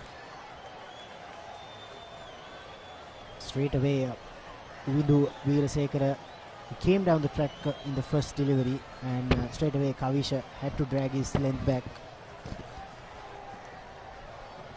That's the beauty, thinking part. Psychological game. Yeah, they say it's a 80% mental game, cricket. Yes, your skill, your talent, your physical fitness, that's very important, but mentally you need to be very, very strong to play this game. It's a debate. Some say 10% luck, 10% skill, 80% mental approach.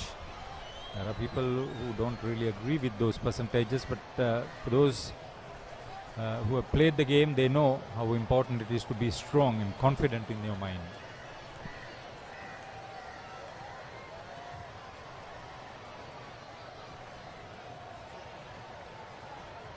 Two strong sides, rich traditions. The rain has got intense. Covers are almost to be drawn out. It won't affect for too long, but it's getting heavy.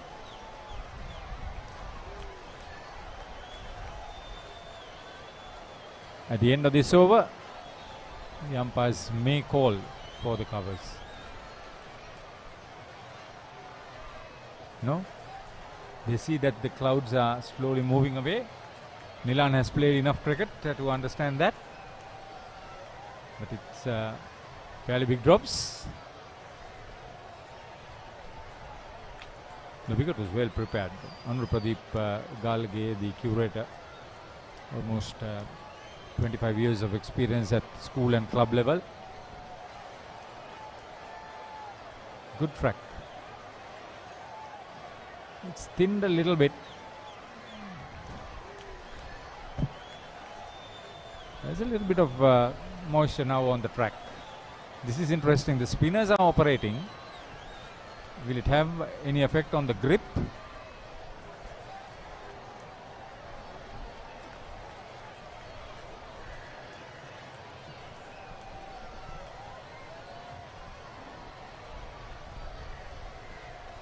Yeah, definitely. Gripping the ball in wet conditions is not the easiest thing to do for a spinner. And I think it will make life easy for these two batters also. The ball will skid on. Ramiru Pereira takes on Abesekara straight down the ground for his second boundary. Again, using his feet to get to the pitch of the ball.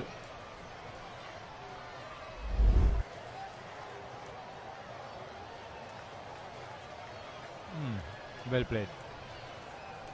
Knew exactly where he was trying to play. Didn't go aerial. Good shot.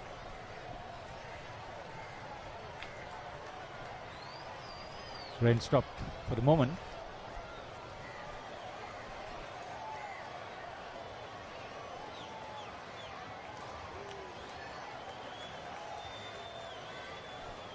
Plenty of cricket coming up with an international flavour. The England Lions tour of Sri Lanka. There will be some big names in those 2 4-day games and 3 one-day matches. Told you, he's not gonna hang in there without muscling it around. He's a strong young lad, Ramiru Pereira. Can clear the field, and he did so with ease. It's the first 6 for Ramiru. He's putting the pressure back onto Abesekara. Good catch by Andrew Pereira. Yeah, he's chairman of Royal Cricket Advisory Committee.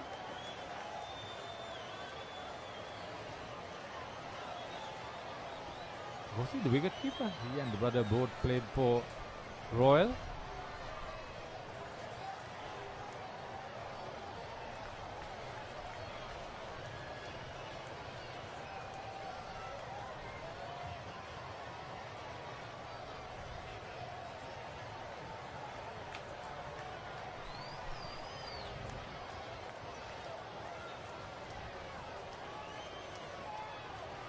It's a no ball by Abesekara. Cardinal error from a spinner. He's clearly under pressure now. Ramiru Pereira scored a boundary and a 6. And then now he's bowling it too quick and overstepping. There won't be any free hits in this level. And Uvindu Veerasekara joins the party. One bounce and straight into Andrew's hand. A very costly over. 17 of it. Royal College 176 for 4.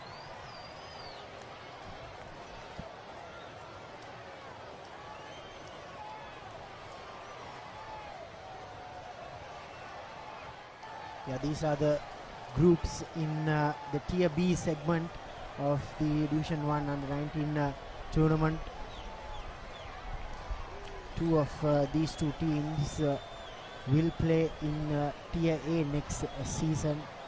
So all these 18 teams will be aiming to get into that 2 positions so that they play in Tier A sector. Usually before COVID it was 36 teams together. This was the last boundary from Ubidu Weerasekara. We all know how capable he is. These two batters showing great intent, Haritha, playing positive cricket, and straight away St. Anthony is now under the pump. They've got something like 50 runs, 55 runs scored since lunch. They've lost the 2 batters who are there at the time. The 2 openers got half centuries, Sanit Javadana and Rehan Piris. Couple of wickets to Senura. He's been good. Senura Besekara. 2 victims for Kavindu Shahan. He's missed one too, the wicketkeeper. The Royal want to establish themselves.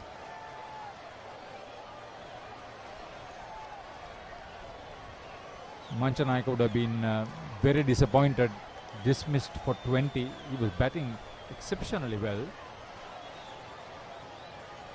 Just a mere 180, less than what he scored a couple of days ago.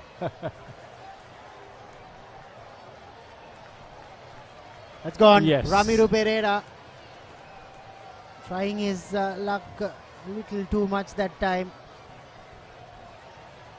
He slowed it down, Kavisha, and dragged the length back. That's what did it for him. Look at that. He was not up to the pitch of it. And a simple catch. 5th wicket down for Royal College.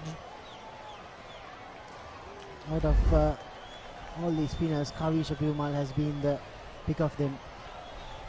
Ramiro Pereira's little cameo ends. He goes for 19. Royal 178 for 5. Good well judged catch by Charu Ekanaika.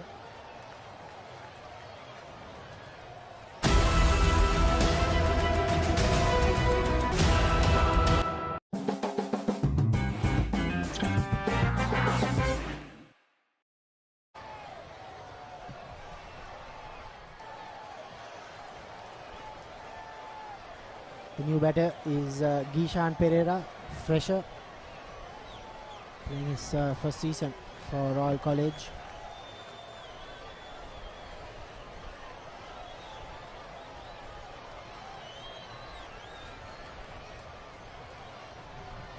Just have played 2 matches before this game. They score of 45. Ideal opportunity for someone like Gishan to make a name for himself. 178 for 5.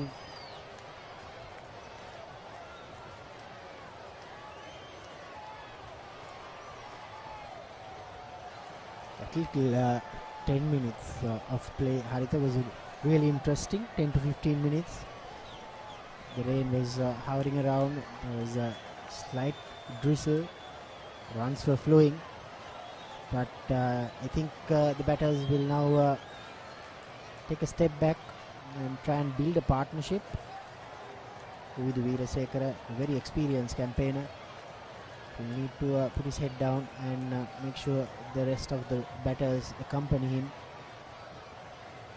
Good start for Gishan Pereira. Nevertheless, a successful over from Kavisha comes to an end. 179 for 5.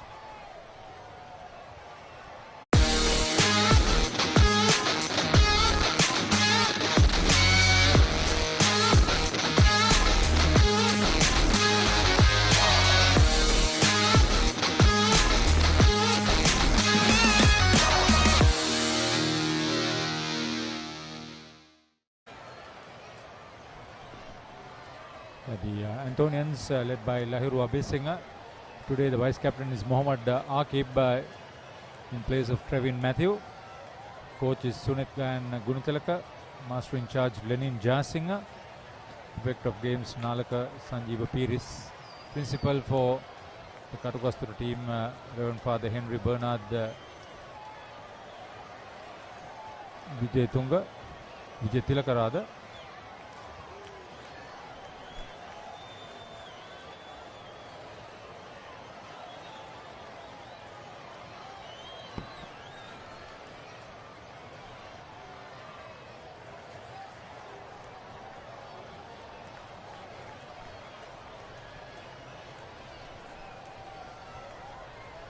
It will be left arm spin from both ends with the two right-handers in the middle. Charuk Ekanayaka just have bowled 5 overs. Straight away the ball kept a bit low. Haritha Gishan will have to be a little cautious when he is going on the back foot. Skipper Lahiru Abesingha is at slip, so he gets a bird's eye view of what this wicket is doing. Ganayaka broke through in his first spell.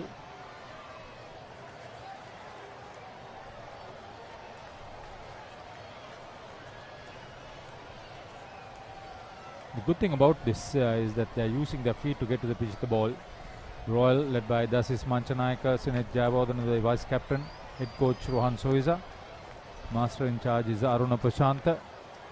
Director of games Riyaz Aluha. Principal, a new one, RMM Ratnayaka. Got a bit of height there, lift. Yeah, he's the more quicker one out of the two left arm spinners. Charuka is quicker than Kavisha. Good bit of fielding, just a single, good cricket all around.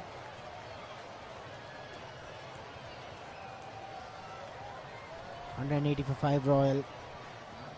From their point of view, from Royal's point of view, Haritha, I think 250 would be an ideal score.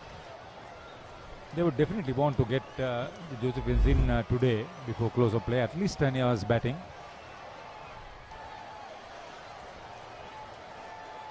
End of 51 overs. 180 for 5 Royal, put into bat by St. Anthony's.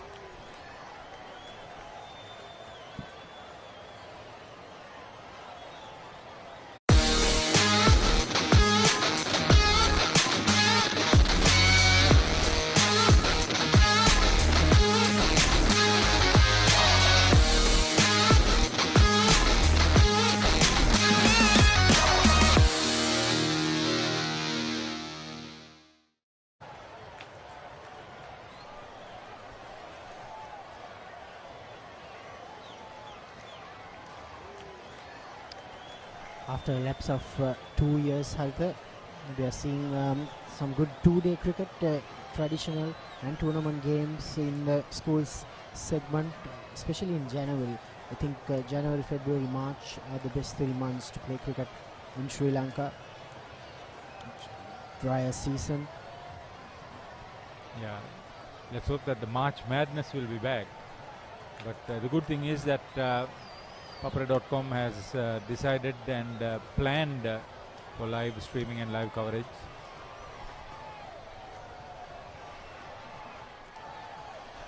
Testing little face for Gizan.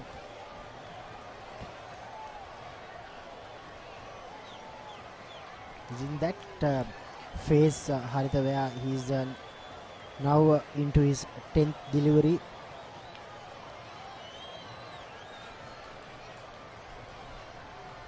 He has faced 10 deliveries for 3 runs. In the back of his mind, he might be thinking that I have already settled down, but when you're facing 2 left arm spinners, it's not going to be easy. You need to have that temperament, you need to be concentrating hard enough.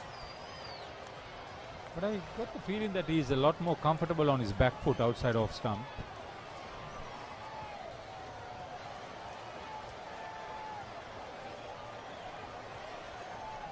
Virasekara, slow starter, but boy, he can use the long handle not exactly the long handle. He's a powerful striker of the ball. He's strongly built.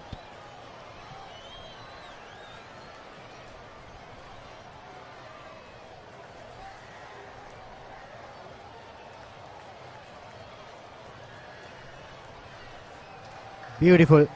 Uvidu Veerasekara gave no chance whatsoever to that field at long off.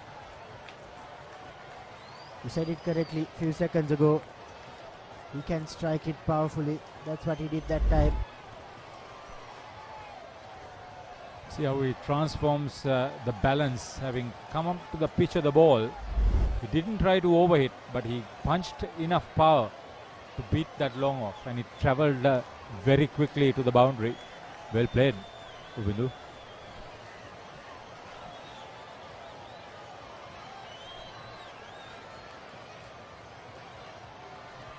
A lot of confidence here from the bowler to 52 completed, 185 for 5. Royal put in the bat. Good story. The light has improved a little bit from that dull look because of the cloud cover. This is the batting card. Rehan Pires, top scorer so far, 65. Youngster opening with Sinet Jayawardena. He made 52. Sanvidu Senaratharachi just made 8. Captain Dasis made 20. And the last to be dismissed, Ramiru for 19. Uvidu Veerasekara and Gizan Pereira, the two players in the middle. 52 overs completed, 185 for 5 Royal. Lahiru Abesinghe, the captain, started off proceedings, but it's been the spinners who have taken all 5 wickets. Kavisha Piumal and Senur Abesekara have taken 2 wickets apiece, while Charu Kekanayaka, who's bowling right now, has taken 1 wicket. Beautifully timed by Gisan. They are running very hard in the middle. This is good batting from Gizan. You correctly spotted it, Haritha. He's very comfortable in his back foot. He has identified that he has enough time left to go on his back foot and pierce that offside field.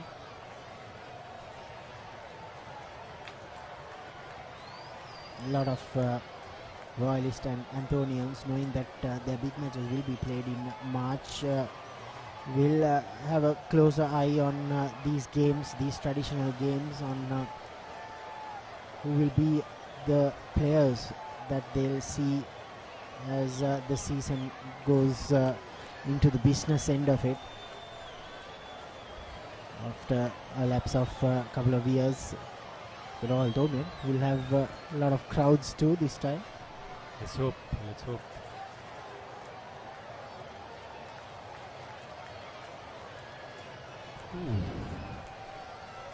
He wants to get on with the game, so he wants to enjoy the cricket, but you don't have to be reckless. I like the way he is shaping up. He wants to look for runs, place it into the vacant spots on the field.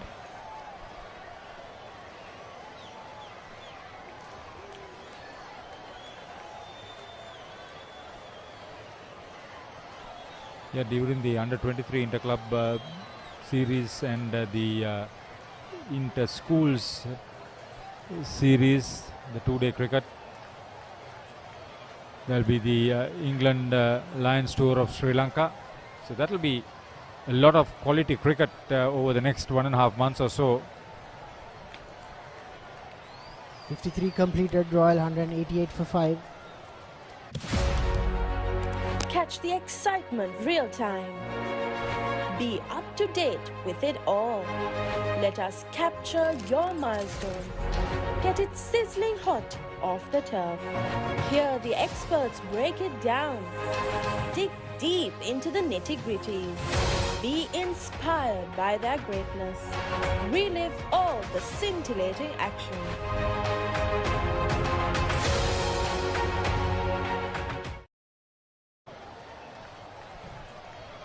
Top of what we have already mentioned will be Sri Lanka's tour to New Zealand, not forgetting the 3 one-day internationals to be played in India.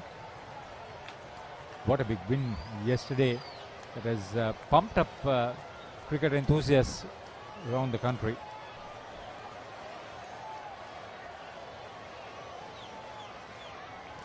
You did mention the NSL, Ramit? Yeah, the National Super League, the 4-day tournament will start off in a couple of weeks' time. A lot of cricket, as I said earlier, January, February, March is the best time to play cricket in Sri Lanka. All the schools, the big matches, under 23 tournament, NSL, then the England Lions, plenty of cricket. We're coming to the end of the under 13 tournament.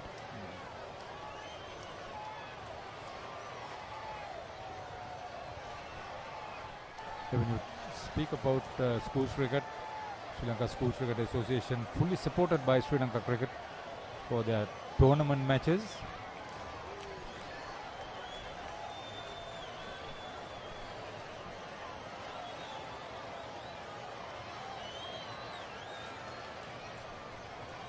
Good conditions for cricket. Sun is back.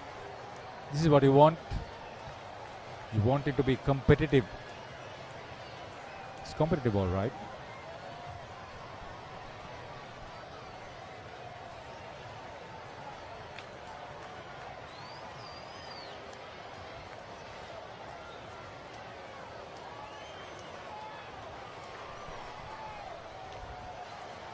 A very good little partnership is brewing up here between Gisan and Uvindu.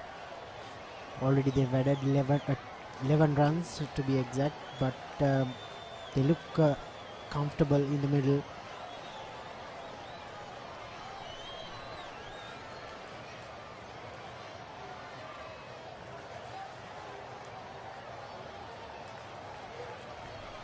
Almost a premeditated shot defense. Uvindu Veerasekara. 54 completed. Royal putting to batter 189 for 5.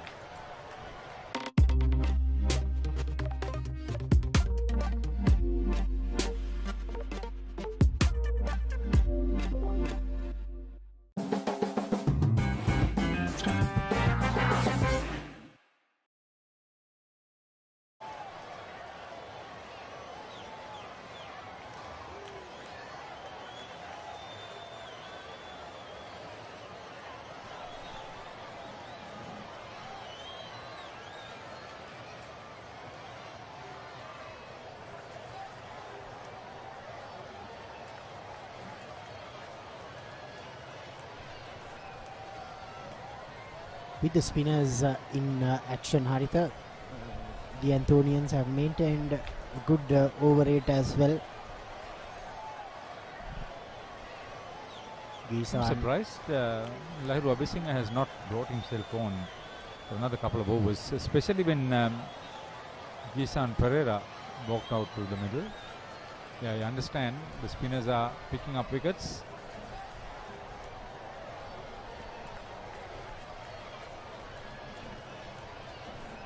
Good call by Gisan not to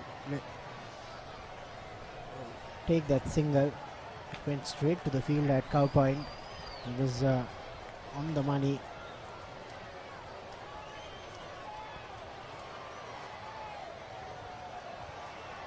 But this time around, he played it with soft hands and got the single. That's the two difference in the two deliveries. The first one, it was hit firm, but this time it was with soft hands.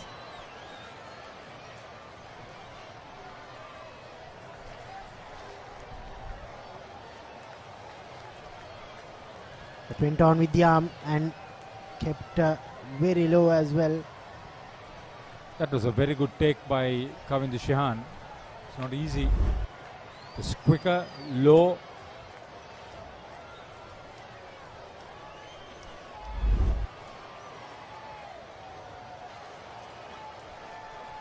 He's playing on the mind of Uvindu Veerasekara, which is very good.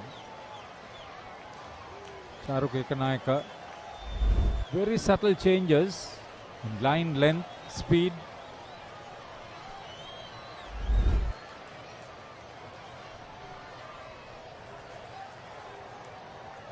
Good to get the batter out of his crease.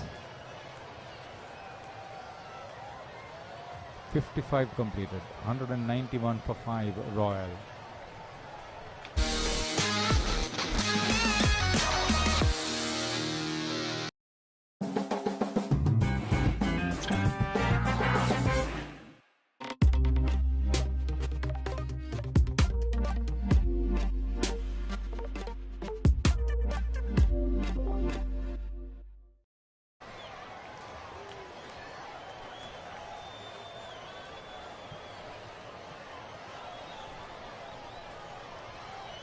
If they had another 50 runs before tea, Royal will be very happy,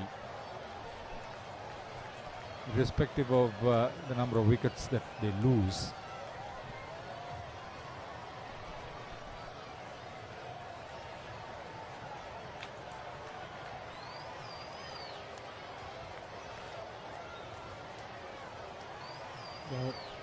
The last few overs, they've managed to sneak in a few singles off that region, the cover region. Lahore always in a feast to change things around, get the batsman to think twice. You need to make a few changes, take a risk, maybe bring that sweeper fielder into the circle, at least to Gisan.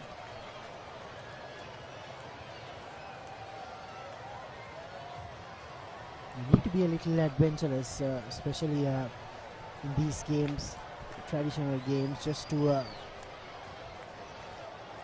play some mind games and get the wickets, because they've done the hard work, got 3 key wickets in this session.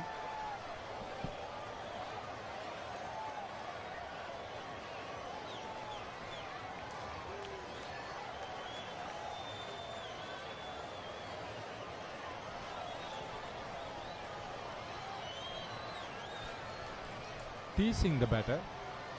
That's what Kavisha Perumal is doing. Good stuff. Using the crease and the rotations.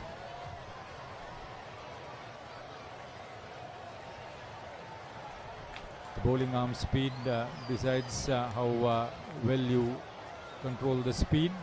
And on top of that, he uses the flight too, which is good thinking.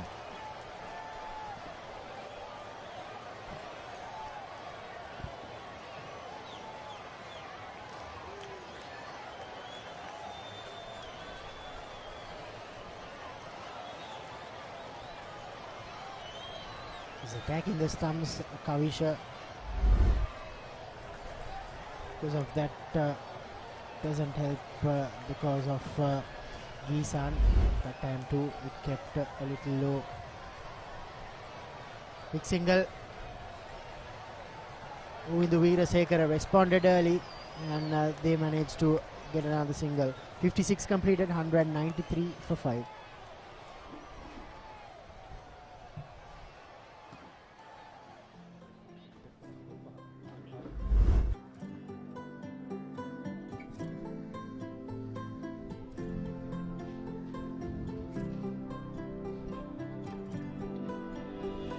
The wickets to fall so far. First it was Sinaj Vardhana, and then the second wicket to fall was Sanvidu, and then skipper Dasis Manchanayaka got stomped as the third wicket, and Rehan Peevish, the big wicket, went for 65, and then Ramiru Pereira tried to go for one hit too many.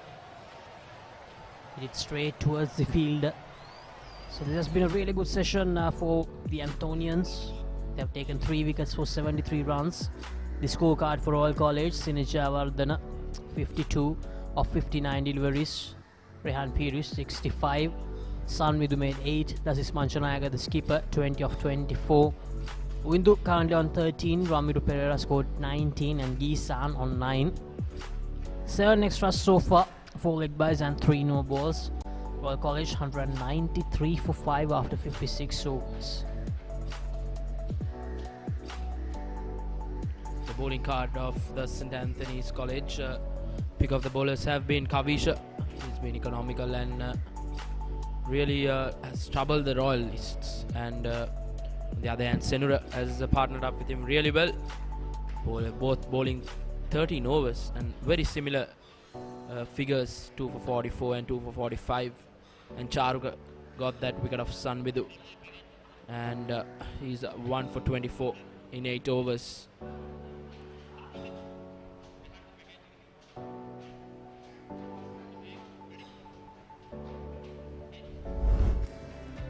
This was that delightful inning from Rehan Pires, the youngster to look on in the future.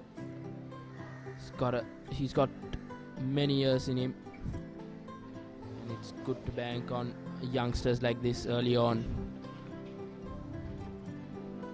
He had some delightful moments in the middle, scored some glorious drives, got into the groove early in the morning.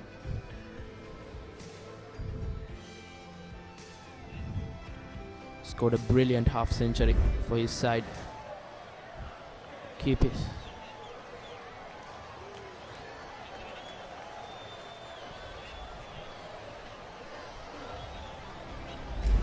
This was the attacking inning from Sineth Jayawardena. It's a beautiful drive off the ball. Just times it so well. He was in a brilliant touch today. Came off an injury, a comeback game for him, and he will be very happy with his performance. Made a brilliant 52 in just 59 deliveries. Royalists can be happy with their opening pair. Just come out on top against a very good bowling attack in this St. Anthony's bowling lineup.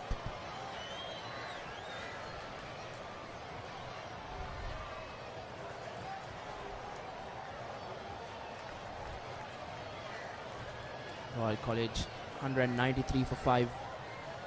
They have been scoring runs. They have been ticking that scoreboard really well. We'll want to get as many as possible to put some pressure on St. Anthony's.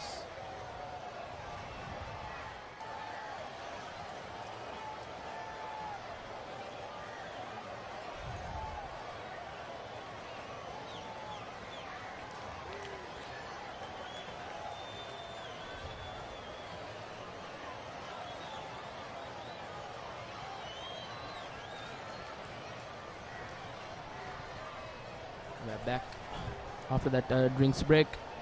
Royal College 193 for 5. Charu got a ball from the university end. Royal batsman a crossover for a single. Both the batsmen have faced 27 deliveries each. And Ovidu will be the explosive batsman here. He's known to play his shots. Very attacking batsman.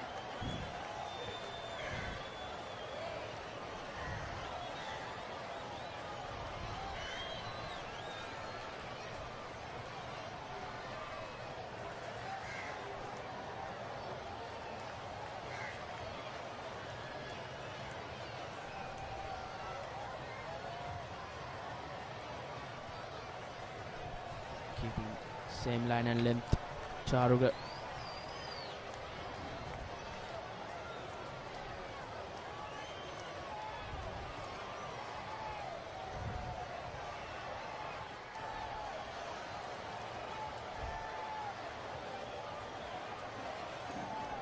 Batsman crossover for another single. Keep that scoreboard ticking.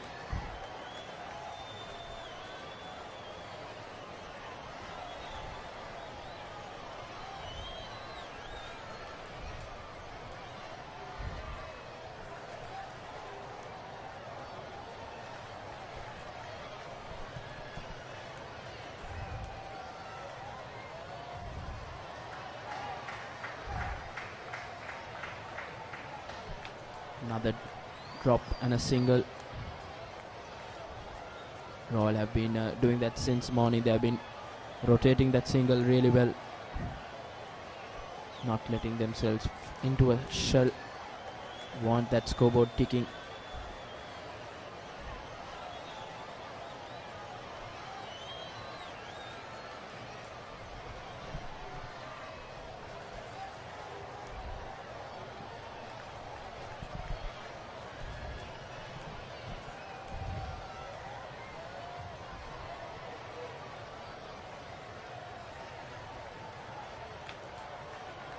single to finish the over. At the end of 57 overs, Royal College 197 for the loss of 5 wickets.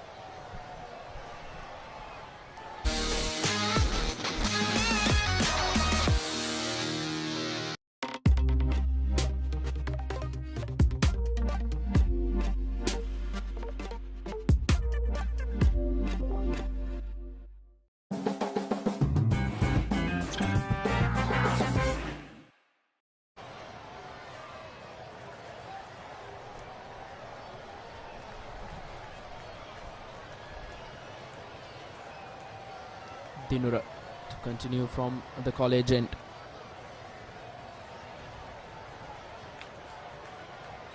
Nairobi Singh, captain of St. Anthony's, will want a wicket from him.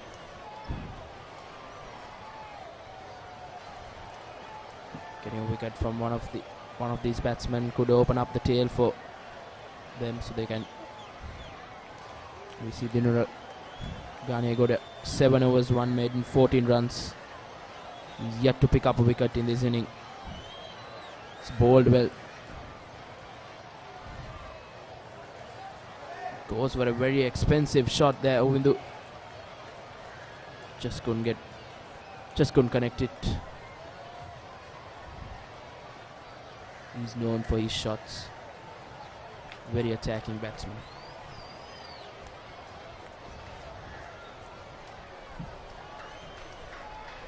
Another quick single from Ovindu.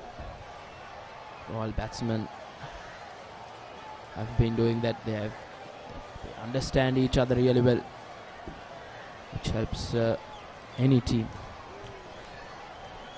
to run between the wickets.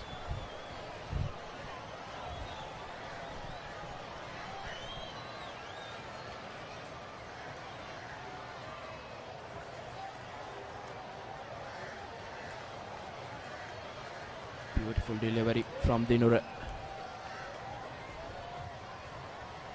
Has been bowling really well, but he's yet to pick up a wicket in this innings.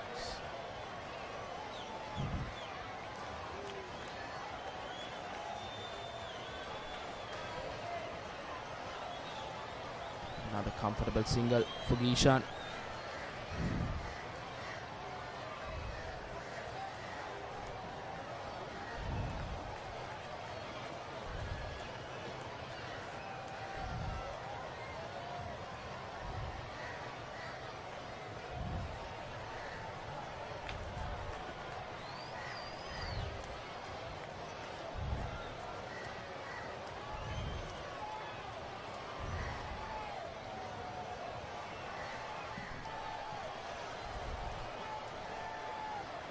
Royal College 1 run away from reaching the 200 run mark.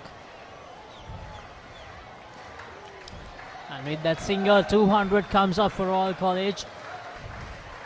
And that's also the end of the 58th over. Royal College 200 for the loss of 5 wickets.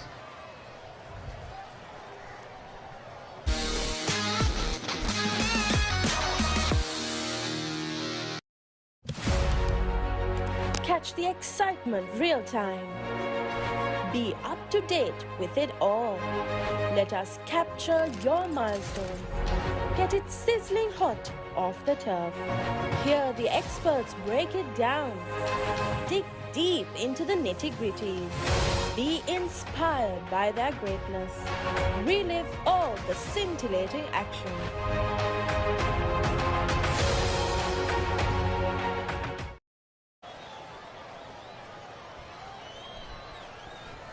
Charu Naika, 9 overs, 1 for 28. Couldn't find any luck after that very first delivery he bowled today. Windu Vidasekara on 17 and Gisan on 12. Tries to go down the ground with Vidasekara, unable to find the connection.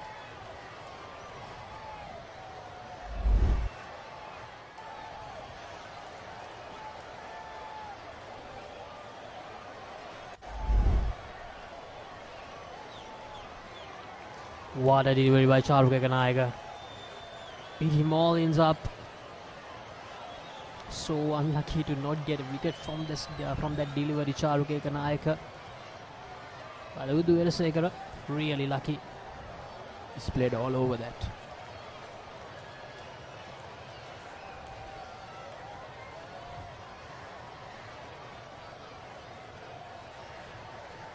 Straight towards the field.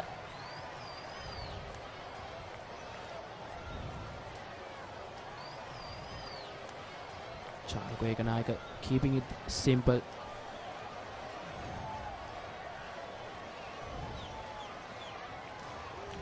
We have around 45 minutes remaining till the end of the second session, so it will be interesting to see what Royal College batters decide to do. They lost 3 wickets during this session, 3 wickets for 80. They were 120 for 2 at the end of the first session, in this first day of this traditional cricket encounter between Royal College and St. Anthony's College.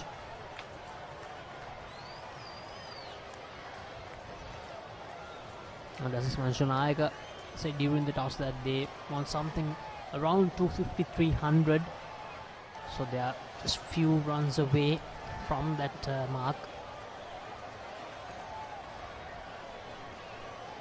If they don't get to that mark, they will be really disappointed with that opening stand. They will want to go big in this innings, and that's the end of the 59th over. Royal College 201 for 5.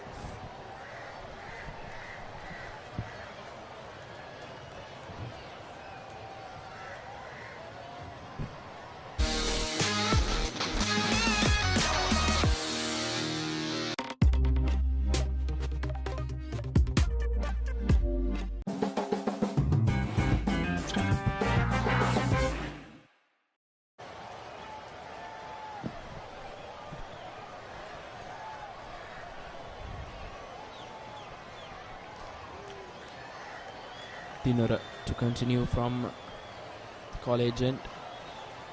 Bowled a very good over in that last over.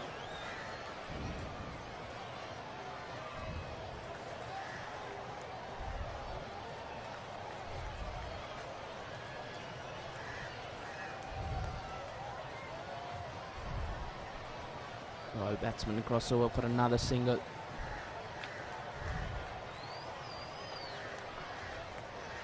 Singles have been coming with ease here for Royal. So Anthony should apply a bit more pressure if they want to get a wicket or two.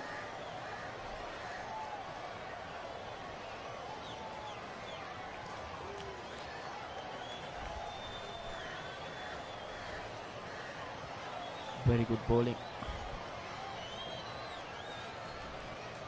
from Dinura. He for sure deserves a wicket here.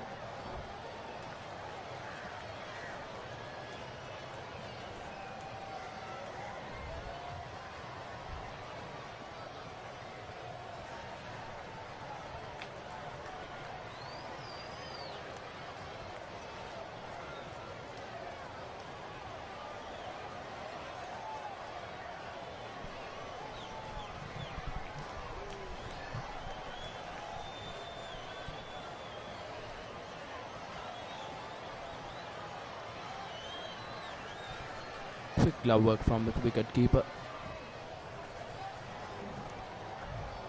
Kishan was already inside the crease.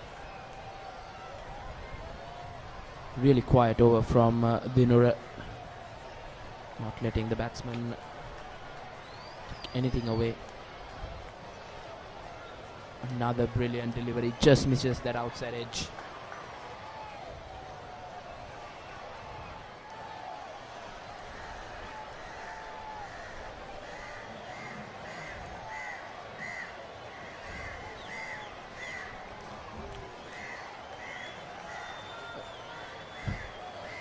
Another excellent delivery from Dinura.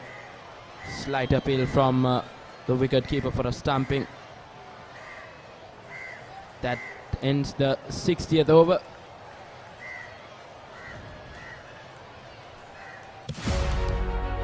Catch the excitement real time. Be up to date with it all. Let us capture your milestones. Get it sizzling hot off the turf. Hear the experts break it down. Dig deep into the nitty-gritties. Be inspired by their greatness. Relive all the scintillating action.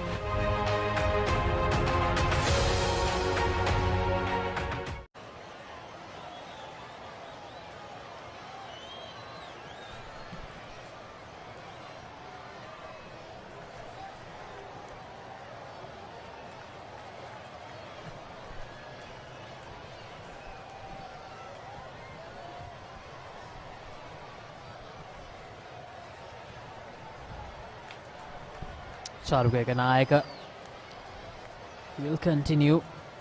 Veerasegara tries to go down the ground. That's like the third time that he tried that during the last 2-3 overs, but was unable to find the connection during any of those attempts.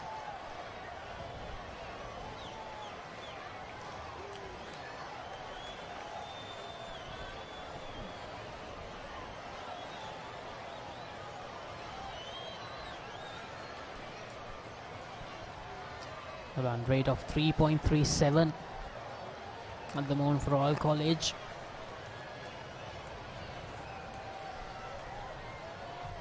Partnership of 25 from 64 deliveries. Now these two, they had to steady the ship once again for Royal College after the loss of those 3 quick wickets. Now just when skipper Dasis Panchanayaka and Rehan Peris were going to just dismantle the Antonian bowling, they got out. And the live score update from the encounter between St. Sebastian's College and Richmond College. St. Sebastian's College 156 for 7 at the moment in their first inning.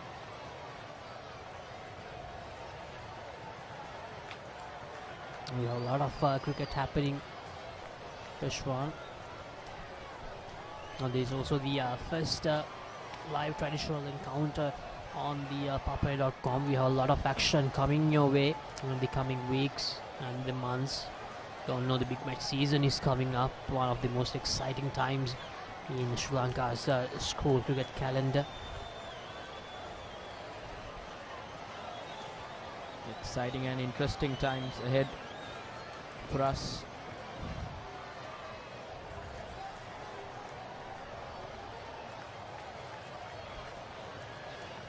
That's the end of the 61st over. Royal College 203 for loss of 5 wickets.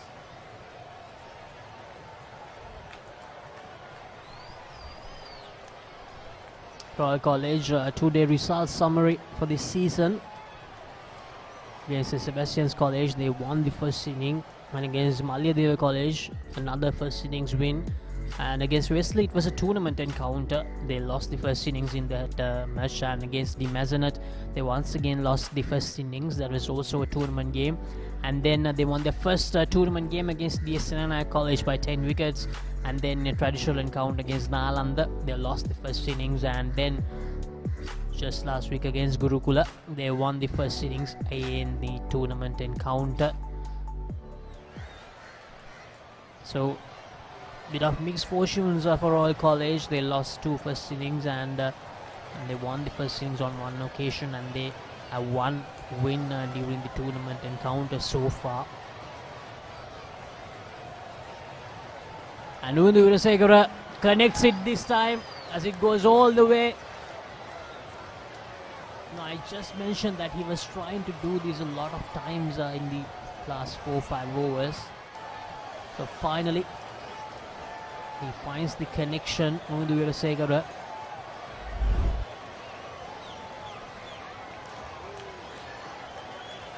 It was about time until he approached that kind of shot. Clean hit from him, and that's a second 6 in this Royal innings.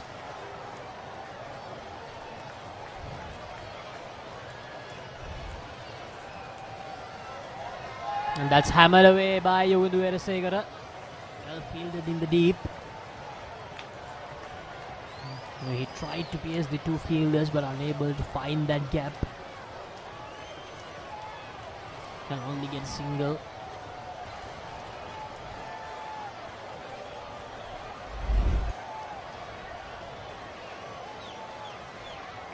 We nearly fumbled it. And we saw a lot of misfields from St. Anthony's College, especially during the first session. There were 2 drop chances as well of C.H. Vardhana when he was in the 20s.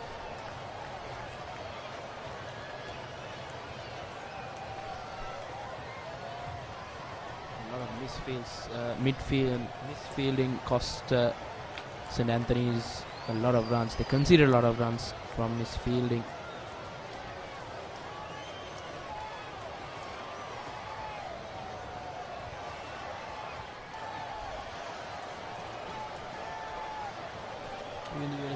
Looks like he's trying to cut loose here to get some quick runs for Royal College before the end of the session.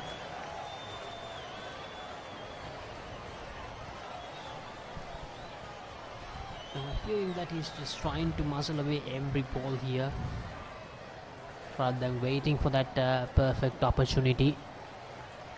So end of the 62nd over, Royal College 212 for 5.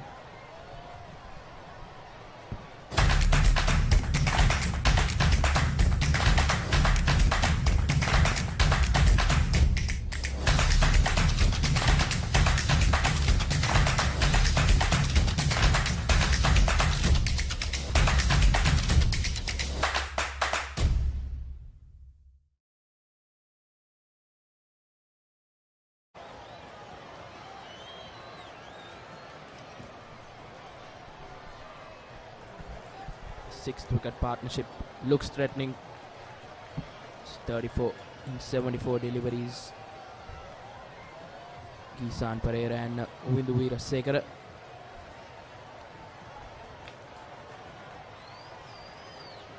St. Anthony's bowlers will be looking on to somehow break this partnership before that tee.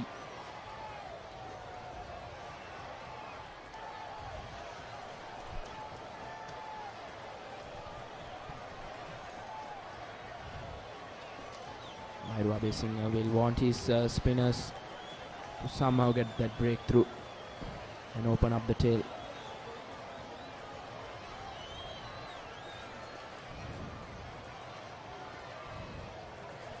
Royal College have laid a foundation to score a big total here in the first innings, stamp their authority in this game.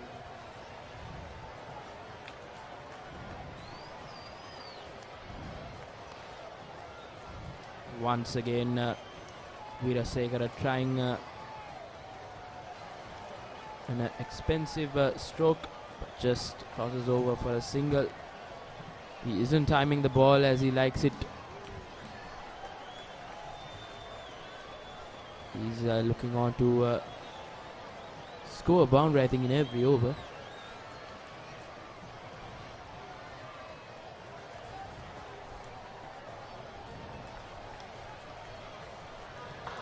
Gisan into the act here. Beautiful boundary.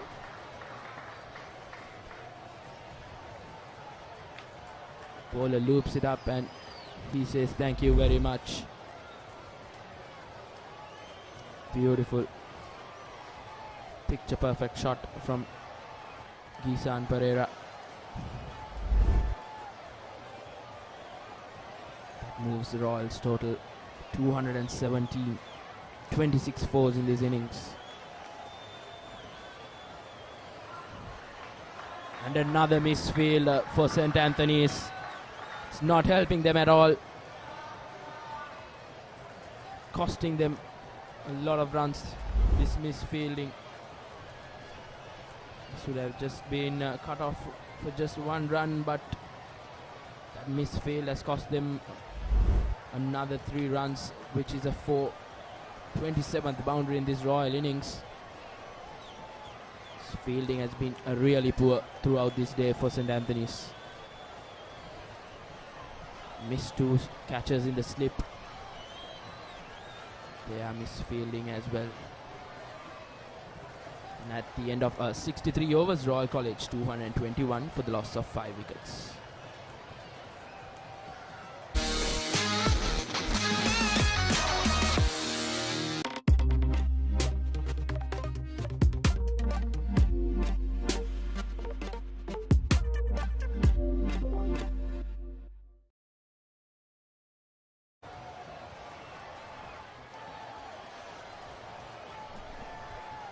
After 63 overs, Royal College 221 for 5. With Veerasekara on 29. Gisan on 21. A little partnership growing here for Royal College. They lost 3 quick wickets when they were going really well. Brad Pearce and Dasis Panchanayaka just about to run away with this encounter when the Anthonian bowlers struck back.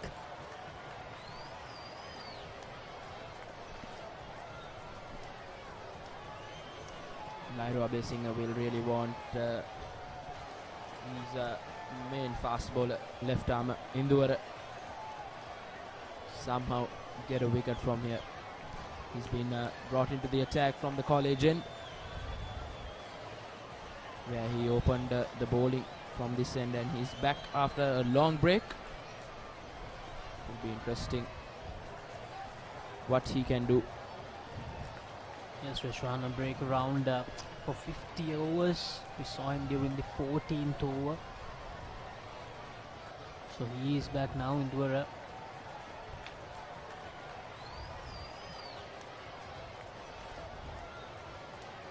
he needs to look for a wicket here. If this partnership continues to blossom for Royal College, Anthonians will be in a lot of trouble. Indura Galapitage, 7 overs, none for 29. Went for some runs early, but he bowled well. Didn't have the luck on his side. Beat that outside edge a couple of times. And just as you said it, beats the outside edge once again.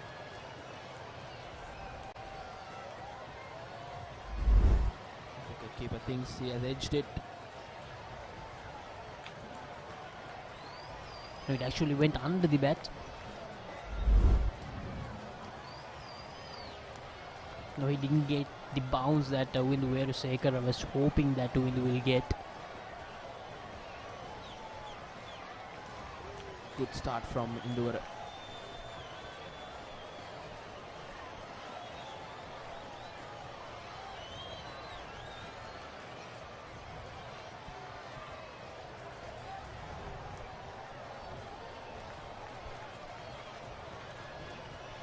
And it will be interesting to see what the Royal College skipper decides to do. Whether they will keep on batting until the end of the day to make a score over 300, or will they declare just few overs before stumps on day one? So, try to take some wickets.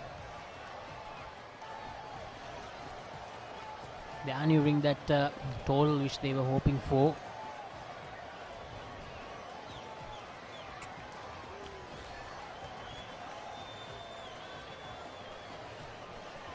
Happy shot from Ovindu.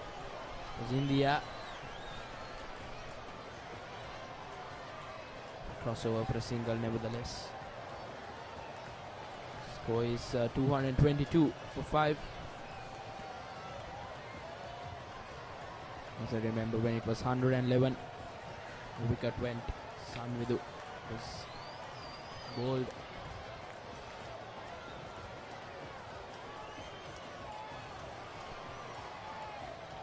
Oh, beats the batsman once again in Indura Galapitage. A really good return here.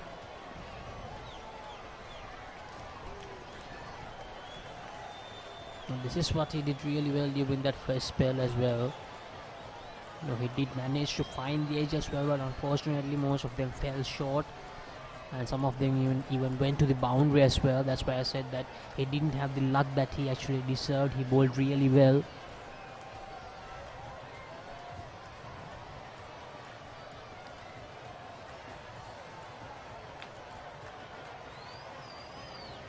A slight hesitation between the two batters, but somehow they get the run.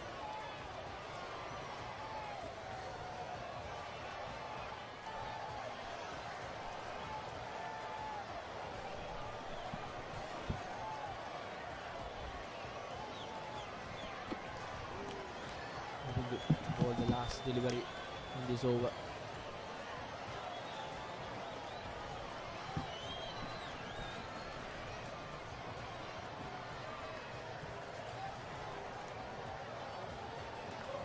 That's the end of the 64th over. Royal College 223 for the loss of 5 wickets.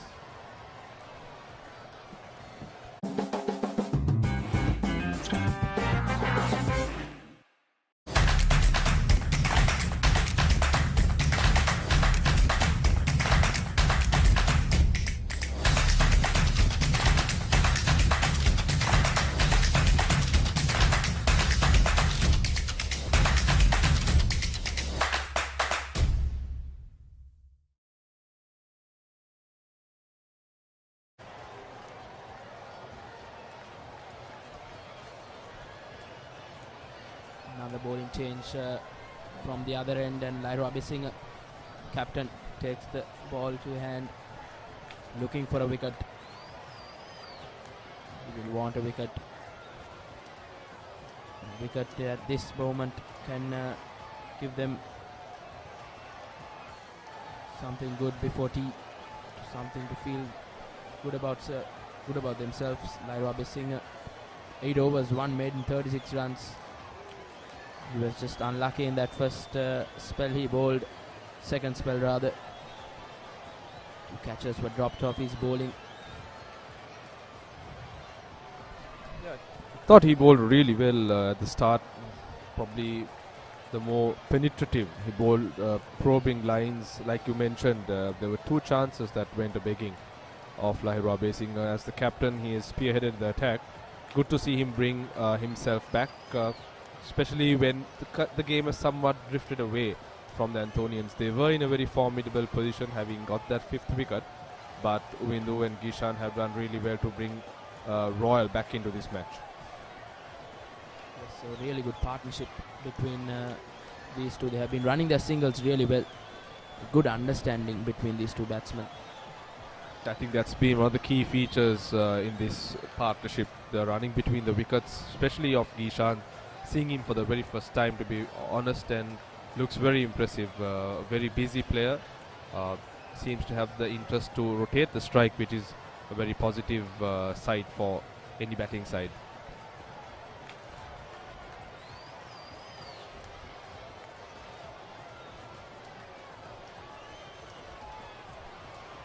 Abising has the height and the build to really hit the deck hard. Everything what a fast bowler asks for is, he's equipped with the stature, with the experience. I'm sure the Anthonians will be looking for a wicket or 2 as they head into tea in another 20 minutes. He would love a wicket here.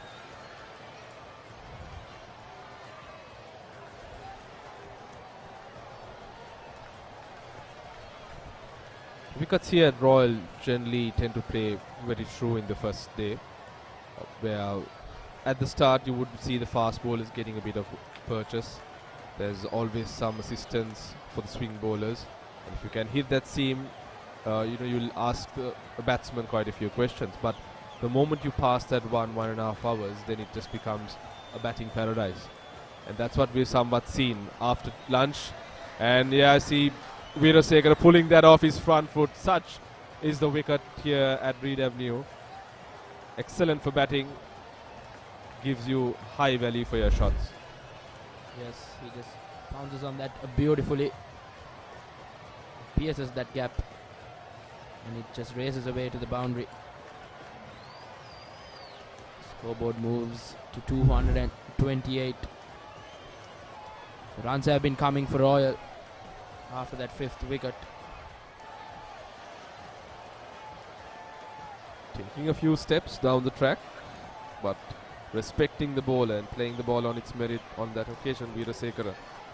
Yeah, it's been a very level-headed inning, I must say, from Veerasekara, who is the most senior of the 2 batsmen, playing in his 3rd year. And to see Gishan giving him, very valuable support and build this partnership is very impressive.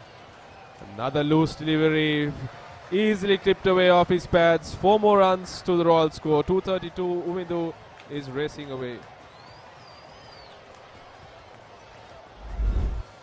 Really poor delivery from Lairo Abising. Just had to play at its merits.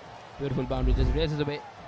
And at the end of 65 overs, Royal College 232 for the loss of 5 wickets.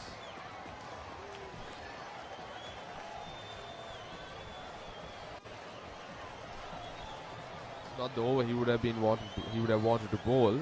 Leaked a few boundaries, and I think what they need is a few tight overs, probably 2-3 maidens. Get the batsman second guessing and getting the batsman to make a mistake. They've not been able to do that over the last phase of play. Let's say for about 45 minutes to 1 hour, especially because of the point that we just spoke of, the running between the wickets. They put in a lot of pressure to the fielders, and it's made the bowlers too having to think twice in terms of what lines and lengths they're supposed to bowl. So kudos to the batsman for making it that much more difficult. Conditions, like we know, it's not very easy out there. It's been a very hot and more so a humid day.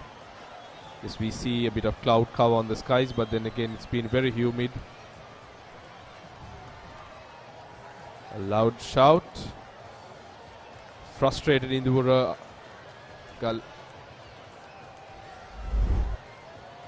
Galapitage walks back to his bowling mark. He's beaten that outside edge many times in this innings. That opening spell, really bowled really well, but beat that outside edge so many times. Just unlucky. And even in that early over, he missed that outside edge a couple of times, and once again here, the very first delivery of the over.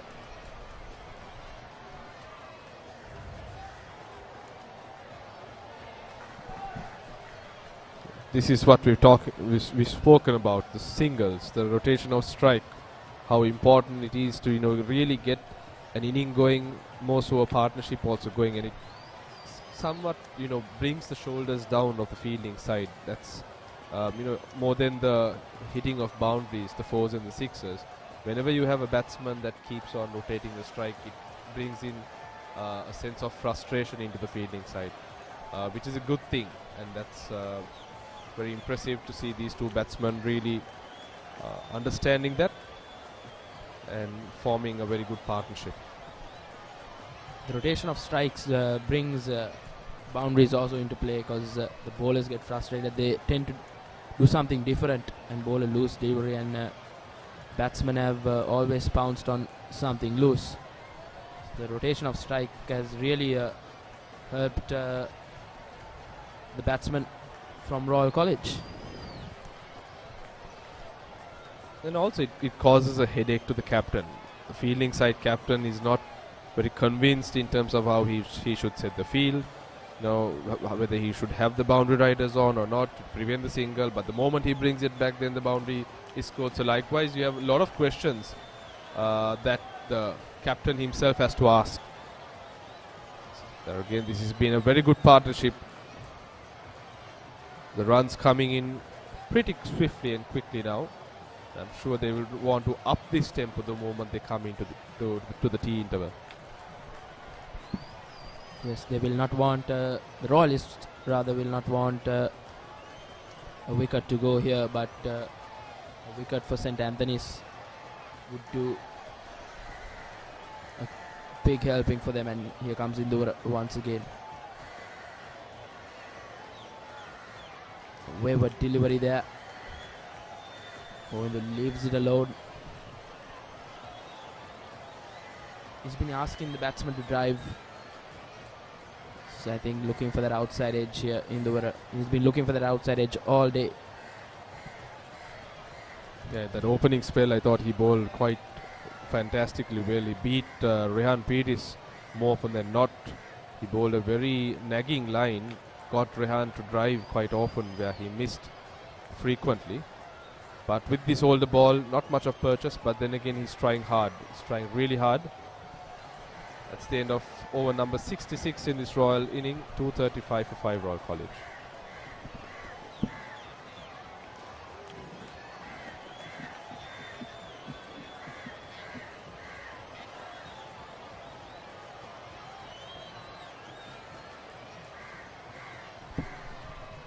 Results of the Antonians so far in the two-day competition. 2022-2023 season against Nalanda, there was no results. But against Thurston College, winning it outright by innings and 32 rounds, massive victory for them. And against Richmond, first innings win would have given them a lot of confidence, because Richmond is a very competitive team, and against Jaffna Central, of course, in the traditional fixture, winning by innings and 189 runs. So they have been on a very decent run, Harun. So coming here would have been a real test for them, because they would fancy the chances against this settled and strong Royal lineup. Yeah, absolutely. Just looking at those stats goes to show that they have come into this game with a lot of confidence, wins under the belt. That really helps the team's confidence, especially when you come into a match with a lot of wins, especially with 4 games just having played, and you mentioned having beaten Richmond on first innings. That's a big morale boost, because one of the top sides in the school circuit. But probably conditions a bit different playing in Colombo. Like you mentioned, Royal probably not playing their best cricket yet. It's a good opportunity for them to make a mark, the Anthonians. But they've showed promise. But especially whenever there's been a partnership built, we've seen the shoulders drop. Not seen that body language showing that they really earnestly want to get into this match. Yes, and I think that's also slightly due to some of the inexperience that Royal team had, beg your pardon, the Antonians have in their midst, because they've we chatted about this during my previous stint with Luxisi as well.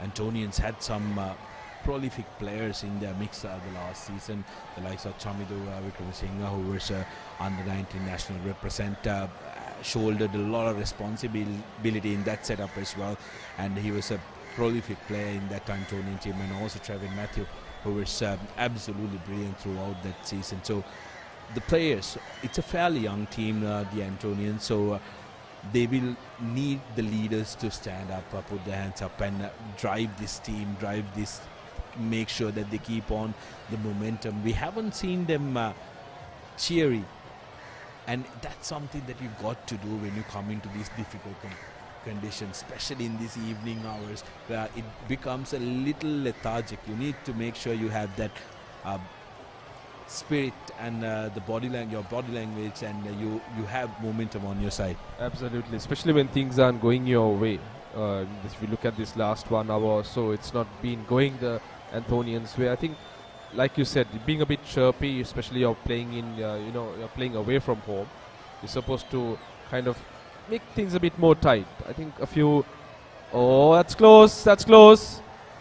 A loud appeal, but square leg umpire turns it down. Well, these are coach killers. These are absolute coach killers, isn't it, Harun? Already, Royal College have succumbed to 2 stumpings. There was 1 stumping chance that was missed by the Antonians early in the innings as well. And here, Gishan throwing all caution to wind.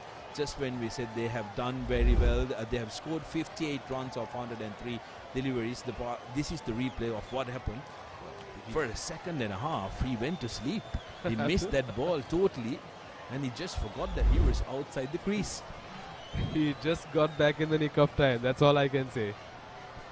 Talking about this partnership in the last over, I think it's been an excellent partnership. Looking at how they have scored their runs, just not by hitting the boundaries, but the way they have run between the wickets. That's been the most impressive segment of their partnership. Absolutely, both the batsmen have recognized the fact that they need to spend some time, do the hard yards to get going, and then when you are done with your hard yards, there are runs to be scored on this surface. And it has been evident of how especially Rehan played. It was unfortunate to miss out on a bigger score, triple figures maybe. Exciting, isn't it? Absolutely exciting when you see a 14-year-old lanky tall. He's going to fill up in the years to come. He's going to put on a couple more centimeters. It's very exciting to see what will turn out of this young lad. Absolutely, a lot expected of him, because he's shown a lot of promise at the junior level as well. Captain the provincial side, so therefore the high expectations from the young lad, and he seems to be living up to the expectations as well. and the performance that he showed today, the performance he's showed over the last 4 weeks or so, playing his first 11 season here at Royal, has been very impressive, and a lot will be spoken of him hopefully soon, for many years to come.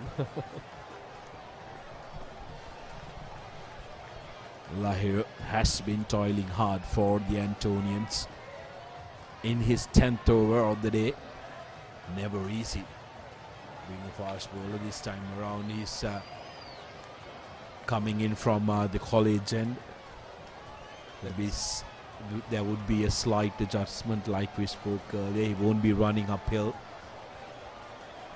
Yeah, it's relatively far less steeper in terms of the slope that we see from the college end. But good to see Abhay Singh taking the baton as the captain. He's trying to create something, trying to bring that breakthrough that the Antonians badly need, because this partnership has kind of taken them somewhat away from this match in terms of giving a good fight and getting into this game. Because Royal 2 will definitely have their plans to declare probably after tea. We'll see the tempo kind of increasing as we approach tea or maybe afterwards. So interesting to see, because they too will want to some other put the Antonians in today and make early inroads. Yes, you would have thought that the progress of the Royal innings would have been a little slow down, or they may have thought that they were in slight bit of trouble when the two set men, Dasis and Ruin, were Reshan was dismissed in consecutive overs. But these two batsmen, Uwindu and Gishan, have settled them down, and they're currently really frustrating the Antonians, because you haven't seen them trying to go after the bowling, but they've been busy. They've run well between the wickets.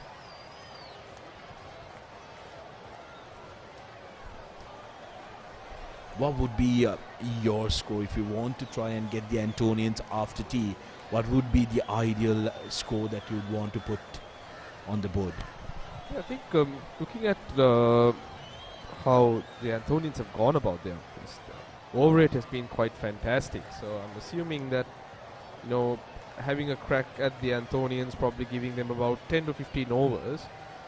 Royal would have about, I say, another 10 overs after tea max, and if they can look to score at around 5 to 6 runs, they are only getting about 60 runs. So 300 should be a no-brainer for me, provided they have wickets in hand, and provide that these two can take, give them some impetus towards that landmark. But yeah, somewhere there and thereabout, 300 would be something that would psychologically also have a positive impact towards the Royal dressing room.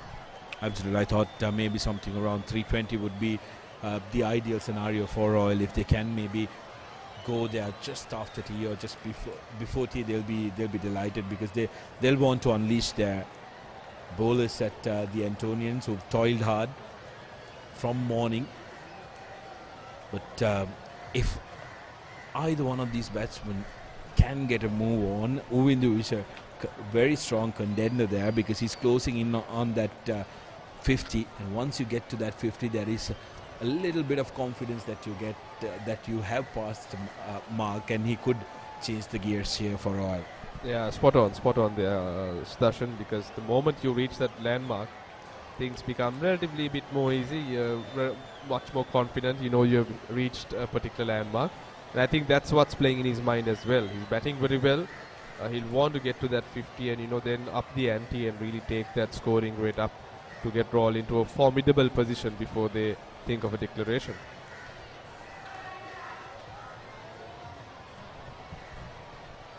Kudos to Abhay Singh, despite it being hard, he's never given up.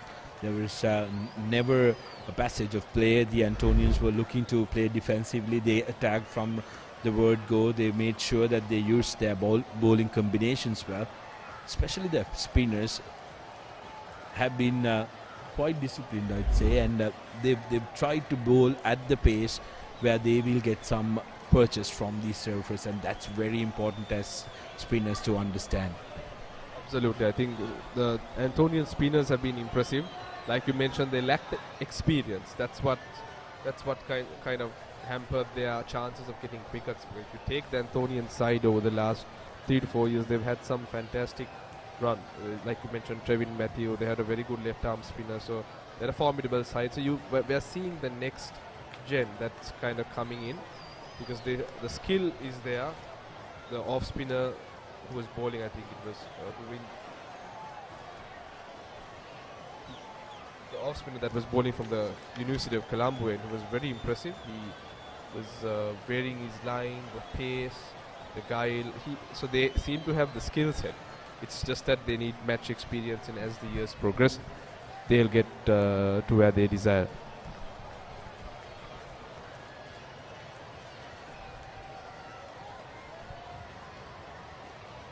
And as we spoke, Veerasekara takes on the left arm spinner. I think that's gone all the way. Yes, it has. Very good use of the feet. Came right to the pitch of the ball, and take a look at this hoist over the bowler's head. Sees it through. No chance for the fielder, and it's a maximum. So this is what we were talking about, Harun. When you close in on that 51 mark, then you know you have reached your first landmark. That is where you want to get at. Then it gives you extra confidence, and also, like you very rightly mentioned earlier, having wickets in hand is going to be absolutely crucial, and that will give a lot of confidence to these two batsmen. Spot on, yeah. The moment that happens, we will definitely see the scoring rate go up. 247 for 5 Royal College after 69 overs. Catch the excitement real time. Be up to date with it all. Let us capture your milestones. Get it sizzling hot off the turf. Hear the experts break it down. Dig deep into the nitty-gritties. Be inspired by their greatness. Relive all the scintillating action.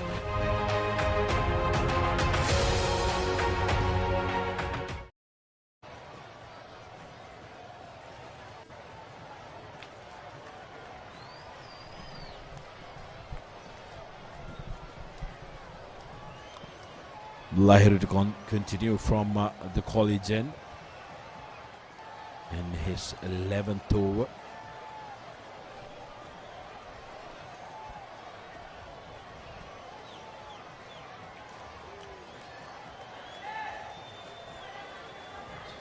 Windu showing intent. Looking at a very tired looking Abe Singh, has really toiled hard right throughout the day, marshalling his troops. He's had a lot of thinking to do as well, especially in terms of seating the field, how he manages, the run scoring, especially these two batsmen. I think the hallmark of their inning has been the running between the wickets, which has caused a big headache to the Anthonian captain. So more than the bowling, I suppose that's probably taken toll on his, cricket brain today. Absolutely, because when the batsmen are scoring through boundaries, they are taking a chance. It gives you an opportunity to grab their wickets, but it's really absolutely frustrating, isn't it, when runs are taken off singles and easy doubles. Oh, that seems to be going down the leg side. Antonians to their defense have been quite decent in the field. There have been a couple of missed fields, but overall they've been quite decent in the field. They've moved about. Like we spoke earlier, we'd prefer to have a little bit more life in the field of the fielders. We can sense the sounds have come down, the shoulders have dropped. They're just going through the motions. They're not trying to make anything happen at this point in time. Ideally, if you want to make things tight, bowl a couple of maiden overs, bring in the field. That's something that you would want to do. But we don't see that happening. And as we speak, Veerasekara comfortably crosses over to reach another half century this season. He's been one of the mainstays for Royal College. A very crucial 50 and a very well compiled one. Beautifully compiled 50 by Windu. 50 of 73. He's looked positive from the moment he stepped in here, and has given Royal a very good pedestal to work out from after being in a difficult position when they lost their two set batsmen.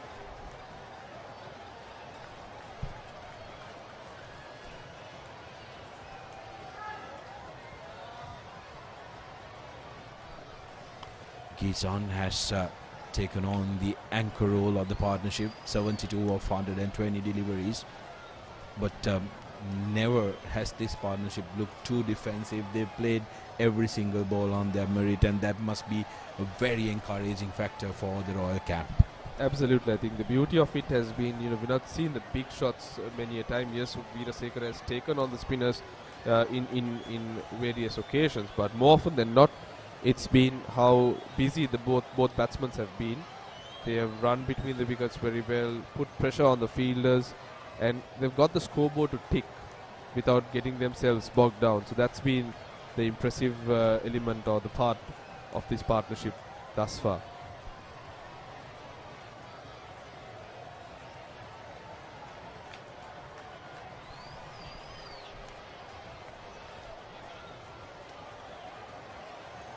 Final delivery of Lahiru's 11th over. Having bowled 65 deliveries so far, he's leaked out 49 runs and make that 60, whereas Uvindu has gotten his 50 in 73 deliveries. It has been a good knock by Uvindu as the umpires decide it's time for tea. It's time to get some refreshments in your system for everybody. Has been an interesting session, isn't it? Royal College did very well to start off this second session.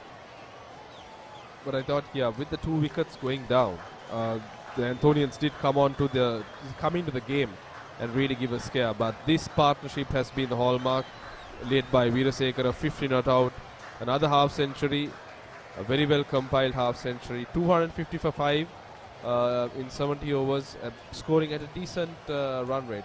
It's been an impressive session. I'd say tilted more towards the Royal camp. Yes, absolutely. I think I do agree. And mainly because of the fact that they have wickets in their favour. They have 5 more wickets that they can throw at.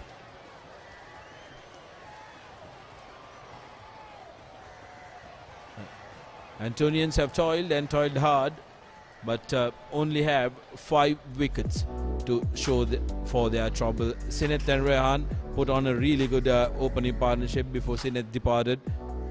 Savindu's stay was brief, but Rehan and Dasis then taking on the Antonian bowling with Dasis looking to accelerate, but suddenly both of them, Dasis and the set batsman Rehan, were dismissed by the Antonians. But then came Uvindu and Gizon together after the dismissal of Ramiro, who managed to really put brakes on Antonians' dominance in this second session. So 3 wickets dismissed in the session, but Uvindu and Gizon managing to seal the honours in the 11th hour for Royal in this session. Correct. I think 3 half centurions. Unfortunately, so we'll only see Veerasekara whether he'll go on and make that mark. We see the bowling card. The spinners are the main ones that have come into the to this match. If you look at Kavish, Senura and Charuka, the spinners have really bowled well. The fast bowlers did look, somewhat probing at the start, but then again, conditions have been so conducive for batting. There's nothing much on offer on this pitch. We saw many stumpings like we spoke of early. And pretty much apart from those couple of chances, it's not been very easy for the bowlers on this track. Something that we can expect to favour them better tomorrow. But today, as we see the day progressing, it'll just get better and better for batting. Kavisha Senura and Charaka has been the wicket takers, but spare a thought for Induvare as well, who was impressive throughout, and also Rahiru, who has been toiling hard. Induvare specifically because of his beautiful action and also economical spells of bowling, having bowled earlier. Session highlights: we've had some action, very good action in this session, with the Royal skipper making his intentions clear soon after lunch. His pet shot is one of his favorite shots, the sweep. We saw him playing it many a time, even the reverse sweep. Considering how he plays, that's his game, where he's very nimble-footed, moves relatively well on the crease. Ryan Pires, another. Oh, that's the stumping that we were just talking about. We spoke of how Senura was very impressive with his off-spin bowling. And Ryan Pires, a real find for the Royalists. That was the wicket of Pires. Fantastic catch. Fantastic, and completely against the run of play, isn't it? Rehan looked so very good up to that point, and then comes the sudden dismissal. Pereira too took the mickey off the bowlers before he was dismissed, but he too is an aggressive batsman. He can really take it on. Take a look at this. He used his feet very well against the bowling, but his dismissal. This was the dismissal. Had Pereira been there would have been something different in terms of the tally, because he's very aggressive. Goes after the bowling, uses his feet very well, like you mentioned. But this partnership has been the hallmark of Royals' inning. Both of them have played very, very positive cricket. By positive, I don't just mean the boundaries, but the way they have scored their runs, taking the singles, converting them into twos, putting the pressure on the fielder, and then getting the boundaries as well at the same time. So it's been an excellent display of batting by both Gishan and Umidu. I'm sure the conversation in the dressing room in this interval would be to up the scoring rate and get into a position where they can comfortably declare and put the Anthonians in today evening. Yes, both batsmen walking out with a smile on their face, and with that performance they do take the second session as well. Royal College so far winning both the sessions, so Antonians will want to make sure that they tighten the screws around the Royalists, whereas Royal would fancy a go at the Antonians at least later in the day. We'll go for a quick commercial break, and when we come back we will have the action of session number 3 of day 1.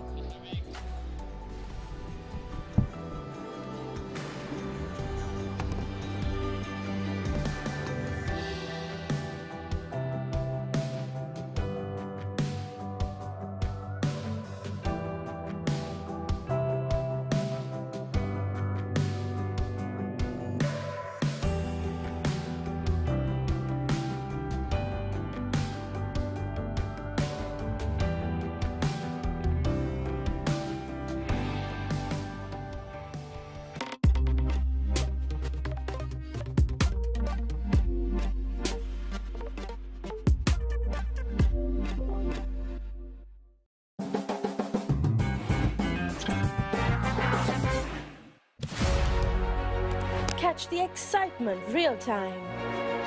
Be up to date with it all. Let us capture your milestones. Get it sizzling hot off the turf. Hear the experts break it down. Dig deep into the nitty-gritties. Be inspired by their greatness. Relive all the scintillating action.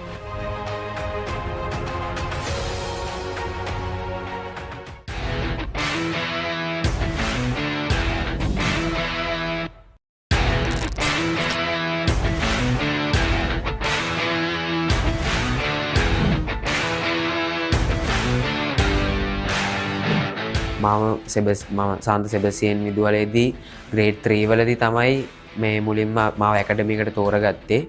ඇකඩමි එකේදී කියන්නේ අපි මුලින්ම tennis බෝලෙන් තමයි පටන් ගන්නෙ. ඊට පස්සේ තමයි ලෙදර් බෝල් එකට යන්නේ. ටෙනිස් බෝලේ හොඳට කරගෙන ගියාට පස්සේ ග්‍රේඩ් 3 එකේ ලාස්ට් ටර්ම් වෙද්දී මාව 13C ටීම් එකට තෝරගත්තා. එතනදී අපිට එහෙම ලොකු මැච් තිබුණේ නැහැ. ඉතින් ඒ දවස්වල ඊට පස්සේ එතනින් පස්සේ මාව 13 ඒ ටීම් එකට තමයි ගත්තේ. එතනදී අපිට මැචස් 5ක් ගහන්න තිබ්බ. මේ ඒ මැචස් පහේදීම අපි කණ්ඩායමක් විදිහට හොඳට කරා. ඊට පස්සේ එතනින් පස්සේ under 13 මගේ අන්තිම අවුරුද්දට කලින් අවුරුද්දේදී හරියට ටූර්නමන්ට් එකක් ගැව්වා. සිංගයගෙන් තමයි මේ ස්කූල් ක්‍රිකට් එකෙන් කරේ. ඒකෙදී මම බෙස්ට් බෝලර් වෙනවා. එතනින් පස්සේ තමයි මම එන්නේ 13 last year එකේදී තමයි මම එන්නේ මේ සාන්ත ජෝසප් විදුහලට. ඊට පස්සේ එතනින් ඇවිල්ලා මම අවුරුද්දක් ක්‍රිකට් ගැහුවේ නැහැ. මට ඔබ්ජෙක්ෂන් ලෙටර් එක මේ හම්බුනේ නැති හින්දා. ඊට පස්සේ මම under 15 first year එකේදී සෙල්ලම් කරා සාන්ත ජෝසප් විදුහලේ. ඊට පස්සේ under 17 එකේදී තමයි මාව under 17 එකේදී first year එකේදී තමයි මම මේ under 17 එකේදී බෙස්ට් බෝලර් වෙලා under 15 එකේදීත් බෙස්ට් බෝලර් වෙලා ඒ අවුරුදු දෙකේදීම බෙස්ට් බෝලර් වෙලා තමයි මම තමයි ක්‍රිකට් පටන් ගත්තේ.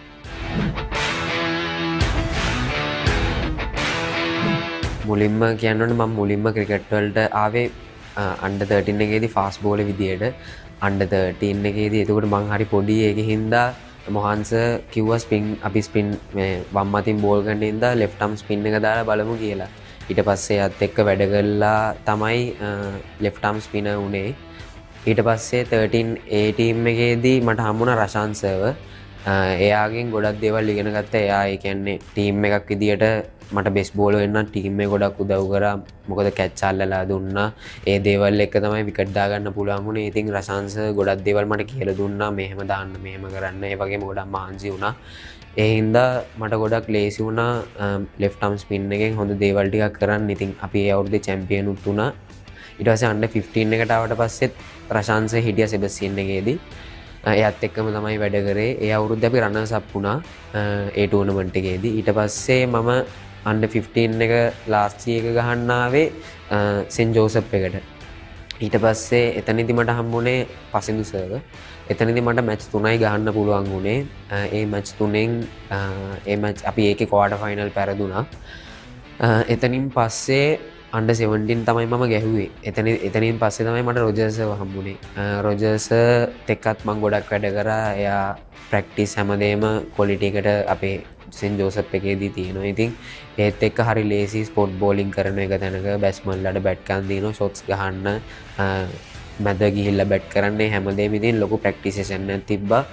ඒත් එක්ක ප්ලේයර්ස්ලා ගොඩක් ඉම්ප්‍රූව් වුණා. ඉතින් ඒ අවුරුද්දේදී ප්ලේයර්ස්ලා 4 දෙනෙක්ම වගේ under 19 නැෂනල් ටීම් එකටත් ආවා. ඉතින් ඒ වගේ ගොඩක් දේවල් කණ්ඩායමක් විදිහට කරන්න පුළුවන් වුණා. ඒ අවුරුද්දෙත් under 17 එකද අපි චැම්පියන්ස්ලා වුණා. ඊට පස්සේ under 17 ගහන අවුරුද්දෙම ඒක ඉවරනාට පස්සේ අපිට 2 day tournament එකේදී මට අමතක වුණ වෙන දෙයක් තමයි quarter final match එක අපිට රිච්මන්ඩ් ලව තමයි හම්බුනේ. ඒකෙදී කමිදු අයියයි ධනංජය ලක්ෂාන් අයියා ඒගොල්ලෝ ඒ දෙන්නම සෙල්ලම් කරා. ඉතින් ඒගොල්ලෝ under 19 world cup ගිහිල්ලා වෙලා එතකොට අපිට හිටියා ජෙහාන් ඩැනියල් JD අයියා හිටියා. ඊට පස්සේ රෙවාන් කෙලි නිපුන් සුමන සිංහ ඒ under 19 ගිහිල්ලා ආපු කට්ටිය හිටියේ world cup එක. ඉතින් ඒගොල්ලොත් එක්ක ගහන්න හම්බෙච්ච එකත් ගොඩක් සතුටුයි. ඉතින් ඒ අවුරුද්දේ ඒ quarter final match එකේදී මමයි අෂේන් ඩැනියලු එකතු වෙලා ලාස්ට් එකට පාර්ට්නර්ෂිප් එක තියෙන 178ක් quarter final එකේදී ඒකත් අමතක නොවන දෙයක් තමයි මගේ ජීවිතේ. එතනින් පස්සේ තමයි මට හම්බුනේ under 19 national team එකට select වෙන්න.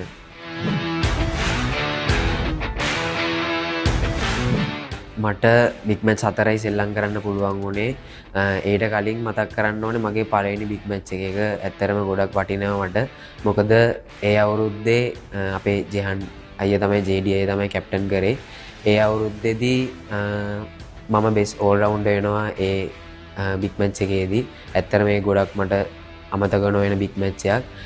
ඊට පස්සේ අපි ඒ සීසන් මම big match අවුරුදු 4යි මම සීසන් 5ක් සෙල්ලම් කරා under 19 එකේදී.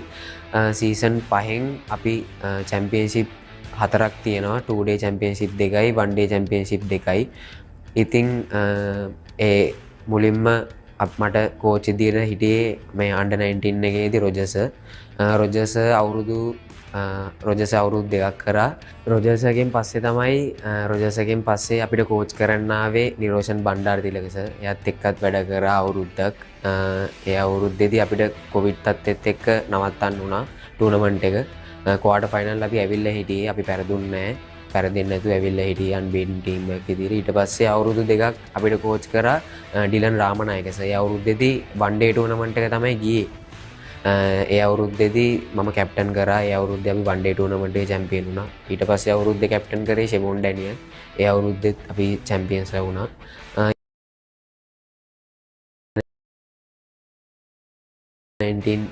ටූර්නමන්ට් එක ගියේ.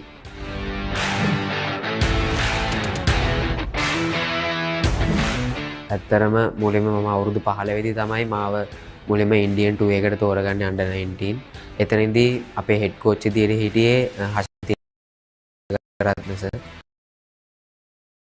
ඊට පස්සේ ඇසිස්ටන්ට් කෝච් විදියට හිටියේ චමින්ද වාස් සර්. බෝලිං කෝච් විදියට හිටියේ චමිල ගමගේ සර් හිටියා. ඒ වගේම හිටියා Sachith Pathirana sir spin bowling coach විදියට. ඒගොල්ලොත් එක්ක තමයි අපි වැඩ කරේ. ඒ කෝච්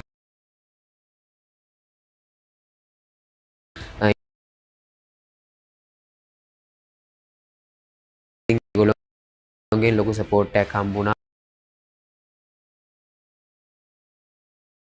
ඒම මගේ කණ්ඩායමටත් මම ඉන්දියන් ටුවර් එකේ මට පළවෙනි ටෙස්ට් මැච් එකේදී තුන්වෙනි දවසේ මගේ බෝල වැදිලා ඇඟිල්ල පල්ල ගියා.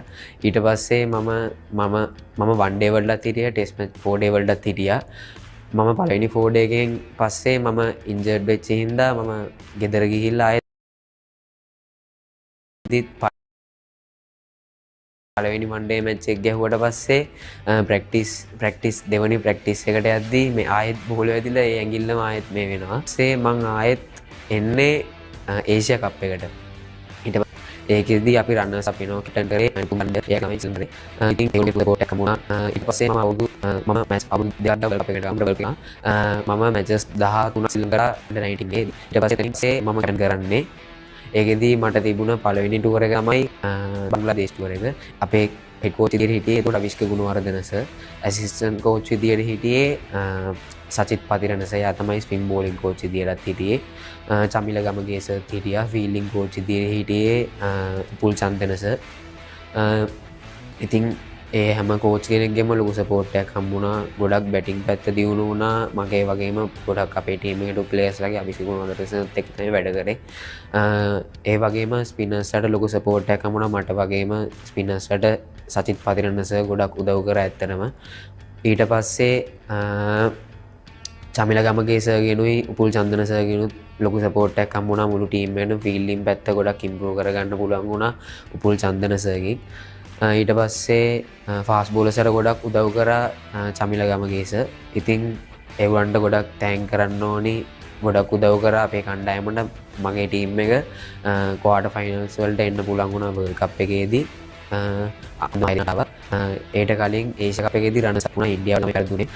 ඉතින් ගොඩක් සතුටුයි අපිට හොඳ දෙයක් කරන්න පුළුවන් වෙච්ච එක ගැන. 2022 වර්ල්ඩ් කප් එකට තමයි ගියේ. ඒක තමයි මම නායකත්වයේ දැරුවේ.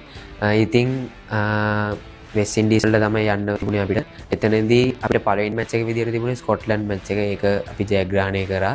ඊට පස්සේ තිබ්බේ ඕස්ට්‍රේලියා එක්ක. ඉතින් ඒක ඊටාම හොඳ තරගයක්. ඉතින් අපේ කණ්ඩායම උනත් හොඳ ප්‍රෙපෙයාර් වෙලා තමයි හිටියේ. හොඳ මෙන්ටැලිටි එකක් තිබ්බා අපේ ටීම් එකට. ප්‍රැක්ටිස් සෙෂන් හැමදේම හොඳට තිබුණා. ඉතින් ඒක හින්දා අපි අනිවාර්යයෙන්ම වර්ල්ඩ් කප් එක හොඳ දෙයක් කරන්න බලාපොරොත්තු වෙන තමයි අපි අනිවාර්යයෙන්ම ගියේ. කණ්ඩායමත් එකමුතු ඉතාමත් හොඳ කණ්ඩායමක් හිටියා. ඉතින් අපි ඕස්ට්‍රේලියාවටත් ගහලා ගැහුවට පස්සේ අපිට තවත් සතුටුයි. ඉතින් අපිට හොඳ ෆයිට් එකක් දෙන්න පුළුවන්. ඉන්දියාව තමයි අපි ප්ලෑන් කරන් හිටියේ හොඳ ටීම් එකක් විදියට. ඉතින් එතනින් පස්සේට හම්බුණා වෙස්ට් ඉන්ඩීස් එකත් අපි. ඊට පස්සේ තමයි අපිට ක්වාටර් ෆයිනල් එකට එන්න හම්බුනේ ඇෆ්ගන් ටීම් එක. ඒගොල්ලෝ 134 ගැව්වේ ඕවර්ස් 50ටම. ඉතින් අපි දන්නේ ඒගොල්ලන් හොඳ බෝලිං ඇටැක් එකක් ඉන්නවා කියලා. ඒ වුණත් අපි හිතුවා අපිට හොඳ දෙයක් කරන්න පුළුවන් වෙයි කියලා. නමුත් ක්වාටර් ෆයිනල් එක හිතා ගන්න බැරි විදියට ඉතින් පෙරදුනා. ගොඩක් දුකයි ඉතින් මැච් එක පෙරදිච්ච එක ගැන. අපි ටීම් එකක් විදියට 6 වෙනි තැනට තමයි ආවේ වර්ල්ඩ් කප් එකේදී. මම ඒකේ විකට් 18ක් අරගෙන වැඩිම විකට් ගන්නවා බෙස් බෝල වෙනවා. ඊට පස්සේ මම සවුත් ඇෆ්‍රිකාවට එරෙහිව ලකුණු 113ක් රැස් කරනවා. මම ඒ ටූර්නමන්ට් එකේදී ලකුණු 268ක් ලබාගෙන විකට් 18ක් ලබා ගන්නවා. මම හිතන විදියට ඒක රෙකෝඩ් එකක්. ඒක මේ ඒ under 19 World Cup වලදී ලකුණු 250ට වැඩි ගහලා විකට් 15ට වැඩි ගත්ත පළවෙනි ප්ලේයර් මම. ඉතින් ඇත්තටම ගොඩක් සතුටුයි කෝචින් ස්ටාෆ් එකෙන් වගේම මගේ කණ්ඩායමෙන් මට ලොකු සපෝට් එකක් හම්බුණා. ඉතින් ඒක හින්දා තමයි මට ඒ දේ ලබා ගන්න පුළුවන් වුණේ. කණ්ඩායමක් විදියට හොඳ දෙයක් කරා. ඉතින් ගොඩක් සතුටුයි.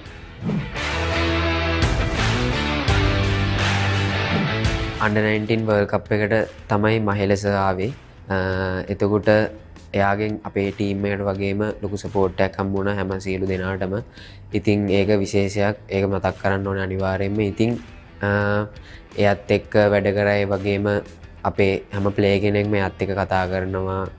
අපේ අවිස්ක ගුණවර්ධන සර් තමයි හෙඩ් කෝච් ඉදිරියේ හිටියේ. එයත් එක්ක කතා කරනවා. ඉතින් ඒගොල්ලොන්ගෙන් ගොඩක් දේවල් අපේ ජීවිතේට ඇත්තරම ක්‍රීඩාවට ක්‍රිකට් ක්‍රීඩාවට ගොඩක් ලැබුණා. ඉතින් ඒගොල්ලෝ ගහලා දෙන ක්‍රිකට් එකත් එක්ක අපිට ගොඩක් දේවල් එකතු වෙච්ච හින්දා අපේ මෙන්ටැලිටි වගේම ඒ ගේම් එකට ගියාම කරන්න ඕනේ දේවල් හරි ලේසියෙන් අපි ඒ දේවල් කරා ටීම් එකක් විදියට.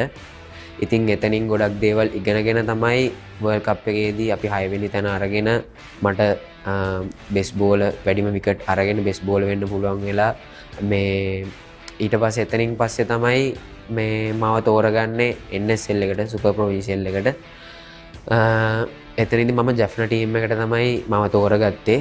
ලංකාවට ආවත් එක්කම මට අනිත් පැත්තට යන්න වුණා. වන් ඩේ ටූර්නමන්ට් එක තිබ්බා. මැචස් 3ක් ගහන්න තිබ්බා. ඒ මැචස් 3 කෝච් කරේ කණ්ඩම් මිසර් තමයි හෙඩ් කෝච් ඉදිරියේ ජැෆ්නා ටීම් එකේ. අපි වන් ඩේ ටූර්නමන්ට් එක චැම්පියන් වෙනවා. ඒකේ මම ෆයිනල් එකේ මෑන් ඔෆ් ද මැච් වෙනවා ලකුණු 74ක් ගහලා. ඊට පස්සේ අපිට එනවා ඉමර්ජින් ටූර් එක. එතනදී අපිට ඉංග්ලන්ඩ් යන්න තමයි තියෙන්නේ.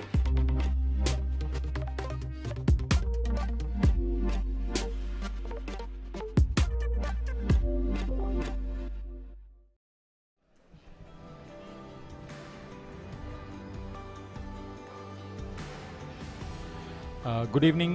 Welcome back to Reed Avenue, the third session of play between Royal College Colombo and St. Anthony's College Katukastota, the traditional cricket encounter 2023, the first weekend of matches on the first term of under 19 inter-school cricket here. Royal put in the bat, sitting pretty at 250 for 5, and these two players put on a decent partnership. They started off well with a good opening stand, where the two openers scored half centuries. That was Rehan Piris and Sinat Javadana, and thereafter we've got Uvindu Veerasekara getting on to a half century. In between there were some good contributions from Dasis Manchanayaka, who got to 20, and this pair Visan Pereira with Uvindu Veerasekara keeping the Royalty in contention. Now they would want to close the match as far as the opposition is concerned. We say a very good evening to Reshwan Pereira. Good evening, Haritha. I think this Royal pair will want to add as much as possible. I think they will give St. Anthony some overs today at the latter part of this session to bat. And as we see, Ovindu Veerasekara 50 not out in 73 deliveries. This innings consists of 4 fours and 2 sixes with a healthy strike rate of 68.49. So he's been the main contributor in this partnership for Royal College. And it's 250 for 5. And a very good position to go and score a big total here. Anything over 300 they would be happy. Kavish Pumal 2 for 54 or 15 overs. He's bowled a lot better than those figures actually tell. Keeping the batsman guessing. He is one of 2 bowlers who has picked up 2 wickets. The other one to do so is the other off spinner. Senura Abesekara. But the big disappointment has been skipper Lahiru Abesinghe. Of course, there was a catch dropped off his bowling, but 11 overs, none for 49. It's a bit of a misnomer for the Sri Lanka Youth International and the Anthonian skipper. He deserved a wicket in that first spell, but catches were dropped off his bowling. Tried to get another wicket just before tea, just couldn't break through.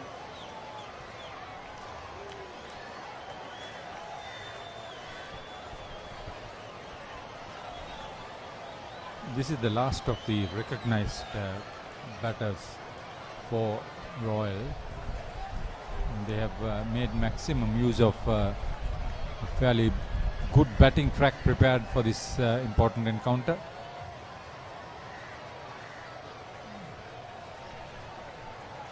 St. Anthony's get a wicket here. They are opening the tail up of Royal College. So that wicket, they've been searching for a very long time. They're just not able to get that breakthrough, because these two have been they have put on a partnership of 74 runs in just 125 deliveries. So they have been rotating that single and getting that odd boundary, which keeps that scoreboard ticking. There have been some close calls, caught behind LBW's close decisions that have gone Royal's way. Again, well flighted, that was pitched outside leg stump.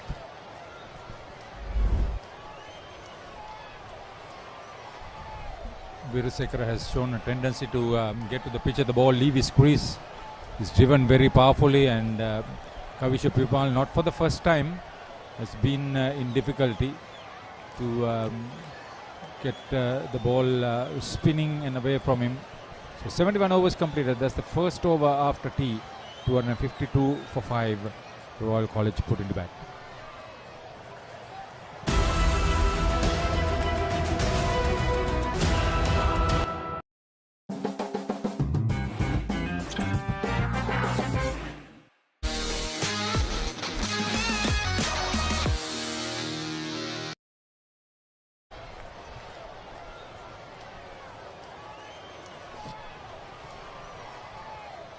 The majestic old lady, dwarfed by the skyscrapers on the background.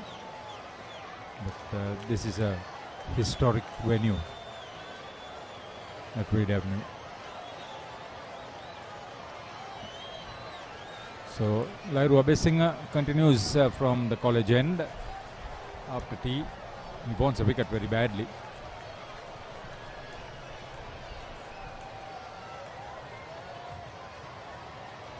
Not that he's bowling bad, but at almost 4.5 runs and over, they have made use of whatever loose deliveries that has come their way. I would say he has been a bit unlucky during his spells. Beaten that outside edge many times. Catches have been dropped from his bowling, so he's been a bit unlucky.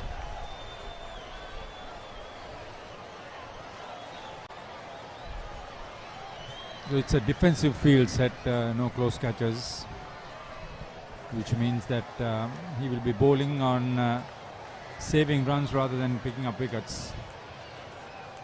Royal wouldn't mind that. That will give them an opportunity to play with a little bit more freedom, especially outside off stump. You would expect the ball to be a little bit short of good length because there is no long off.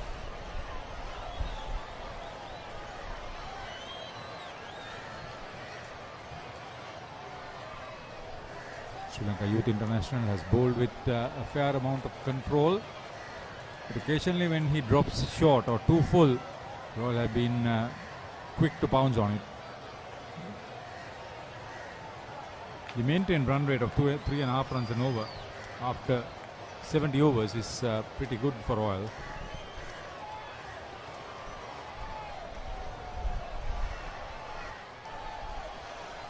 Yes, they have been really rotating that strike really well. They always try to find a single. They try to steal a single out of everything.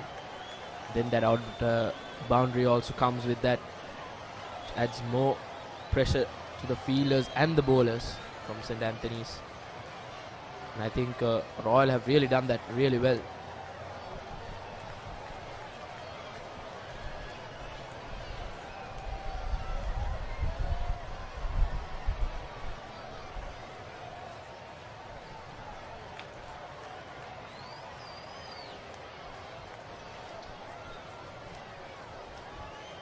It's a bit gloomy in the afternoon. That has cleared up a lot. Not that we've got a very sunny evening, but cool conditions for play to go on.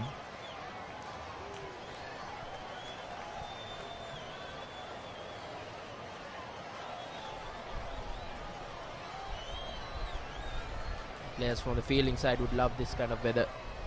It's not very hot or humid, and that's the end of the 72nd over. Royal College 252 for the loss of 5 wickets.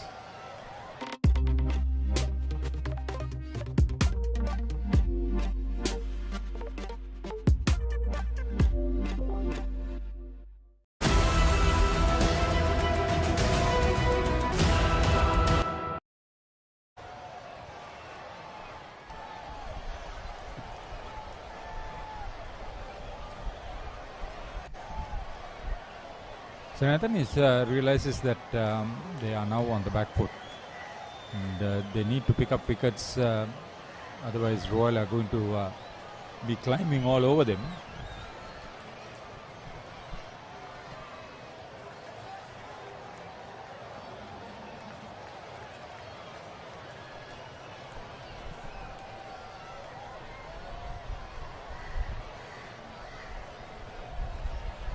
Tendency to play more comfortably off the back foot, Gisa and Pereira.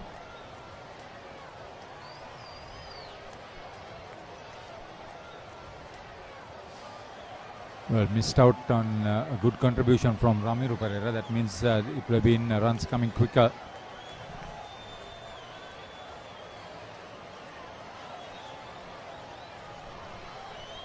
Some turn and bounce once again for Kavisha.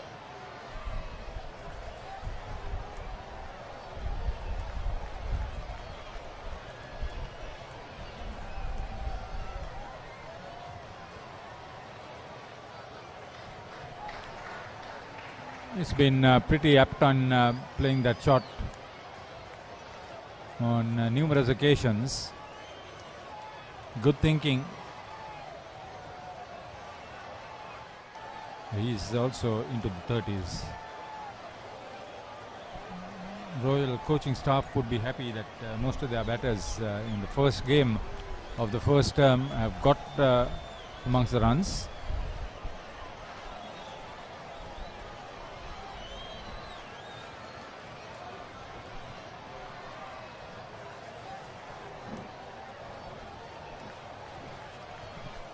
Both these batsmen look very comfortable playing the spin.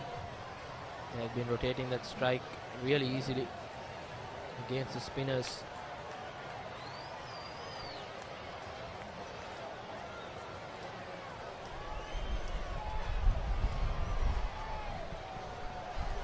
Because the wicket is so docile, the spinners have become a lot more predictable and less threatening for the batters who've been there for some time.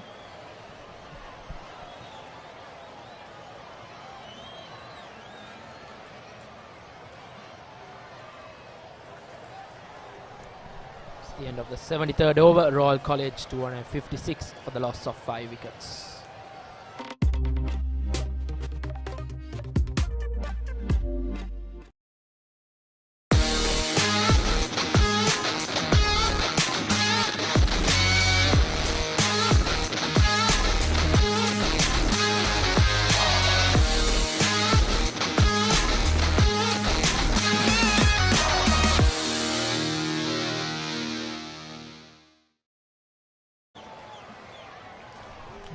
Getting into the first term, Royal have a lot to celebrate as far as the third term match is concerned, despite being hampered by injuries.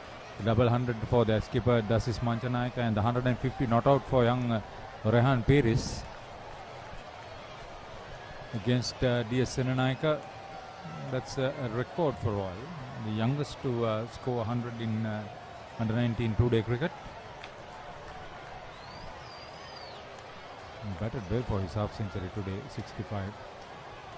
He's got a brilliant future ahead. He has a lot of years left in him. Plenty of years rather. I remember young Nigel Fernando as a youngster.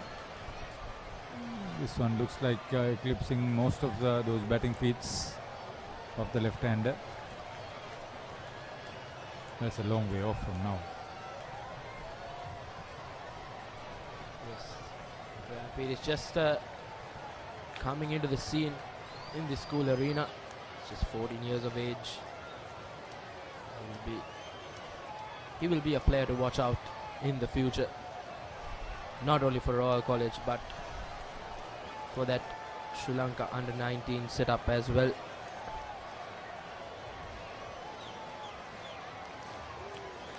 He looks a very textbook batsman. Doesn't do much. He just does the principles really well. We saw that in his innings today. Used his height to very good advantage, very wisely too. Same with Uvindu Veerasekara. He's batted with an accomplished sense of reasoning. He's at the non-strikers end at the moment.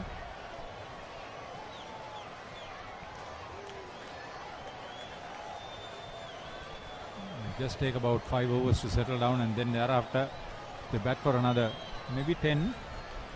If they used 1 hour, they would look for some runs.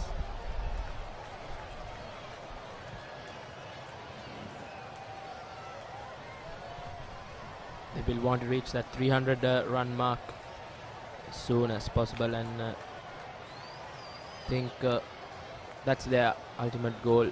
Somehow at the toss, Captain Dasis Manchanayaka told that they are looking at around 250, 300. They've already passed that 250 mark, so they will be eyeing that 300.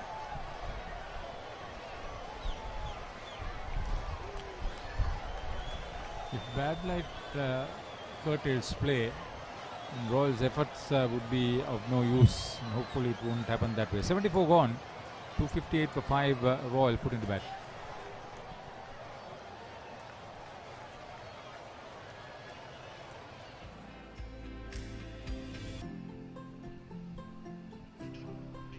So Uvindu Veerasekara batted with accomplishment, used his feet more than anything else.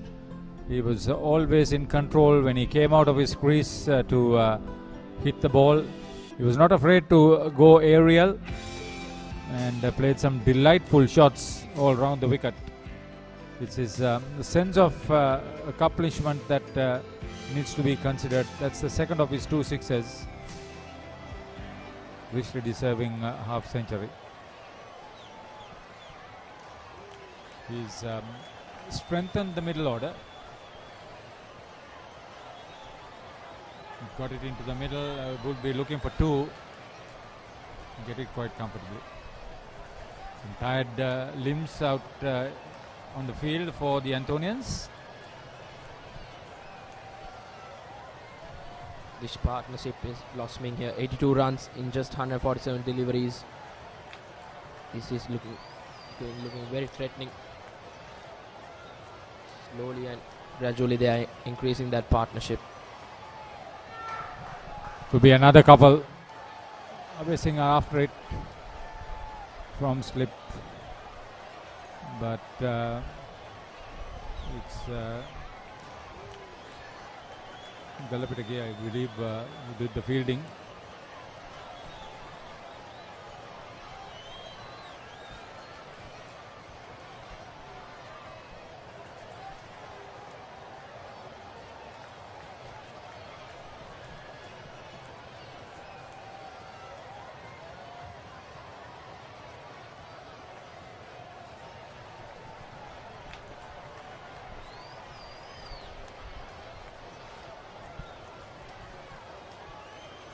Oh, very well struck and equally well fielded.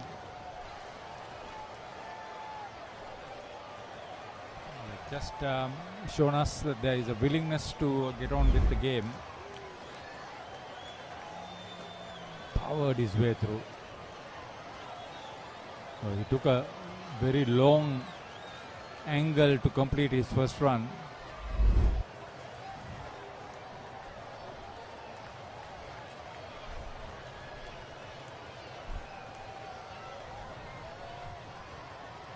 Mohammad Akib is the vice captain today in place of Trevin Matthew.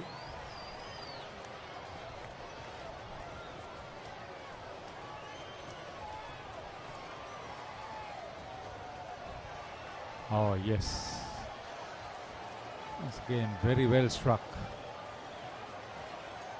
It's a feature of his batting that he uses the full flow of the bat and hits it with reasonable power punched behind it. Veerasekara.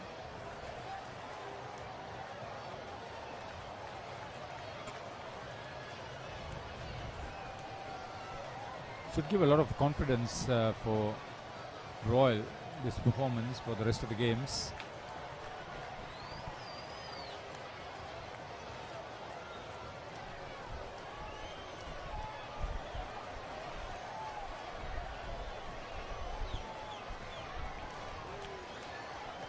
Yes, this can be a really boosted confidence, as they have had partnerships from that opening stand, and then the 6th wicket partnership is also very important one in this game. So a cluster of 3 wickets falling.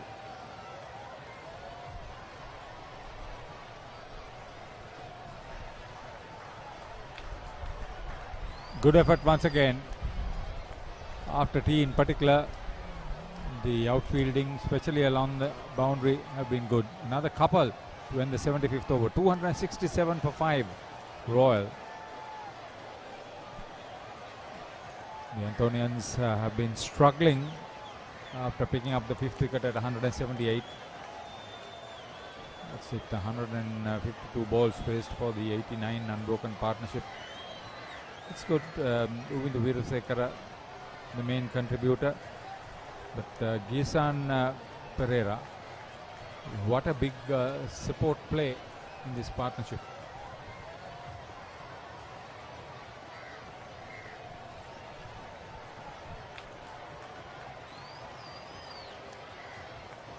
Brings and also I would believe instructions whether they would bat for another 5 overs or 10 overs is to be decided.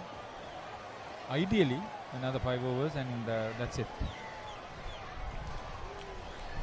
They will want to get that 300 run mark as soon as possible and then think about the declaration. But I think as you said, in another 5 overs they would get there if they are going at this rate. That earlier over was quite an expensive one. There were 4 couples in that. It was a 9-run over, so which makes they're just 33 runs away from that 300 run mark. They take a runner ball here. They can get close to that 300 run mark where they want to be. Then they will want to have a ball at St. Anthony's batsman for at least 10 overs today. Janit Ratnasiri is the new bowler.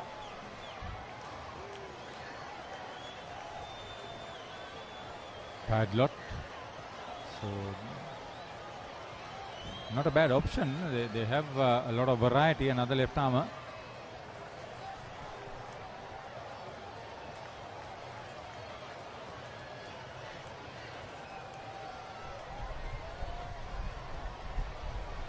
Football World Cup would be over, but the Boarders are having a game of football.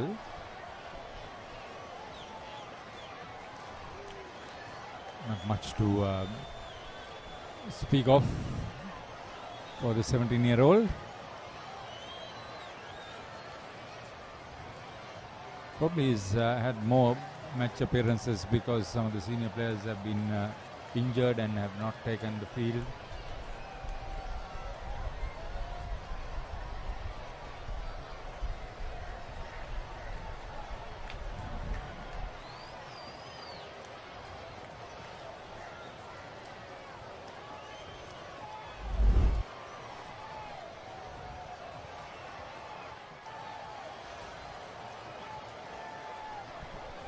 valiant effort from the young man to somehow cut it out, but just couldn't get to the ball.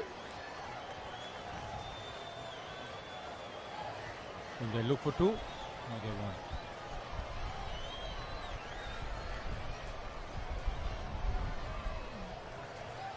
This is a two-way street, Rishwan. Royal would want to take the attack to the new bowler. On the other hand, an opportunity to pick up a wicket. If he's sensible enough to drop the ball in the right areas.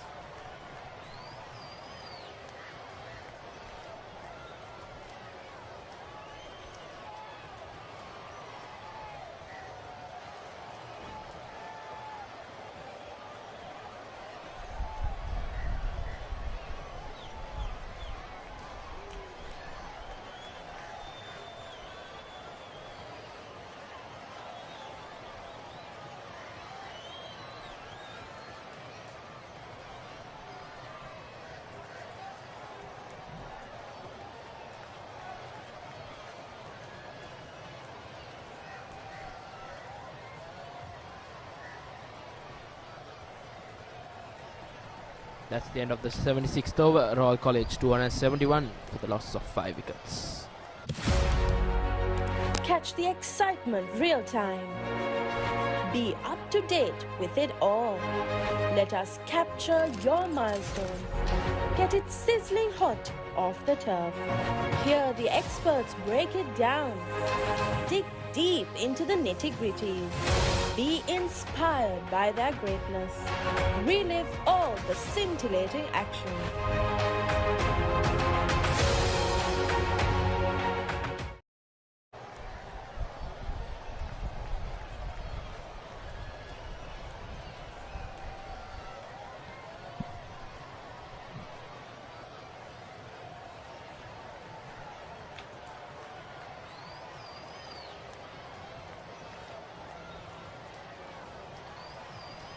So the Tomians are continuing to do well in their matches. The Ben's restricted to 104. Tomians will meet Wesley for the Sathasivam Trophy next weekend. We'll be live from the Big Club grounds.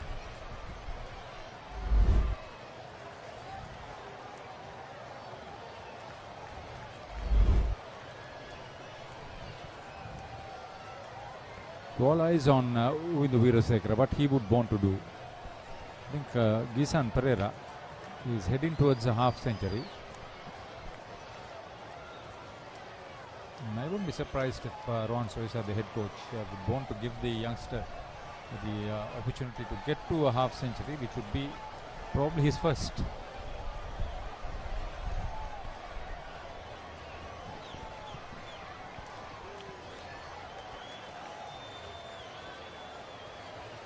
Yes, that's a milestone. Every cricketer wants to get a maiden half century. So he's on the road to that for sure. Just 11 runs away from that.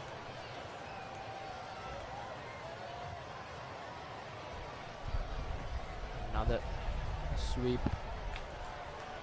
Crosses over for another 2 runs. But with the good running between these two, understand each other really well.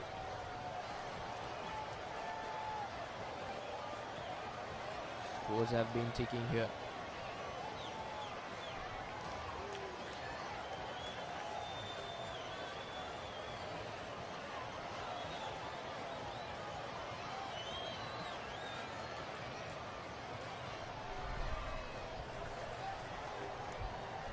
Another aggressive stroke.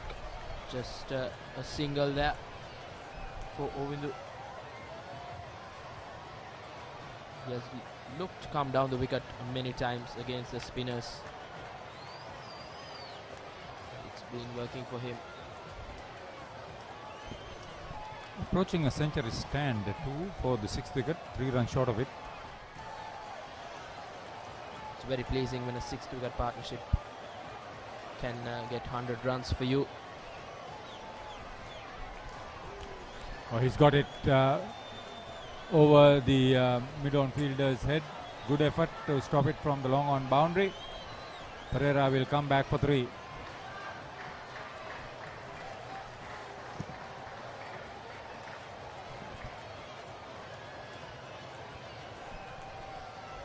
That's the 100 partnership between Ovindu and Gisan. Beautiful partnership for that 6th wicket, and that ends the 77th over, 278 for the loss of 5 wickets.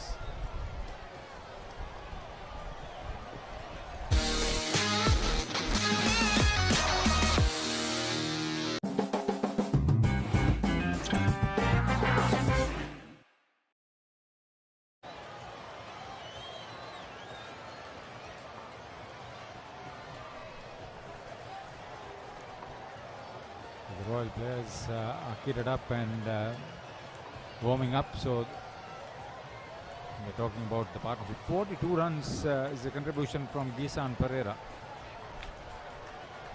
57 from Uvindu Veerasekara. Profitable for Royal.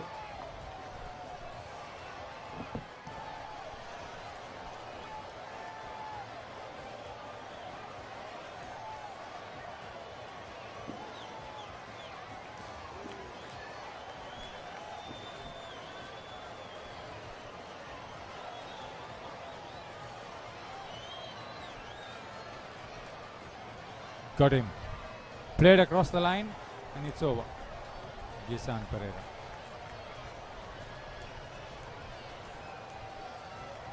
Batted well. Batted well.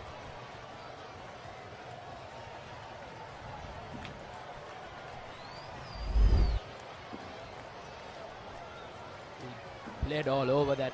He deserved a half century. The young man has to walk back to the pavilion with 42 in 87 deliveries, in 88 deliveries rather.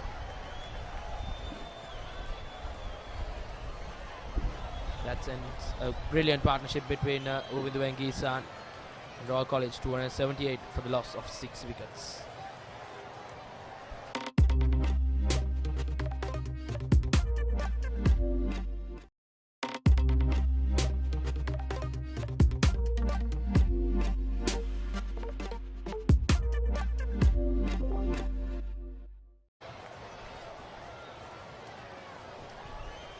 New batter is Anush Polonovita. His father, Anushka Polonovita, is watching the cricket. Comes from a very high pedigree. His paternal grandfather, Anuruddha Polonovita, played for Old Ceylon. Top score of 21. And long way to go for him.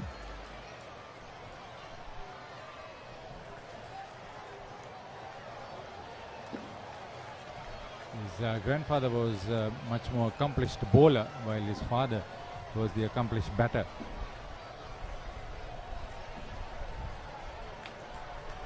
Oh, chance of a run out and a missed opportunity.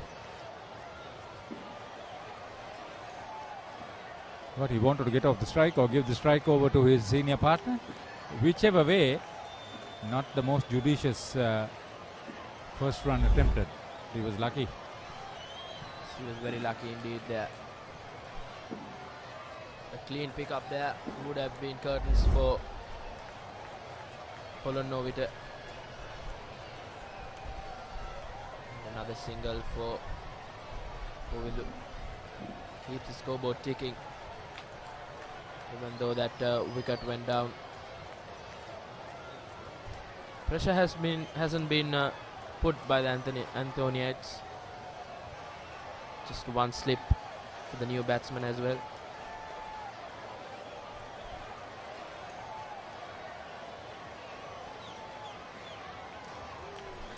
Really good running from the two batsmen. A faster, quicker throw to the gloves would have put the batter under tremendous pressure. But he started off very well. The first run quick. You see he's turning very quickly. This came off the ground. Yeah. Even if he collected it, it would have been a close call. Anyway, couple for Anush Polonovita. He won't have more than maybe Another 2-3 overs to bat, I suppose. That's the end of the 78th over. Royal College 283 for loss of 6 wickets.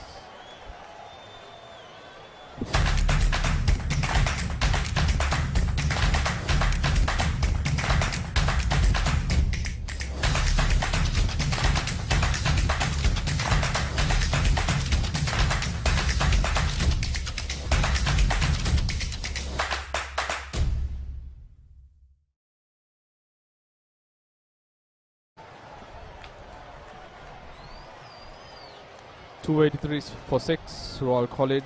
We see the scoring rate has kind of gone up over the last 4 to 5 overs. As I spoke with Sudarshan in our previous stint, we did anticipate or expect this. The Royal is trying to put on the runs as fast as possible and put in the Antonians in. He's running for everything, and they're running quite hard. Every run, the faster they come, the more valuable it is for the Royal camp. Absolutely, they are in with a plan, and the Antonians will be happy at the fact that they managed to chip away and take the wicket of Gizan, hoping that they can maybe slow the Royalists down a little. But the danger man, Uvidu, still in the middle, so Royalists will be looking to get going, get on moving. And by the way, Anush has shown from the time he came onto the screen to the middle, it has the message is very clear from the Royal camp. They want to go after the Antonian bowling and pile up the runs as soon as possible.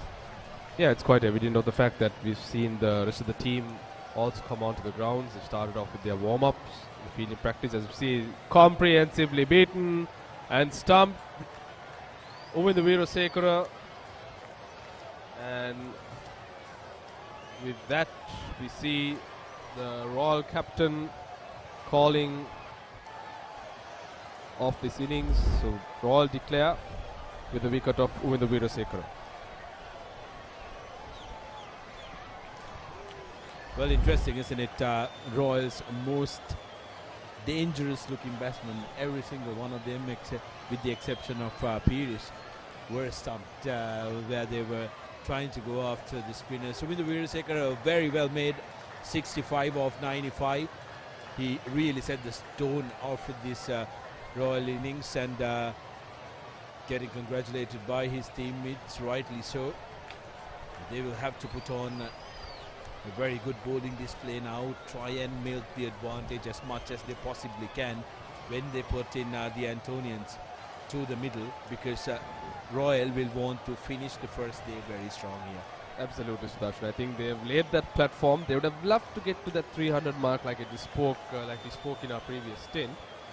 But nevertheless, I think losing the 2 wickets really costed them to get to that landmark. It would have been kind of a morale booster as well.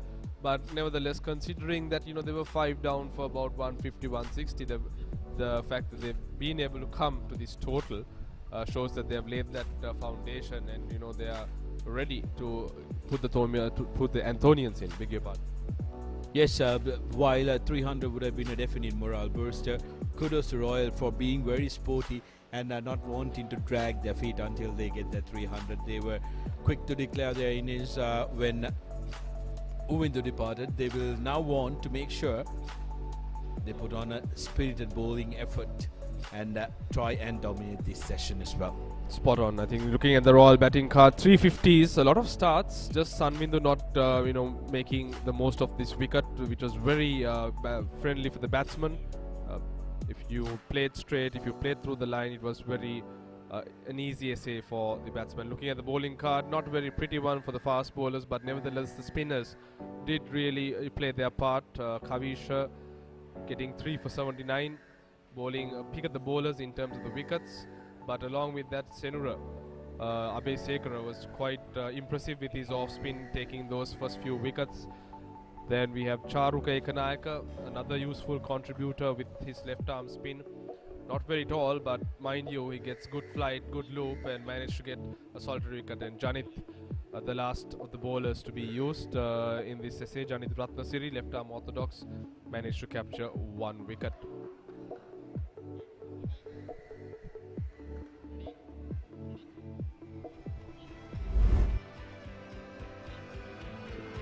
These are the wickets. We see Sineja Warden, the first to go. One of many stumpings that we saw in this inning. That was a poor shot by Sanvindu, the only batsman not to get a start in this innings. Once again, Dasis also stumped. Senura, like I mentioned, has been the pick of the off-spin bowlers today, and that has to be the catch of the match. Not easy. Very, very difficult chances there. And absolutely against the run of play, because Pires looked absolutely in song there. And Antonians too. Those are this was the penultimate wicket that fell. Kishan looking for the big one, and the last wicket, Veerasekara. It was, I think, everyone knew that the big shot was coming. The fact that the Royalists were looking to declare.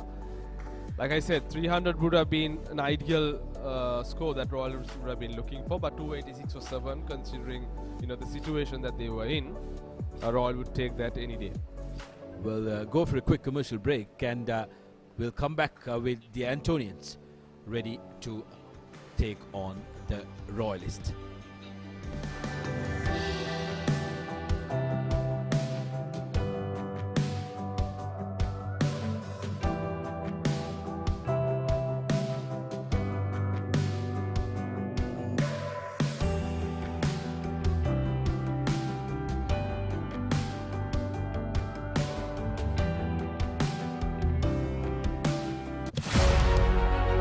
Catch the excitement real time. Be up to date with it all. Let us capture your milestones. Get it sizzling hot off the turf. Hear the experts break it down. Dig deep into the nitty-gritties. Be inspired by their greatness. Relive all the scintillating action.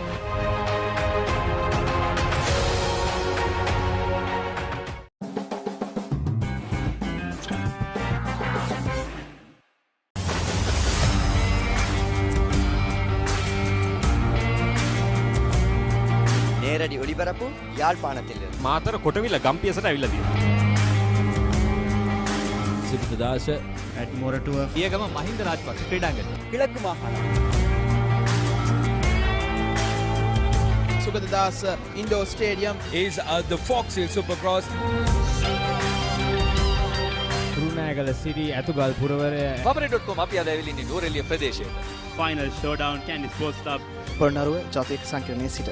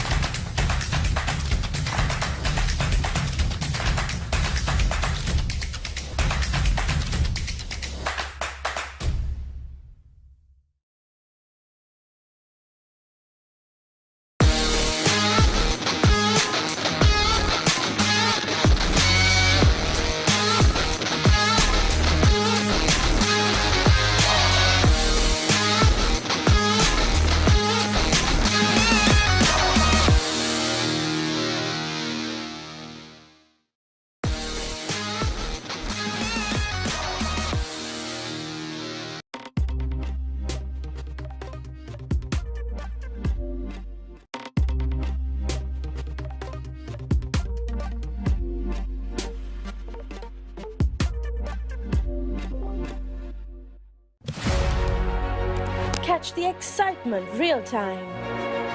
Be up to date with it all. Let us capture your milestones. Get it sizzling hot off the turf. Hear the experts break it down. Dig deep into the nitty-gritties. Be inspired by their greatness. Relive all the scintillating action.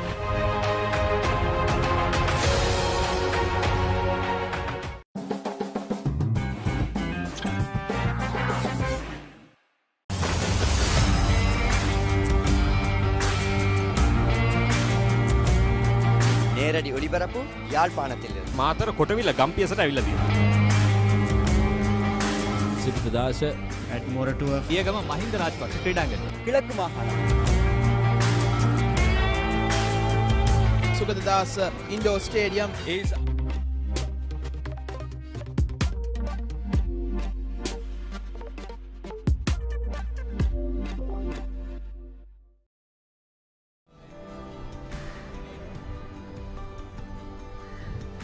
Right, welcome back to all our viewers. Royal versus St. Anthony's here at Reed Avenue. We've seen an exciting day's play thus far. Just after tea, Royal declaring their innings at 286 for the loss of 7 wickets.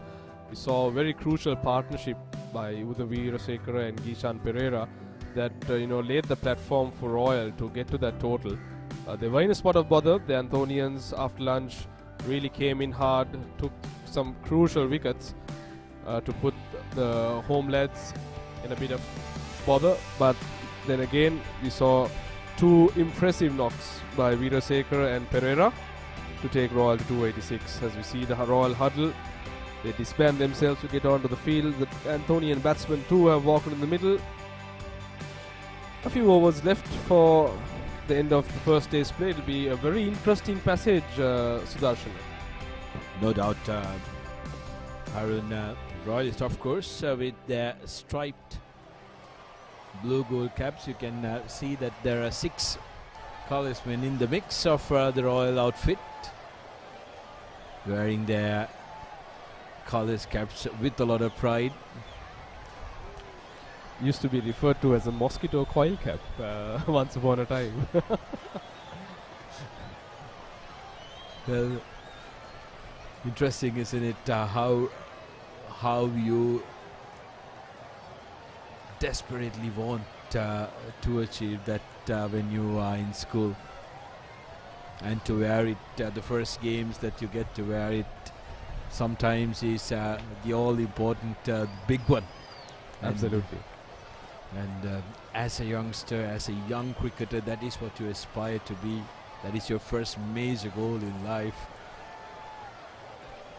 And kudos to these young men for persevering during they've had to navigate through a very difficult time that none of us did know how to manage, Harun, because there was certain sense of uncertainty when the pandemic struck, when the world came into a screeching halt. They had to navigate through it without anybody having any experience on how to manage. Absolutely, I think you're spot on there. The fact that they have to be very kind of agile with their schedules. A lot of them young kids would have had plans for their university education, etc. And with things moving back, push here, when they have been being pushed back quite often, it's very challenging. Oh, it's a bad start, very bad start. Not the ideal line and length Malavi Arachi would have been wanted. He's got the height and the build, Ranuka Malavi Arachi, but not the start Royal would have been wanting. He surely would have preferred a threatening delivery at the batsman, but a little wavered. He'll do well to try and reshuffle from that. Much better. This time much better. Shout. Loud appeal, but seems to have brushed the pad as the ball passed the batsman. I think the fact that he's a bit open-chested, Sudarshana, gives way to the batsman that it's going to come in, it's going to tail in. And it's quite evident in the pictures that we see where at the point when he releases, his wrist positions indicates that he's going to swing that ball into the right-handed batsman. So that is something that both the striker and the ninth striker has to keep in mind whenever they attempt to play a stroke.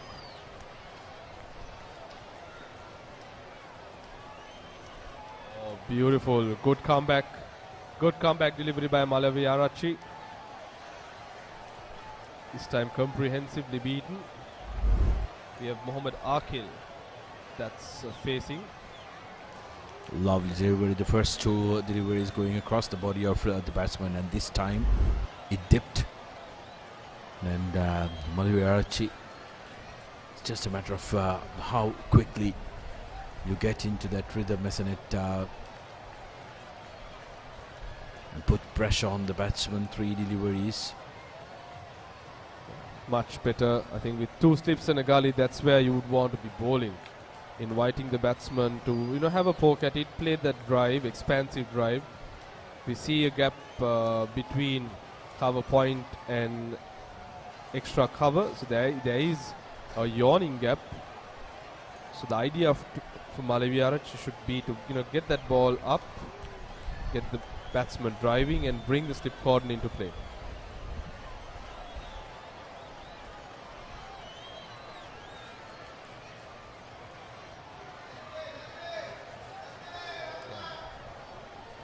So 3 good deliveries on the trot after that somewhat of a bad first ball, but he's come back well. See, has a good build, I suppose, for a fast bowler. Height, stature, just needs, like you say, experience and exposure. That's what these boys lack. The more games they play, the more confident they'll get. Israel seem to be finding big made fast ball. Excuse me, big made fast bowlers with good height and stature year after year after year. As Ranuka starts off with a maiden. Antonian's none for 1.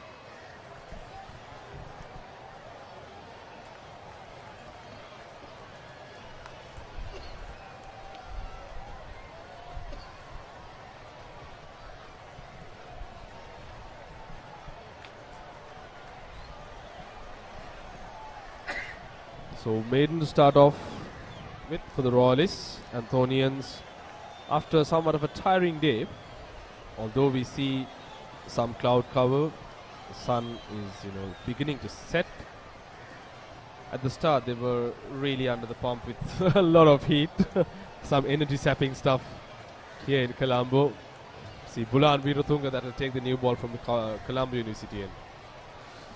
Yes, the heat wasn't helping the Antonian course at all, especially given the fact that the Royal batsmen were applying themselves as well. So the Antonians will be hoping that this pair will take them home till the end of the day today. Akil and Kavindu will have to play a responsible innings.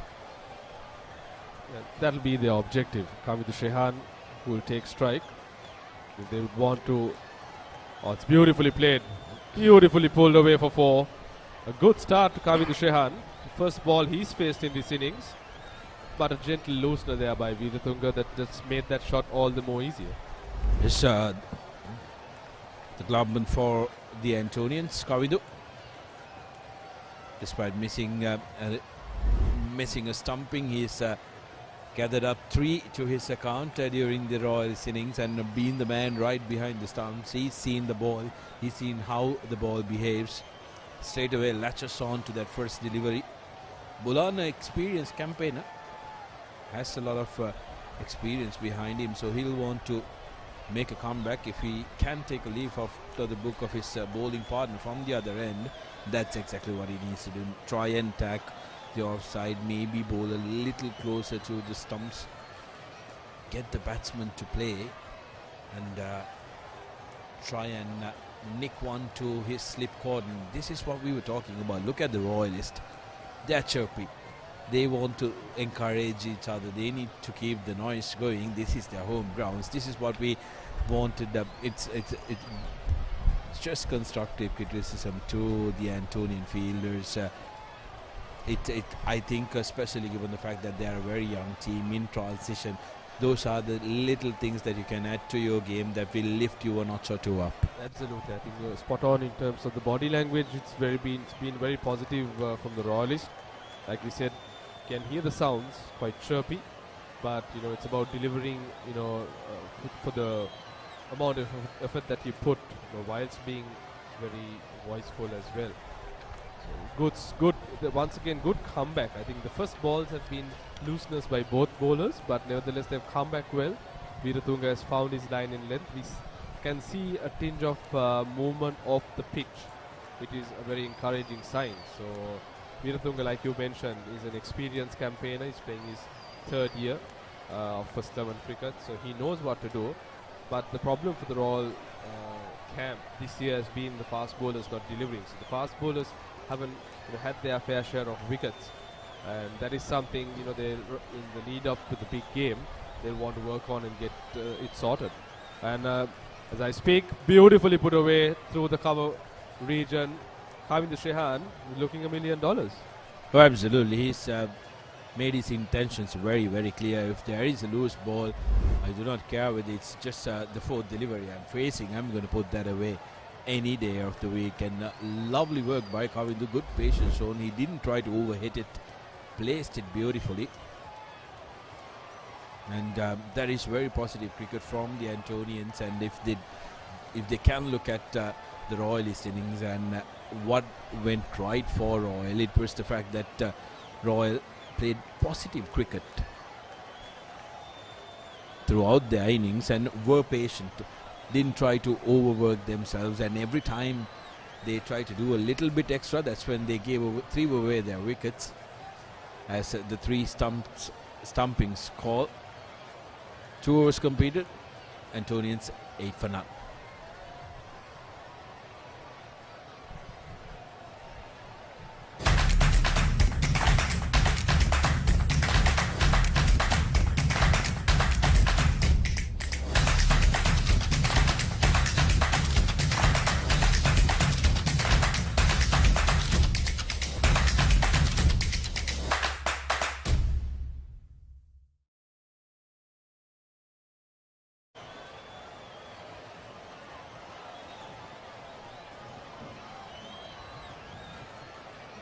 So 8 runs coming off the previous over after a maiden in the first over in of the Antonian inning.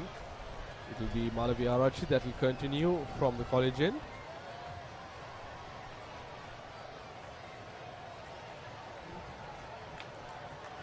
Like I said, it's going to be an interesting passage of play with about 12 or 13 overs left for the day's play. Royal, their target or their objective would be to get at least 2 to 3 wickets so that they can end the day on a very high note. But from an Antonian's point of view, they would definitely want to have no wickets lost. Probably about 30 to 35 runs to close the day's play. It's like I said, anything over 30 runs without any wickets lost, Antonians will be absolutely delighted with that, because that will put them in a very, very good satisfactory position from what they've come to be here. Because despite putting Royal into bat after winning the toss, I don't think it has gone according to plan for the Antonians. They were with the upper hand when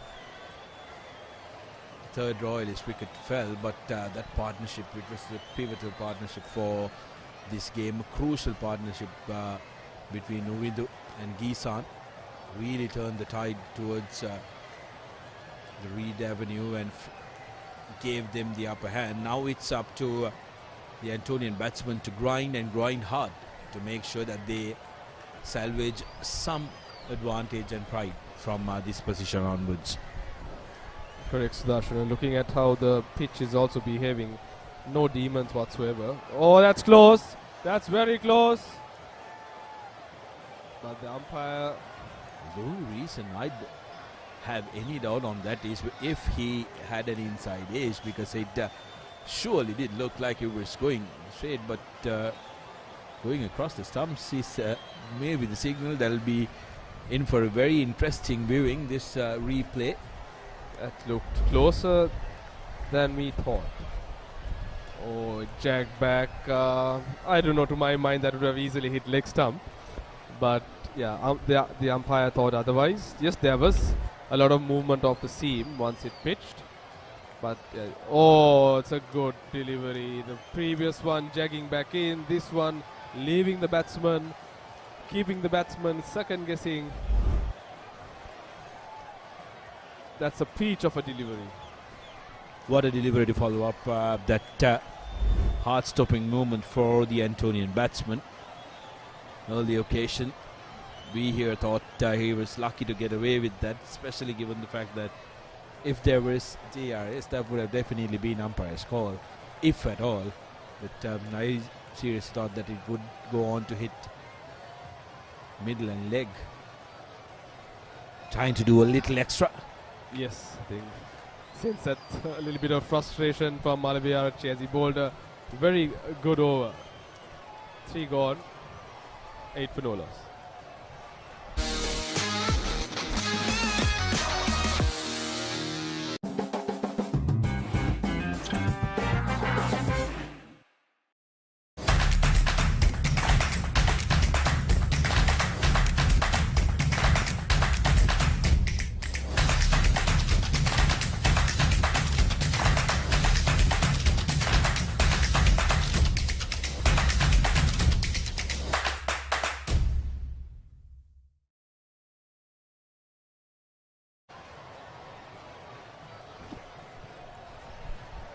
So after an eventful over, Veerathungas to continue from the university end, but yeah. Interesting battle here. Bulan against Kavindu, who's hit him for 2 boundaries and gets a favourable nick through the slips. 3rd boundary scored by Kavindu, and that too against Dulan. Not intentional, of course, but runs are runs. Yeah, Veerathunga wouldn't mind that at all, because that was a good delivery. Unfortunately, the gully fielder not being able to get a hand on that. It died down, played with soft hands by Kavindu Shehan, who is looking quite promising. Unlike the 2 other boundaries, this was more of a streaky one, but nevertheless they'll take 4 runs. Oh, absolutely. While we speak, in the background, game of football continuing with the Royal Hostelers, who just concluded the FIFA World Cup, so it's still the football season. In a couple of months' time, a month and a half, it'll be cricket all around the park with the big match approaching. And soon afterwards, you'll see some tap rugby taking place. It's the game of choice in the ground here with the Hostelers are seasonal. Absolutely, Sudarshan. I think you studied the cultures and the traditions quite well here. For a lad that's coming from Kandy, you seem to know your sports. Same thing happens up at the hills as well, the quadrangle. You can see the sport changing according to the season.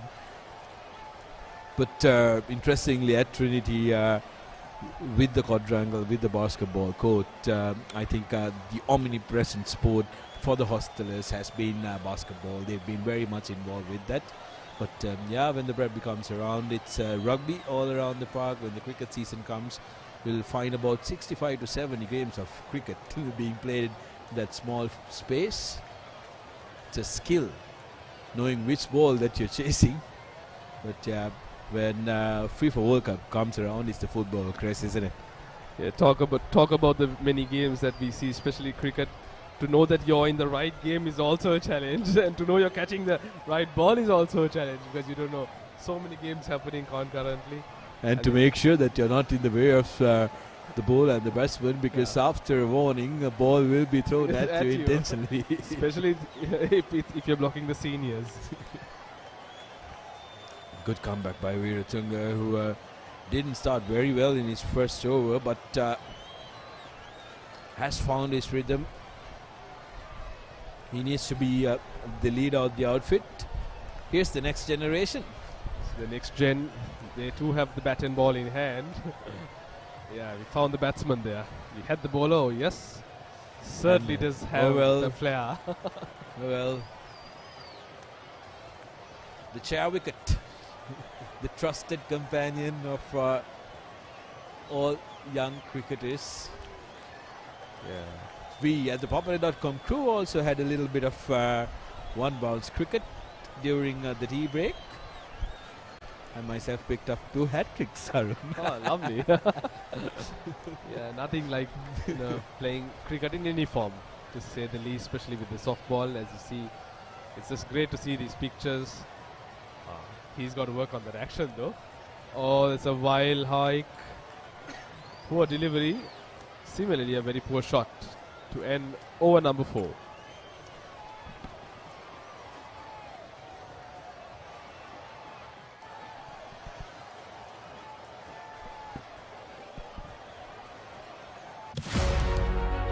Catch the excitement real time.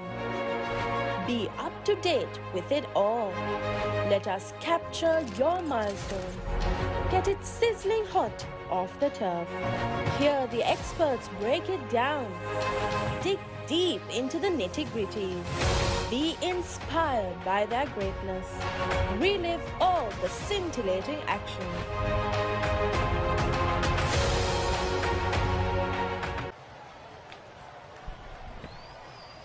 Slightly better light conditions.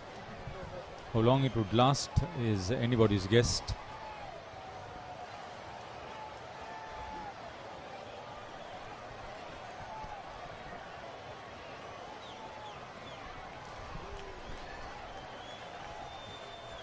Shehan, the wicketkeeper, usually a free scoring bat. He's shown that with 2 boundaries of Bulan Veeratunga's over. Good evening, Damit. Good evening, Haritha. A testing period for these 2 Anthonian openers. Malavi Arachi and Veeratunga with the brand new Duke's ball have shown great promise. Oh, that's it! Ranuka breaks the defenses of Kandy Shehan with a Yorker. What a delivery. He was quick, it was a toe crusher, it was dead straight. And the wicketkeeper absolutely didn't have a clue. Take a look at that. In swinging You couldn't have got it any better than that, Damit, surely? Yeah, in swinging Yorker, Haritha. What a delivery from Malavi Arachi. Royal strikes. The dangerous Kandy Shehan departs for 13. St. Anthony's, they've lost their first wicket.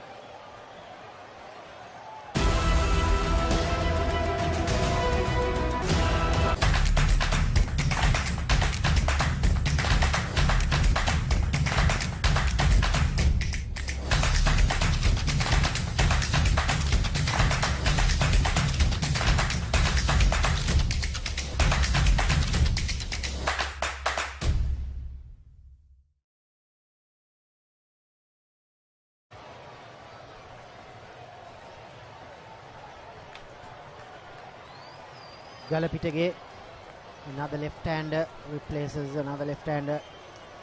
Indura Galapitage.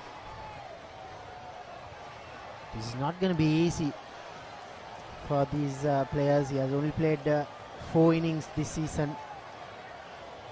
He'll want to improve on those numbers, but out of those 70 runs, he has scored a half century. Another Yorker. Another loud appeal. Umpire Nilan De Silva reckons that would have missed the stumps. Malavi Arachi, what a spell he's bowling here. This is what we want to see. This is what we want to show. Pitched outside leg stump. Never mind that. He's quick. Yeah, definitely the correct call. But Galapitage will have to watch out.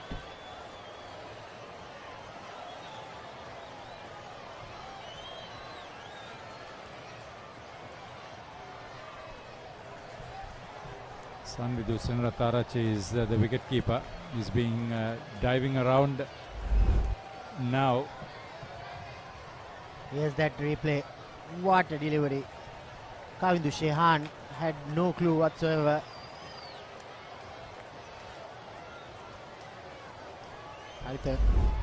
I like the intent in his face. Indeed, and when it comes to a couple of months from now on,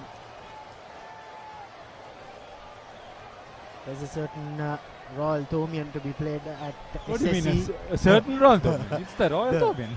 The biggest schools cricket event in Sri Lanka, and Malavi Arachi, he has shown already that he can be a contender to take that Duke's new ball in March as well. They have Sandesh Ramanayaka, who is not playing today. Bulan Weerathunga, Dan Poddivela. Plenty of fast bowling stocks. He's testing Malaviarachi. He's testing out Galapitage very well, but Galapitage is very early in his innings, but going for that expansive cover drive. That's more in trying to get on top of the bowler, because he knows if he gets 5 deliveries of the like that he took the wicket, he could pick up 5 wickets. Quite like the way the Royal captain is thinking. Soon after that attempt, he went straight into that second gully position. It is an excellent exposition of quick bowling. 5 gone. Antonians 14 for 1 in reply.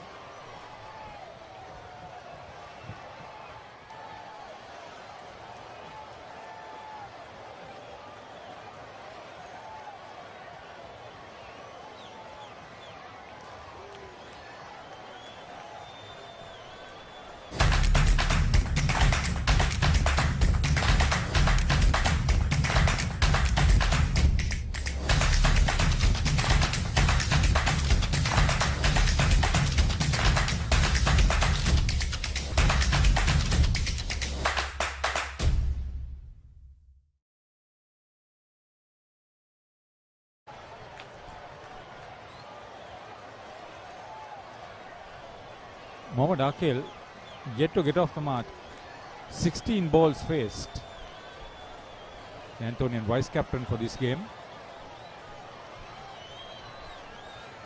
He's been very watchful, Akil. Bulan Weerathunga sharing the new ball from the university end. These are ideal conditions for fast bowling, Haritha. We've got runs on the board, and then we've got at least 50 minutes left. It's cloudy, perfect conditions for fast bowling.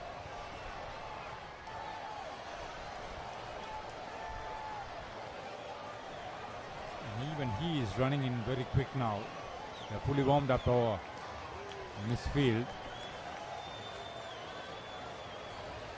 Akil gets off the mark.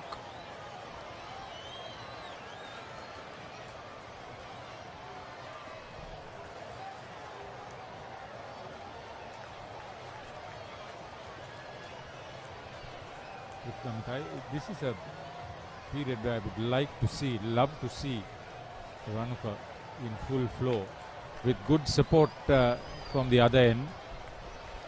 It's worth watching.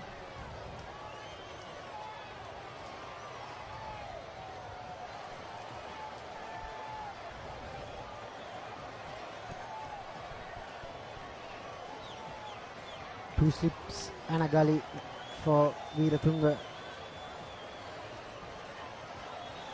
And Galapitage finds that tiny gap between the second slip and the gully. That's his first boundary. He gets off the mark with a 4. Played it with soft hands there, Haritha. It was his luck that it hit the ground between the last slip and gully. No danger of being caught, but the runs mattered. Duvara Galapitage open bowling and was operating from this same end. Now they've got a cordon of slip fielders and a backward point in addition to the gully.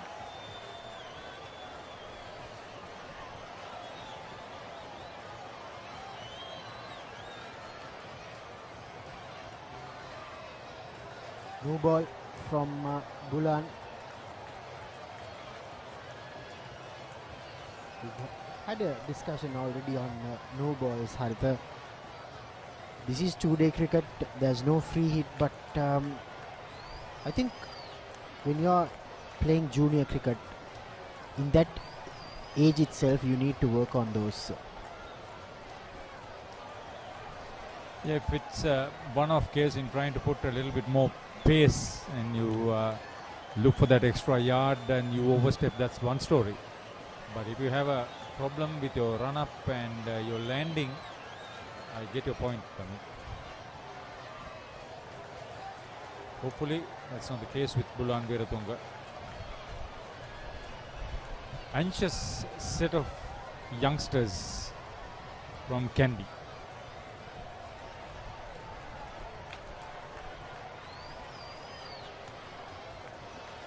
Galapitege is not shy at all to go for his strokes. Stats show that he had a half century unbeaten, but whether he's trying to get out of a very tight situation by scoring runs or whether he's actually looking to score runs in a positive manner, yet to be seen.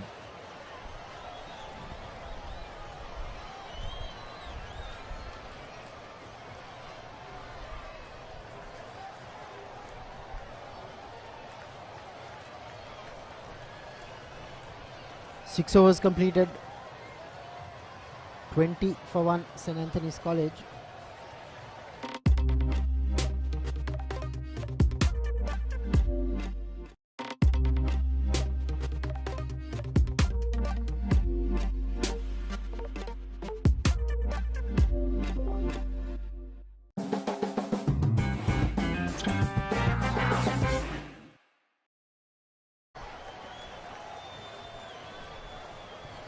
Umpires in conversation, probably on the dipping light.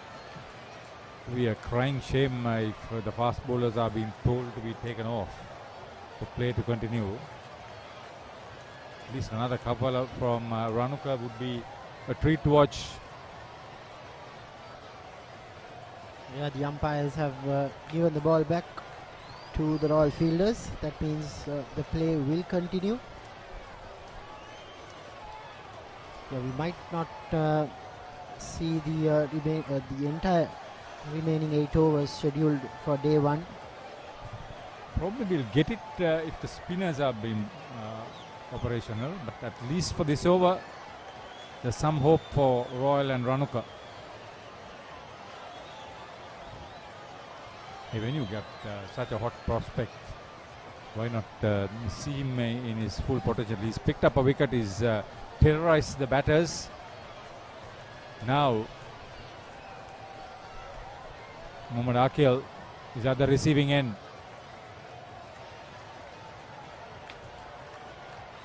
Three slips and a gully for Malaviarachi against the right hander. He strays down the leg side, just a single. He's got that natural ability to swing the ball away from the right hander. You saw what he can do with that curving for the left hander in his previous over. It's all about managing your lines and lengths. Yeah, you talk about the curve in baseball, the pitching, but this is a different story. For a fast bowler, the curve comes in with the in-swinging Yorker as a bonus.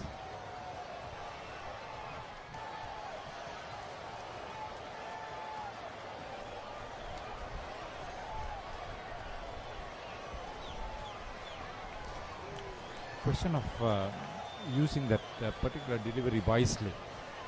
Yeah, I was just about to say that, Haritha, it's not the ideal time. Because you have played good cricket. This is not the ideal time to try out the bouncer when the umpires are looking around at the skies. As the bowling team, you want to bowl as much as possible overs. That's a much better length from Malaviarachi. So this is a time for the bowler also to keep a cool head without just trying to bowl all over the place. Just bowl in that 9 inches radar. See what the bat is going to do. He's anyway quick, so there's every possibility that he would beat the bat.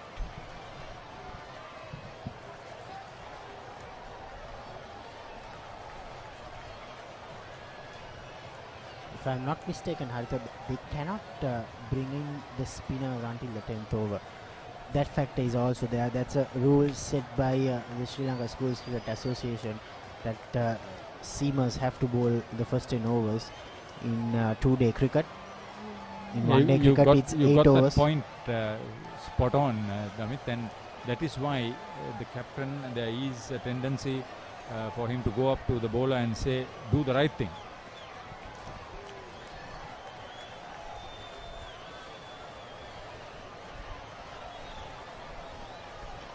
He's definitely quick, Malaviarachi, but a work in progress. I'm sure the Royal coaching staff will have a lot of work to do with him. This is his first season playing first 11 cricket, but a great prospect.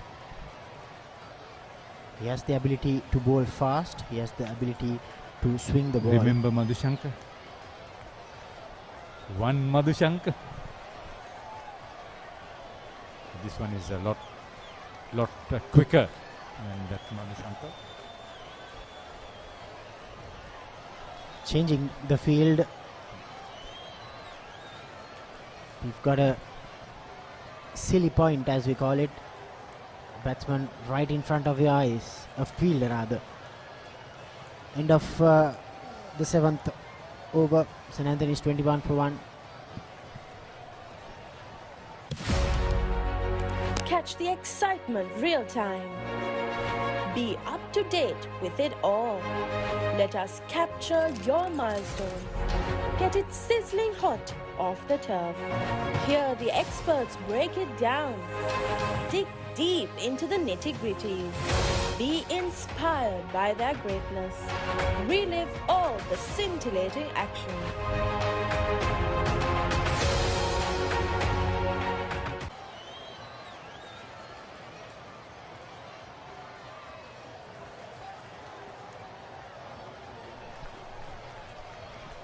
Yeah, I think Haritha, the Royalists will have to stick to spin. So I think that 10 over rule does not apply, maybe for traditional encounters.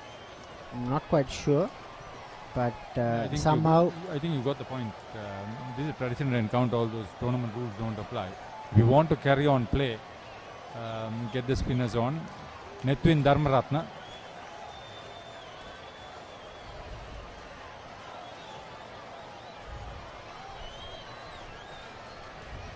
Not a good start from Dharmaratna. Shot and was asked to be hit. Akhil gets his first boundary.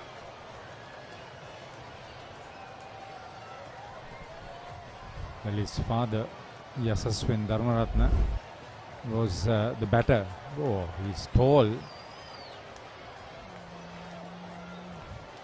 Not the basic off spinner's action though.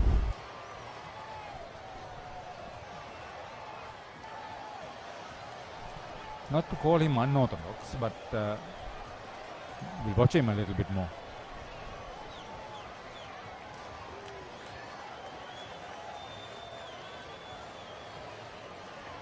Yeah, with his height, he'll definitely get that natural bounce. Thus, Mansanayaka has placed a short leg fielder just for that bounce. Nitin Dharmaratna got a 7-4 already in his career. It was a brilliant spell recently. He's taken 24 wickets so far. The leading off spinner for Royal College this season. 2 slips and a short leg, silly point rather, for Dharmaratna. And it's straight to Giza and Pereira. If you're fielding as a closing fielder, that could happen. That happened to me also against Royal.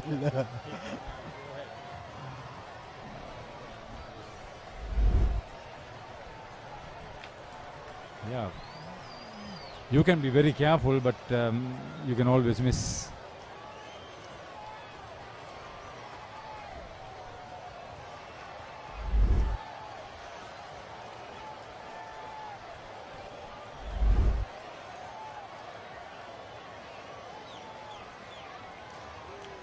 Bowling with a lot more control now.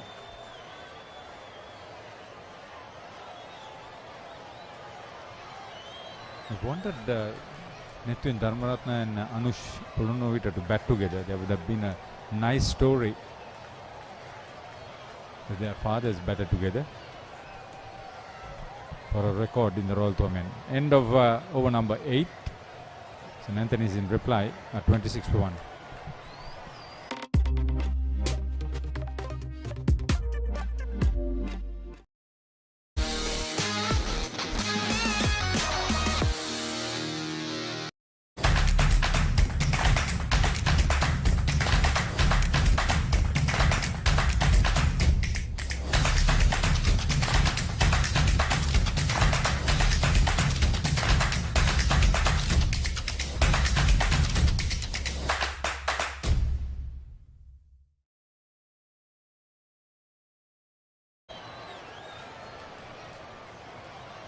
Captain Dasis Manchanayaka has brought himself on to bowl the 9th over in this Anthonian innings.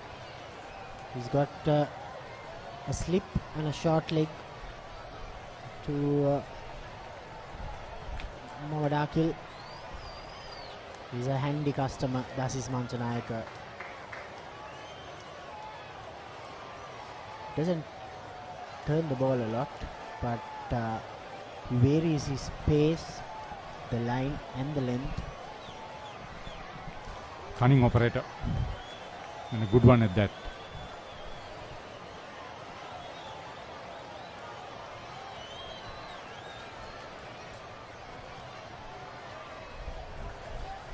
He's got 17 wickets this season. Manchanayaka, the captain. As I told you, he varies his pace. The previous one was well flighted, but this one he darted it in.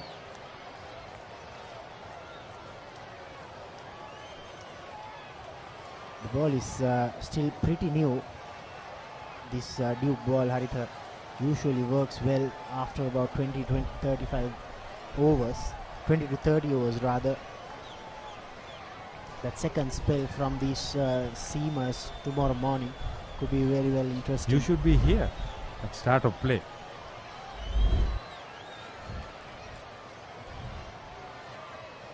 I didn't get a reply from you, Damit.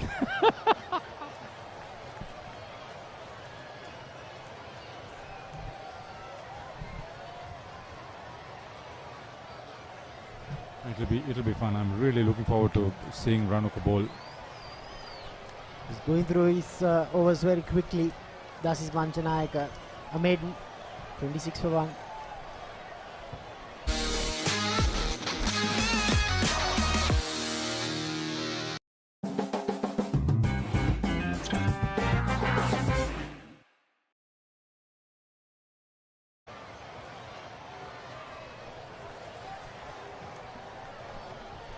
So Nithin Dharmaratna with his second over. This is going to be the last over for the day, or what? We'll play till 5.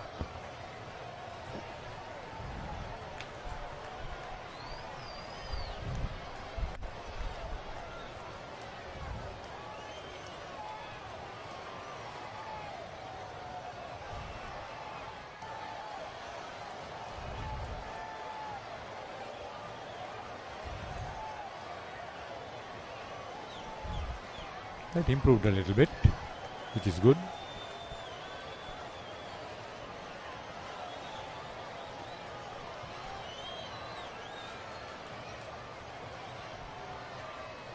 Yeah, he shouldn't worry that much, Dharmaratna. But I think more than his first over, Haritha, he's getting his length right. In this over, he's flighting it in. Yeah, I get what you're trying to... he was a tad too short in the first over. He's trying to bowl in the area that he's most capable of putting the batsman under difficulty.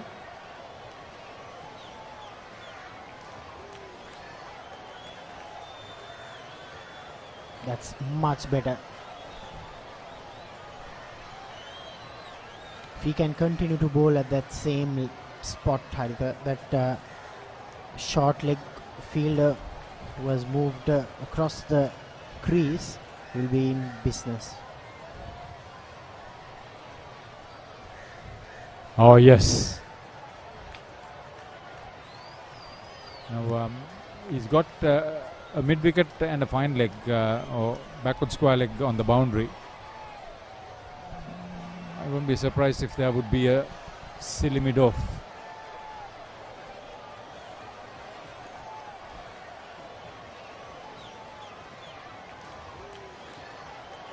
This is working on the batter. This is good cricket. This is something worthwhile seeing.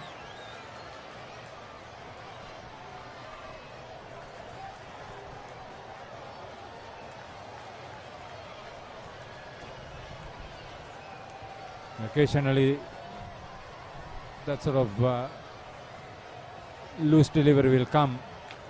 That's the second boundary of the over.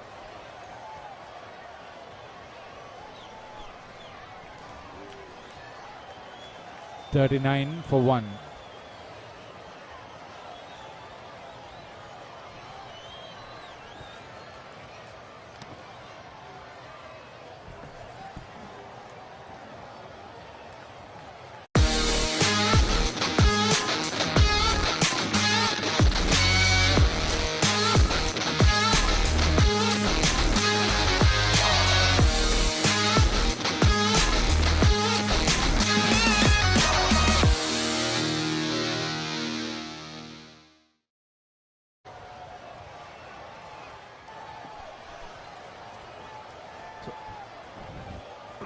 After that first wicket, the Anthonians have done very well to bring some respite into this inning. Induvara and Arkale batting quite comfortably and confidently. 35 for 1 after 10, so at a decent strike rate. It's not been loose bowling per se, but the two batsmen have been level-headed and waited for the right delivery to take on the bowlers. So, like I mentioned, we spoke of the objectives of the two teams coming into this phase as we approach stumps. The Anthonians would be, I suppose, the happier of the two, considering where they are at this point in time. Well, still a couple of overs to go, and they're expecting play to continue till 5.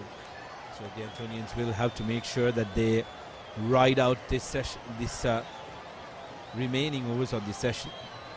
Arkale and Induvara in the middle. Induvara did a tremendous job with ball in hand, coming in as the first drop here. Will have the responsibility of making sure that he acts the role of the night watchman alongside Arkale, who looks like the mainstay and the long haul batsman of the Antonians.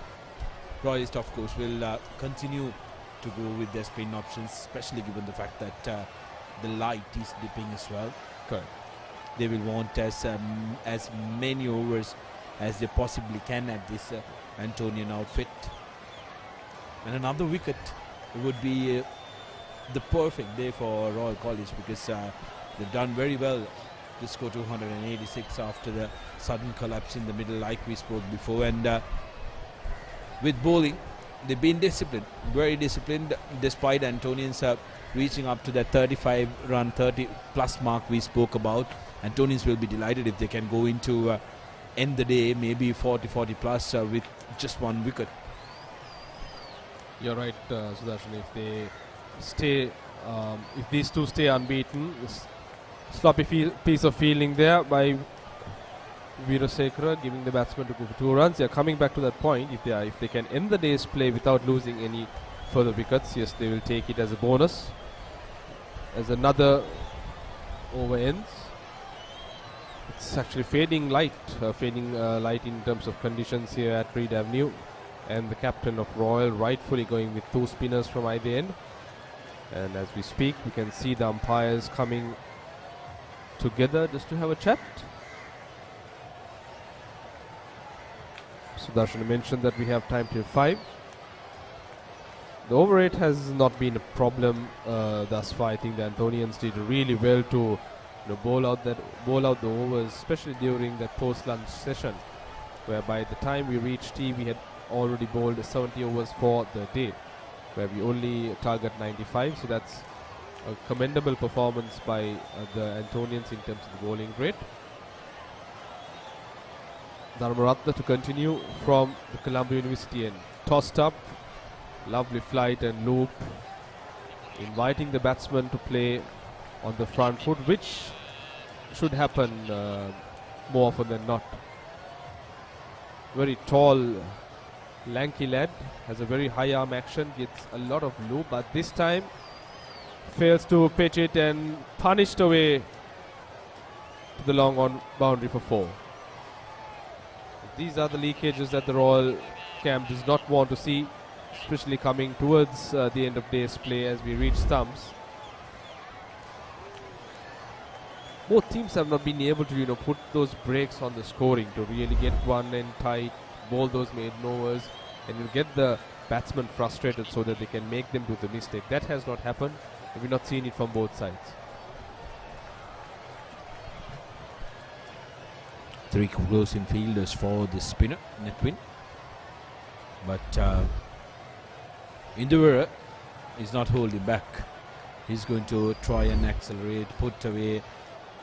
Just like that, 40 plus scories in the bag for the Antonians. Going at a very healthy run rate of 383. That was a good delivery. That's where he'd want to be. That's where he'd want to bowl more often than not. Probing line, batsman has to play at it with the drift coming into the left-hander. You see Dharmaratna's action from a side-on view. Nice high arm action. There was some venom in that delivery. He'll want more of that Netwin. Dharmaratna, 2 deliveries at Induvara. And Netwin definitely would prefer Induvara, especially given the fact that Induvara is looking to play shots 3 close in fielders as well. Any mistake, he's in trouble. This time short and punched off the back foot. Decent effort there at cover. Just surely saved a run. Yes, he did save a run. The batsman did not cross, surprisingly. Dharmaratna has looked good thus far, especially the balls that he has bowled on the pitching up, getting the batsman to play on the front foot. He's asked questions then, but whenever he's bowled short, he's gone for runs, and on this occasion it's been the same. Another 4 to end this over. 2 boundaries in this over, taking the Antonian total to 48 after 12.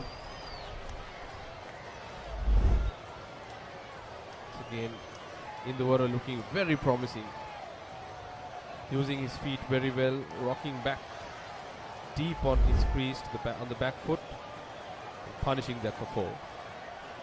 12 gone, 48 for 1 St. Anthony's.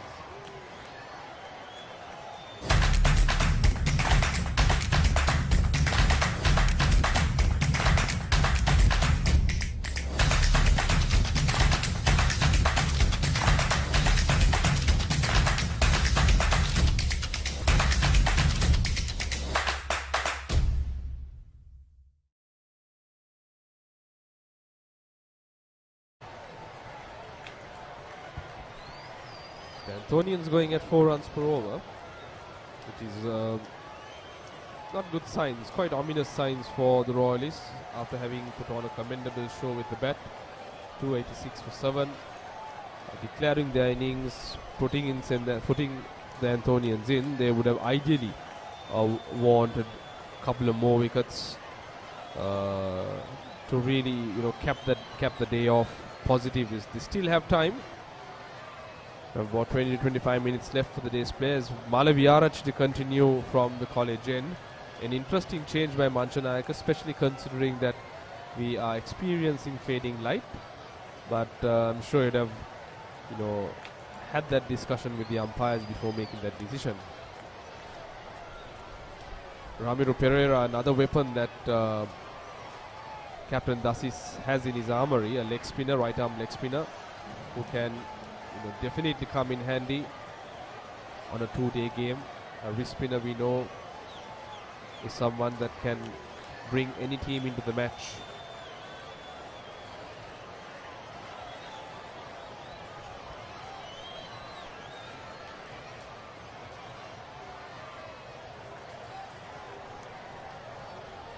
Good pace, good line, good length, and equally bowling at a very, very good pace, Malaviarachi.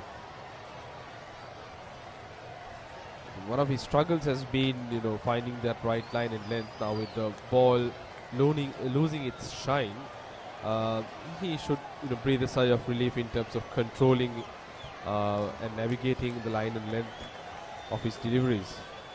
As long as he can be consistent bowling on one end, I think he'll be asking a lot more questions from the batsman.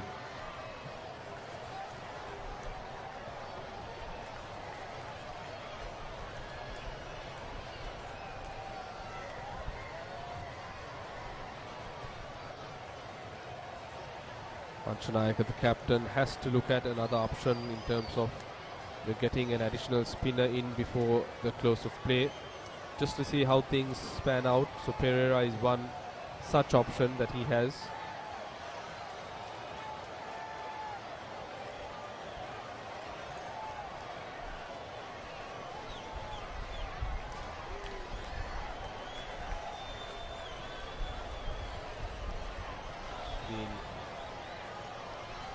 A very confident looking Galapitage. Induvara Galapitage, the left arm opening bowler, coming in one drop. Don't let his size fool you, but seems to be full of confidence and also has the experience in playing in this level.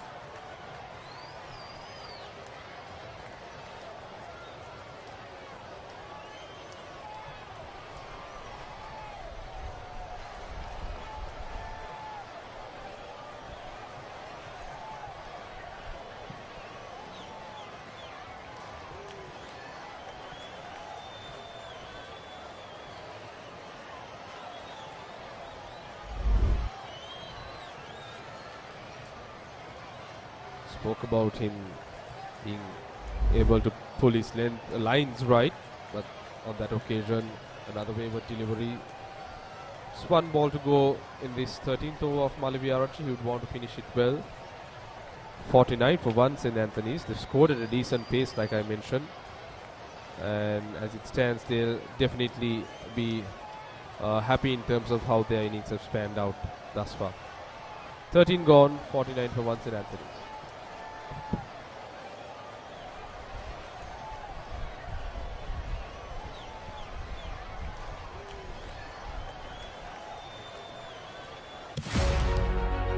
Catch the excitement real time. Be up to date with it all. Let us capture your milestones. Get it sizzling hot off the turf. Hear the experts break it down. Dig deep into the nitty-gritties. Be inspired by their greatness. Relive all the scintillating action.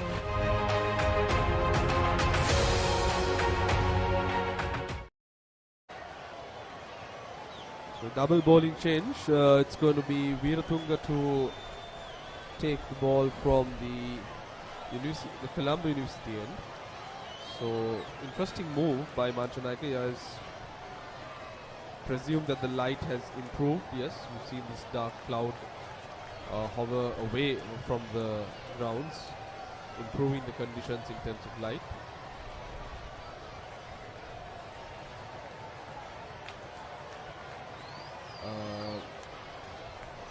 I beg your pardon, it is not Veeratunga, it's Polonovita. Anush Polonovita that has taken the ball from the Colombo University end. A gentle loosener, seems to be bowling medium pace.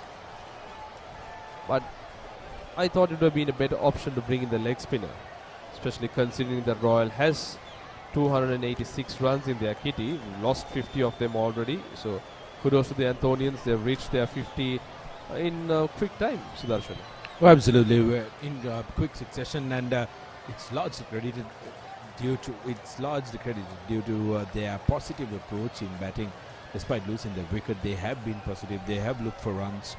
They haven't bogged down,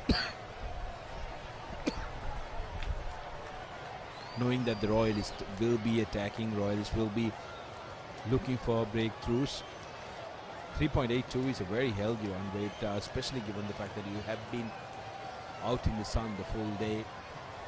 So coming in after Royal scoring 286. It goes on to show how good the wicket is. There is something for the batters still in that, despite the spinners getting that uneven bounce. I think the Antonian spinners did very well to try and read the wicket well and get that extra bounce, and also identify the areas where they would get that ball to spin. Royalists, I think, haven't still gotten that gotten into that rhythm of ball, identifying the exact pace they need to bowl at the Antonians to get that extra bit from the surface. You're right. I think the spinners from the Antonian camp, they were quite impressive. They had 5 of them, 2 off spinners, 3 left arm spinners, which is very unique, not something that you see quite often. But then again, everyone chipped in. Nevertheless, the Royalists, somewhat with an inexperienced spin attack compared to what they've been used to over the last 4 or 5 years. They've had Ishan Balasuriya that has led the spin attack at the top, and his void is really, being a witness. It's really evident in this Royal bowling lineup, the fact that he's not in this setup, and the fact that Royal does not have a front line left arm orthodox bowler.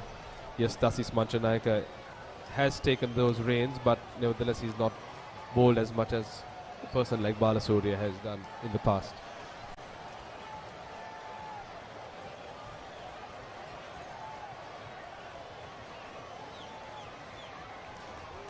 Gentle up and down stuff from Paul Lamita. There is a bit of movement for being over. 51 for 1, St. Anthony's after 14.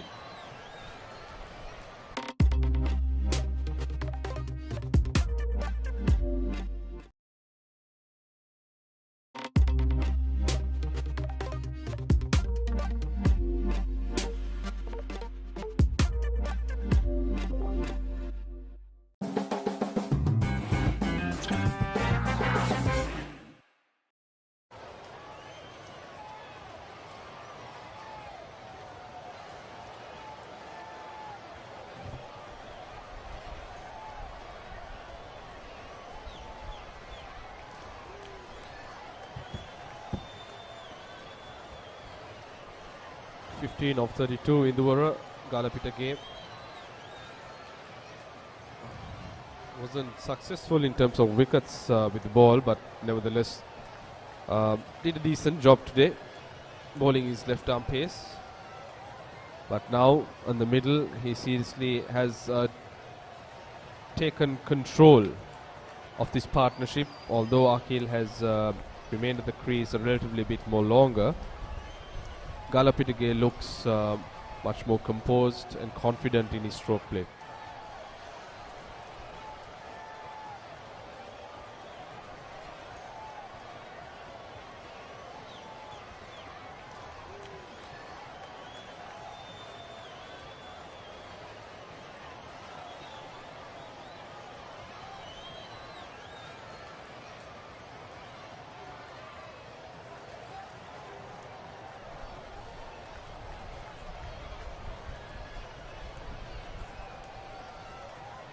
It's a good ball, but confidently played. This is good batting by both Akhil and Galapita. They're doing what the Royal batsmen did to them, rotating the strike, milking those singles, and ensuring that the scoreboard is kept ticking. The more that happens, it's going to be relatively frustrating for the Royal captain. Manchanayaka will have to be questioning himself, probably get the seniors on board to see what alternatives does he have. I think Pereira is one such alternative, the leg spinner that he can bring before the closing of play.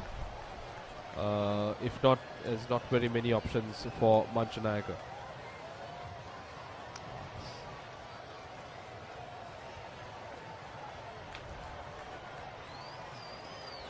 You're having a left hand and a right hand batsman, so that combination too can really take a toll not only on the bowler but on the fielders as well, when they have to keep moving from one side to the other.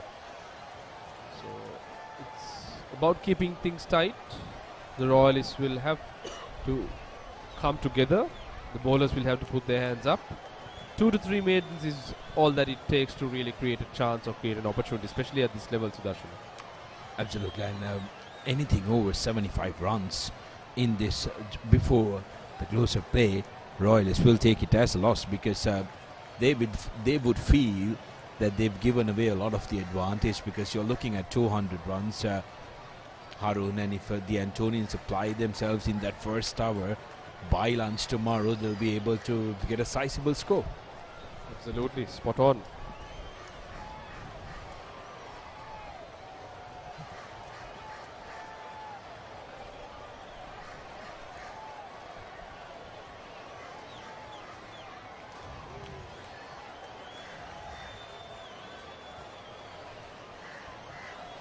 Oh, that was close. Took the inside edge.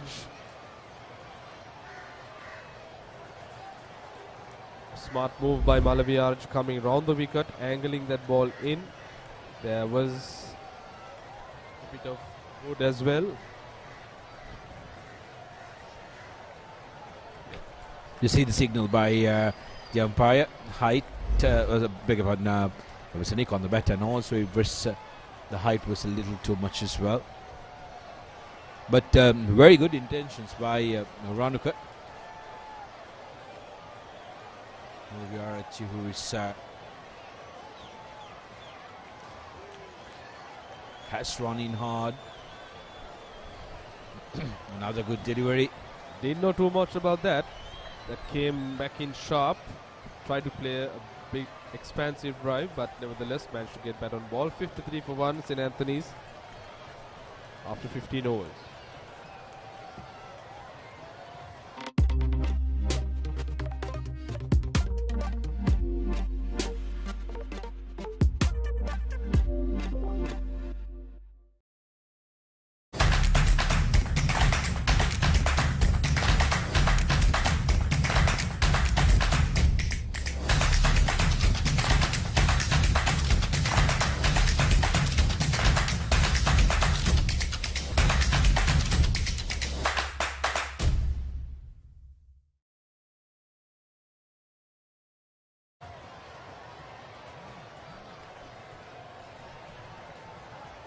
.53 for 1, St. Anthony's.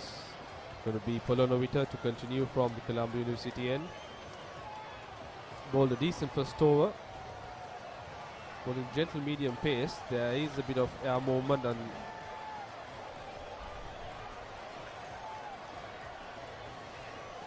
not very threatening for the two batsmen that who looked set at the middle. Both of them have got a start. Arkil 22 of 45 and Induvara 16 of 37, both batting at decent strike rates. The partnership has reached 40 runs. The first wicket going at 14, and since then it has looked a decent setting and a platform that has been raised by these two batsmen.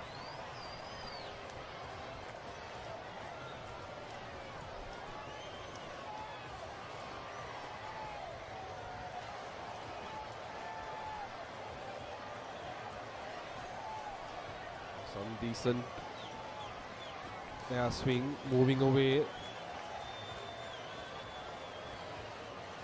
Kalapitige will have to be watchful as Polonovita has a slip and a gully and a catching, short extra cover and an extra cover as well. So he seems to have a plan, something running on his head. Only time will say how well he executes it. This time a tad wide. He would want to get the batsman playing, get the batsman driving so that he could bring that slip cordon and the two catchers into play. Decent strategy by the Royal captain. Understanding that it's just a few minutes away from a close of play. But you have to make something happen if you want to make another couple of inroads into this Antonian attempt. Oh, valiant attempt. It wasn't the greatest of deliveries, but nevertheless a loose ball that was put away to the boundary. Veeratunga trying his level best, but his diving attempt went in vain.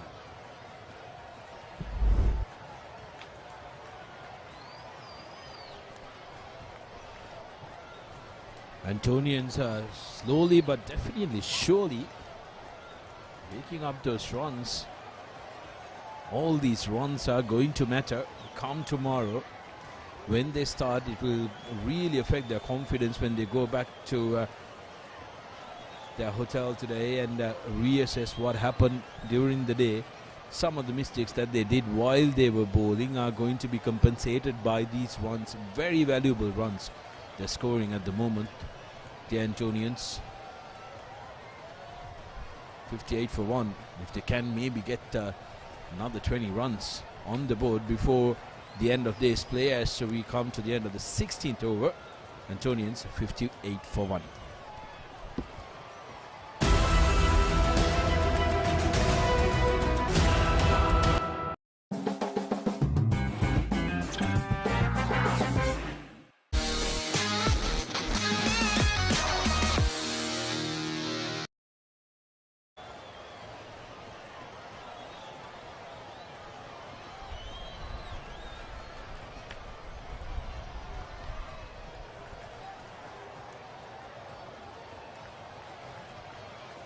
Malavi Arachi to continue. The Royal captain looking for a breakthrough here. He badly wants one, considering that, you know, there was the early breakthrough when the Antonians were at 14. Nothing much has happened since then. To be fair by the Antonian batsmen, they too have batted really well. They've batted very positively, you know, taken on the loose ball whenever it has been presented. It's a very important thing that in school cricket, especially when you're gifted, presented with loose deliveries, if you don't put them, you just add on to the pressure and it builds on. So being able to score off the loose deliveries is very crucial, and that they have convincingly and comfortably done. But I must say, Royal bowlers haven't been at their best. We've seen them bowl well in patches, but overall it's relatively a pretty subpar effort, I would say, considering having put the Antonians in, declaring their innings, better delivery, declaring their inning and putting them in. They would want to have made better inroads.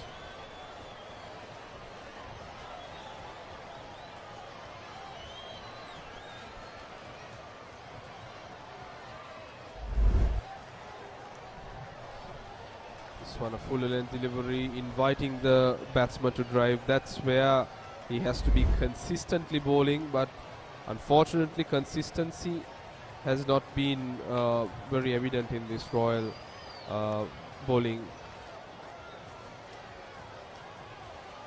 display today.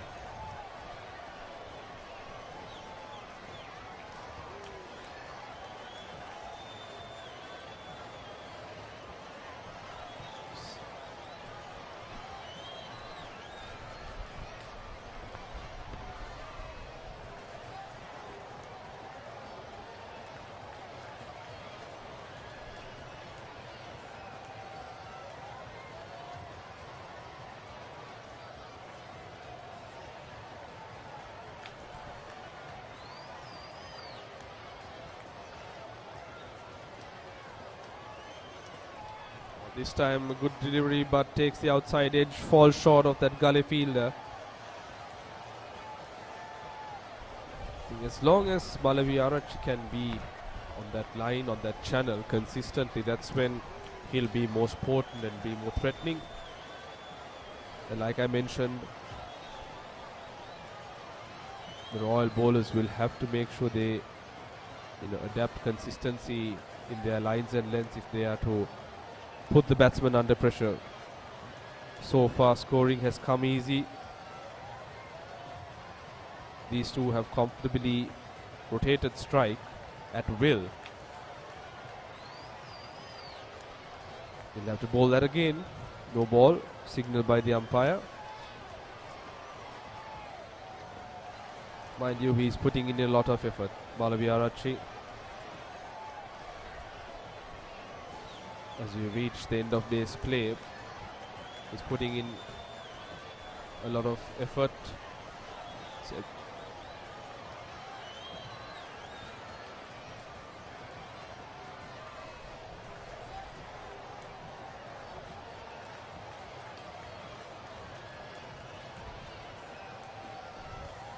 been a much better over from Ranuka Malaviarachi. He's ball full. He's invited the batsman to drive. He's got the outside edge.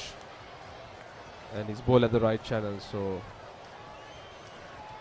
definitely want to end the day on a positive note. His expectation would be to get his captain a wicket or two before the close of play. And you cannot say that he's not trying. He's giving his heart out. A few errors as a result of putting that extra effort, but nevertheless he's looked very, very good in this over. That was a very good over by Malaviarachi. Asked a lot of questions from the batsman. 17 gone, 61 for 1, St. Anthony's.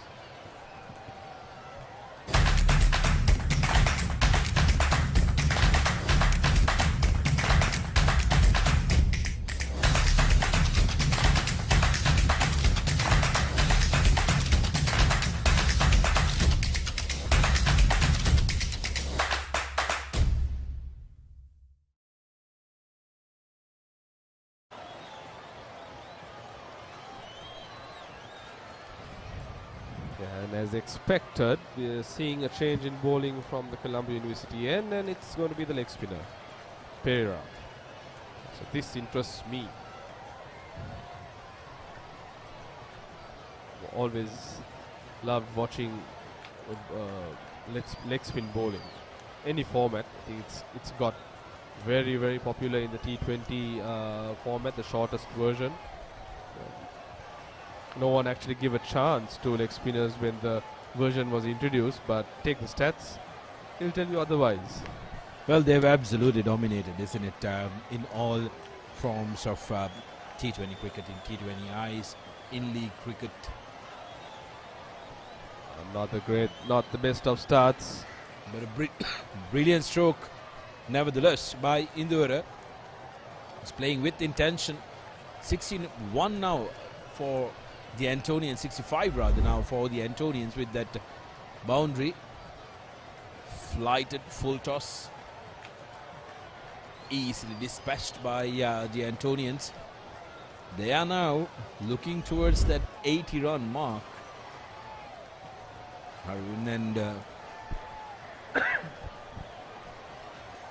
that is not a good delivery to follow up with. Back-to-back boundaries. Not 69 now on the scoreboard. Not great bowling whatsoever by Pereira. He's not found the line nor the length. Understand, leg spin it can be very challenging, especially at this level. School cricket at a under 19 level to come in, but nevertheless you're expected to loosen yourself up, bowl a few practice deliveries before you bowl. Oh, that was close. That was close. I think it just fell short of the short leg fielder. Oh, that's a very good comeback delivery by Pereira. Did the fielder get his hands under the ball there, or did he just fall short? Good attempt and a good comeback delivery by Ramiro Pereira. That's where he should be. Time and time again, like I mentioned, consistently we'll have to see balls pitching in and around that region if we are to ask questions, and that's another good delivery. So good comeback after two very, very ordinary deliveries. Pereira is showing what he's capable of.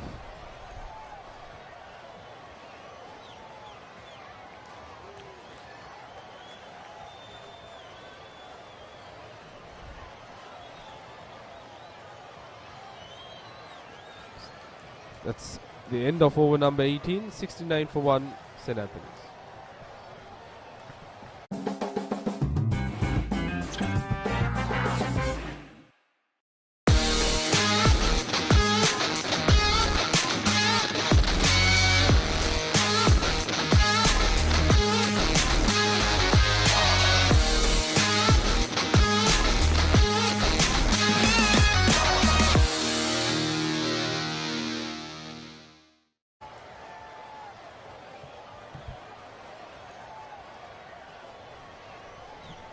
The clock has reached 5. and play is still going on. We are yet to get some information in terms of how many overs will be bowled, or do we play to time. See the rainbow. Hopefully it brings us a pot of gold on the other side, Sudarshan. We'll hope for more than one pot of gold, Harold. There is need of it. From the looks of it, it's towards the Maitland Crescent, Maitland Derby to be worked out tomorrow in the rugby front. CHNFC taking on CRNFC, and by the looks of where the rainbow is, it's at Longdon Place. So I like your optimism, Sudarshan. The lads at Maitland Crescent, the Gymkhana Club, would be wanting the other end of the rainbow to land in their quarters. Club Rugby League currently happening as well. If you need any information on that, do go ahead to thepopper.com/rugby, where you will have all the results and also the photos and the information that you need about Club Rugby League. But the big news, as you already know, is that Schools Cricket on thepopper.com is back. It's an absolute delight to bring you this maiden broadcast of the year 2023. This is no doubt going to be a very, very exciting season of Schools Cricket. Harun, incidentally, going to be the first season that we might actually have, I really hope that I haven't spoken too soon, we might actually see the return of the crowds for the big matches. We've had a couple seasons without the crowd. It's touch wood, as you say, touch gold even. Correct, Sudarshan. I think fingers crossed. All the schools actually, planning for a game with crowds, 100% capacity. They want to see that camaraderie back. It's been, for many, it's been a long time, ages since we seen that. Just way too long, isn't it? It's just 2 years. It seems like ages ago that they had a good time. Oh, that's a good ball, very good ball. Malavi Arachi has looked very impressive in his last spell. Probably the older ball working in his favour. The height, the bounce, a little bit of movement off the deck as well. Yeah, in terms of the big matches, there's a lot of expectation, not only from the players or the inner circle, but those who are in the offshores as well, who really want to come down and watch the big match in that environment, in that ambience. The euphoria is totally different as opposed to what you would see on your screens. It's one of those things in life, isn't it, that you look forward to, that you yearn for, to make sure that you get the opportunity to go meet some of your dear friends and from both the schools to relive the memories, the nostalgia, like you said, and enjoy the young athletes battle it out in the middle. And of course, when it comes to Royal, the big one has always been competitive, irrespective of how good either side are. Antonians and the Trinitians, of course, I have a very interesting theory where they get together for a big match and compete against the rain most times than not, because March being a time where the rain really hampers cricket in Kandy.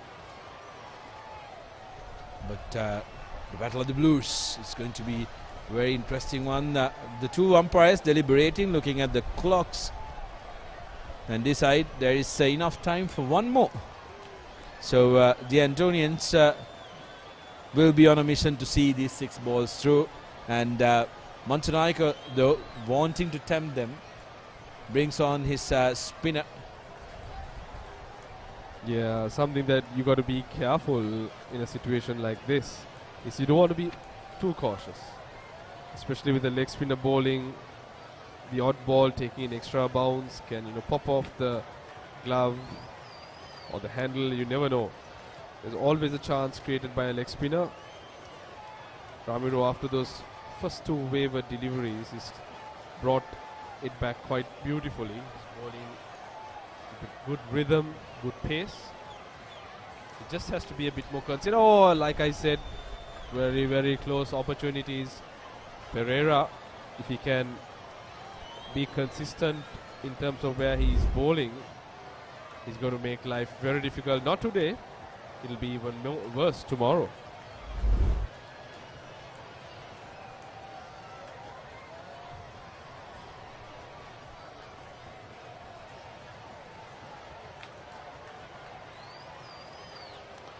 This time swept hard. Strongly swept. Beautiful shot for 4. Not a bad delivery, but that was taken in between middle and leg. Full pitch delivery and hardly swept, as you can see on your replay. Yeah, it's good batting. Very good batting by Galapitage. He's looked very confident and very positive from the time he came to the wicket, especially when that wicket fell.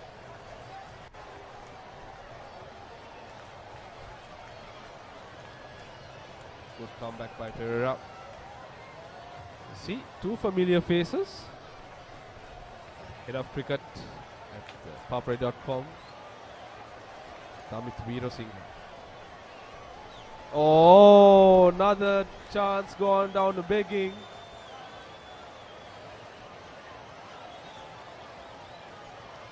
I think Pereira has been asking the question.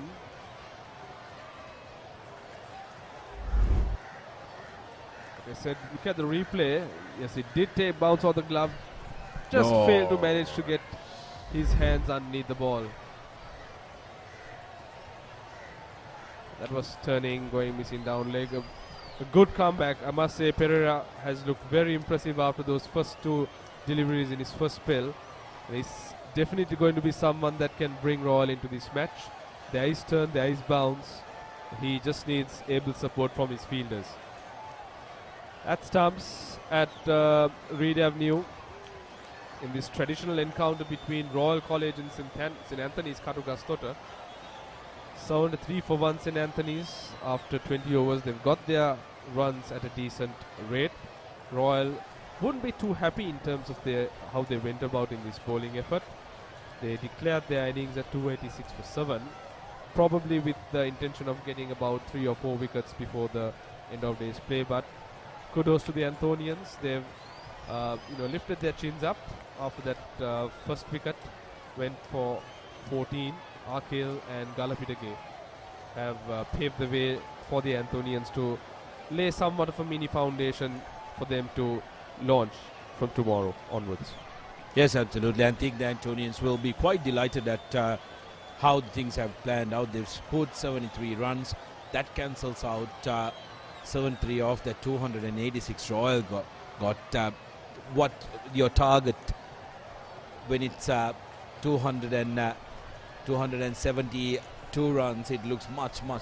273 runs, it looks much 213 runs rather, it looks much better than 286 when you come on to bat tomorrow in the morning.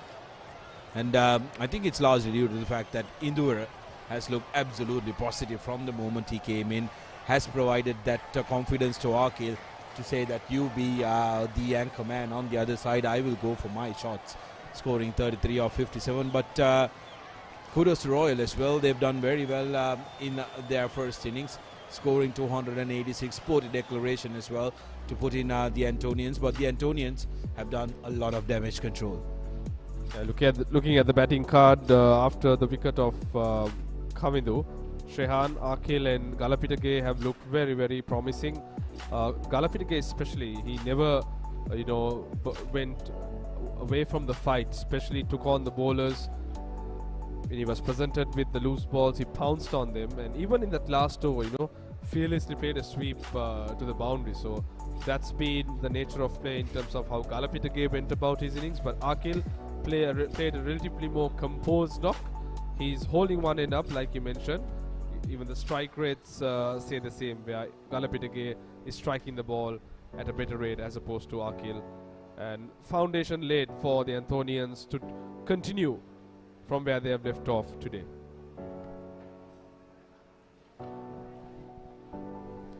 Not much to speak about the Royal bowling card. Malaviya actually looked the pick of the bowlers when you take the fast bowling attack.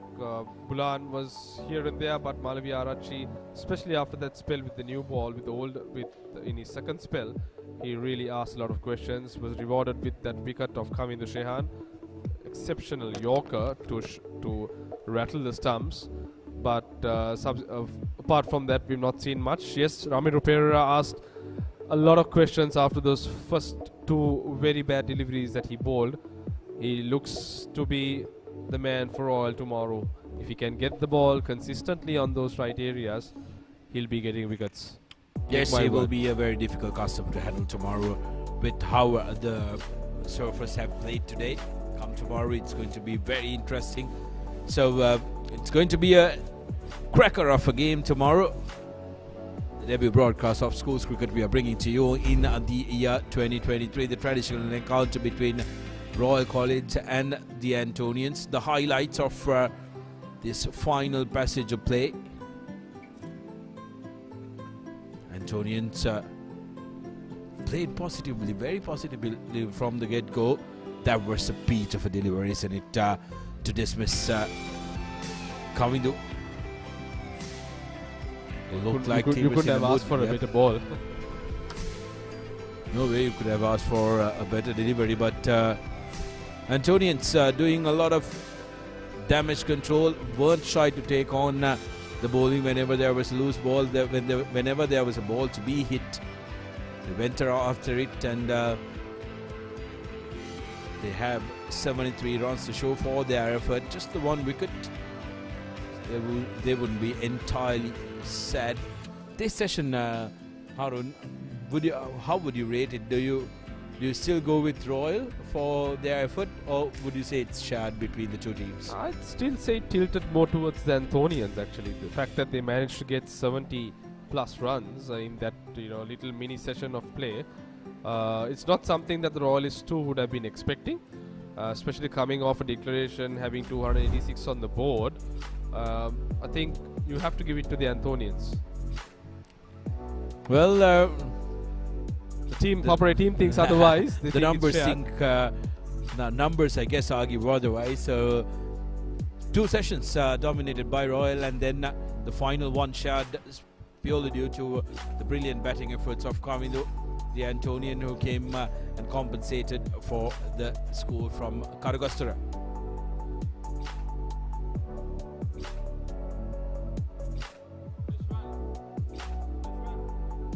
Well, it's been an absolute pleasure bringing you this pictures. The match summary: Royal College 286 were put into bat by the toss-winning Antonians, declared after 286. Ovindu and Rehan were fabulous, scoring 65 apiece, and Sinet getting a start in his comeback game for Royal at the top as well. Kavisha Senur and Charuka shared the wickets amongst them for the Antonians. In their reply after the declaration by Royal College, St. Anthony's College, 73 runs for the loss of one wicket. Kamindu, the man who departed Indore, has been absolutely terrific, like we said. Played positively from the get-go, supported Akil on the other side. Ranuka, the pick of the bowlers, who delivered a peach of a delivery to dismiss Kamindu. And Dasis and Anush doing the little bit that was asked of them at the end. Stumps on day one, and this is how the story is. With that side of the rainbow, the second day of the traditional cricket encounter will commence tomorrow at 9:15 live from the Royal Grounds. Make sure that you join us on Saturday, tomorrow, for the rest of the action of this incredible cricket encounter between two traditional cricketing schools. And as for the Papare.com production and the technical crew, I'm Sudarshan Apiri signing alongside my community crew and Harun Maujud from the Royal Complex.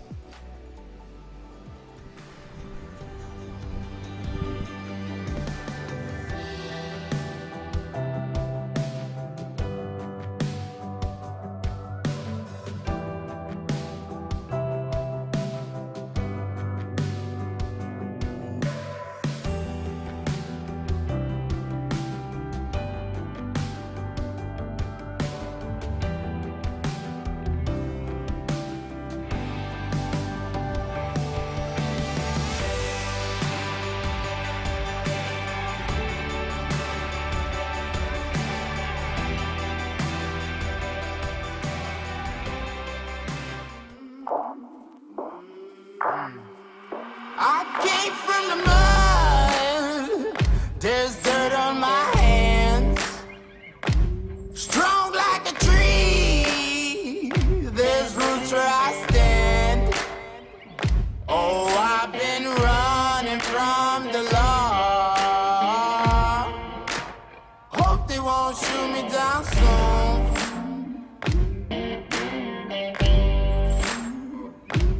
They sing on a sleepless night.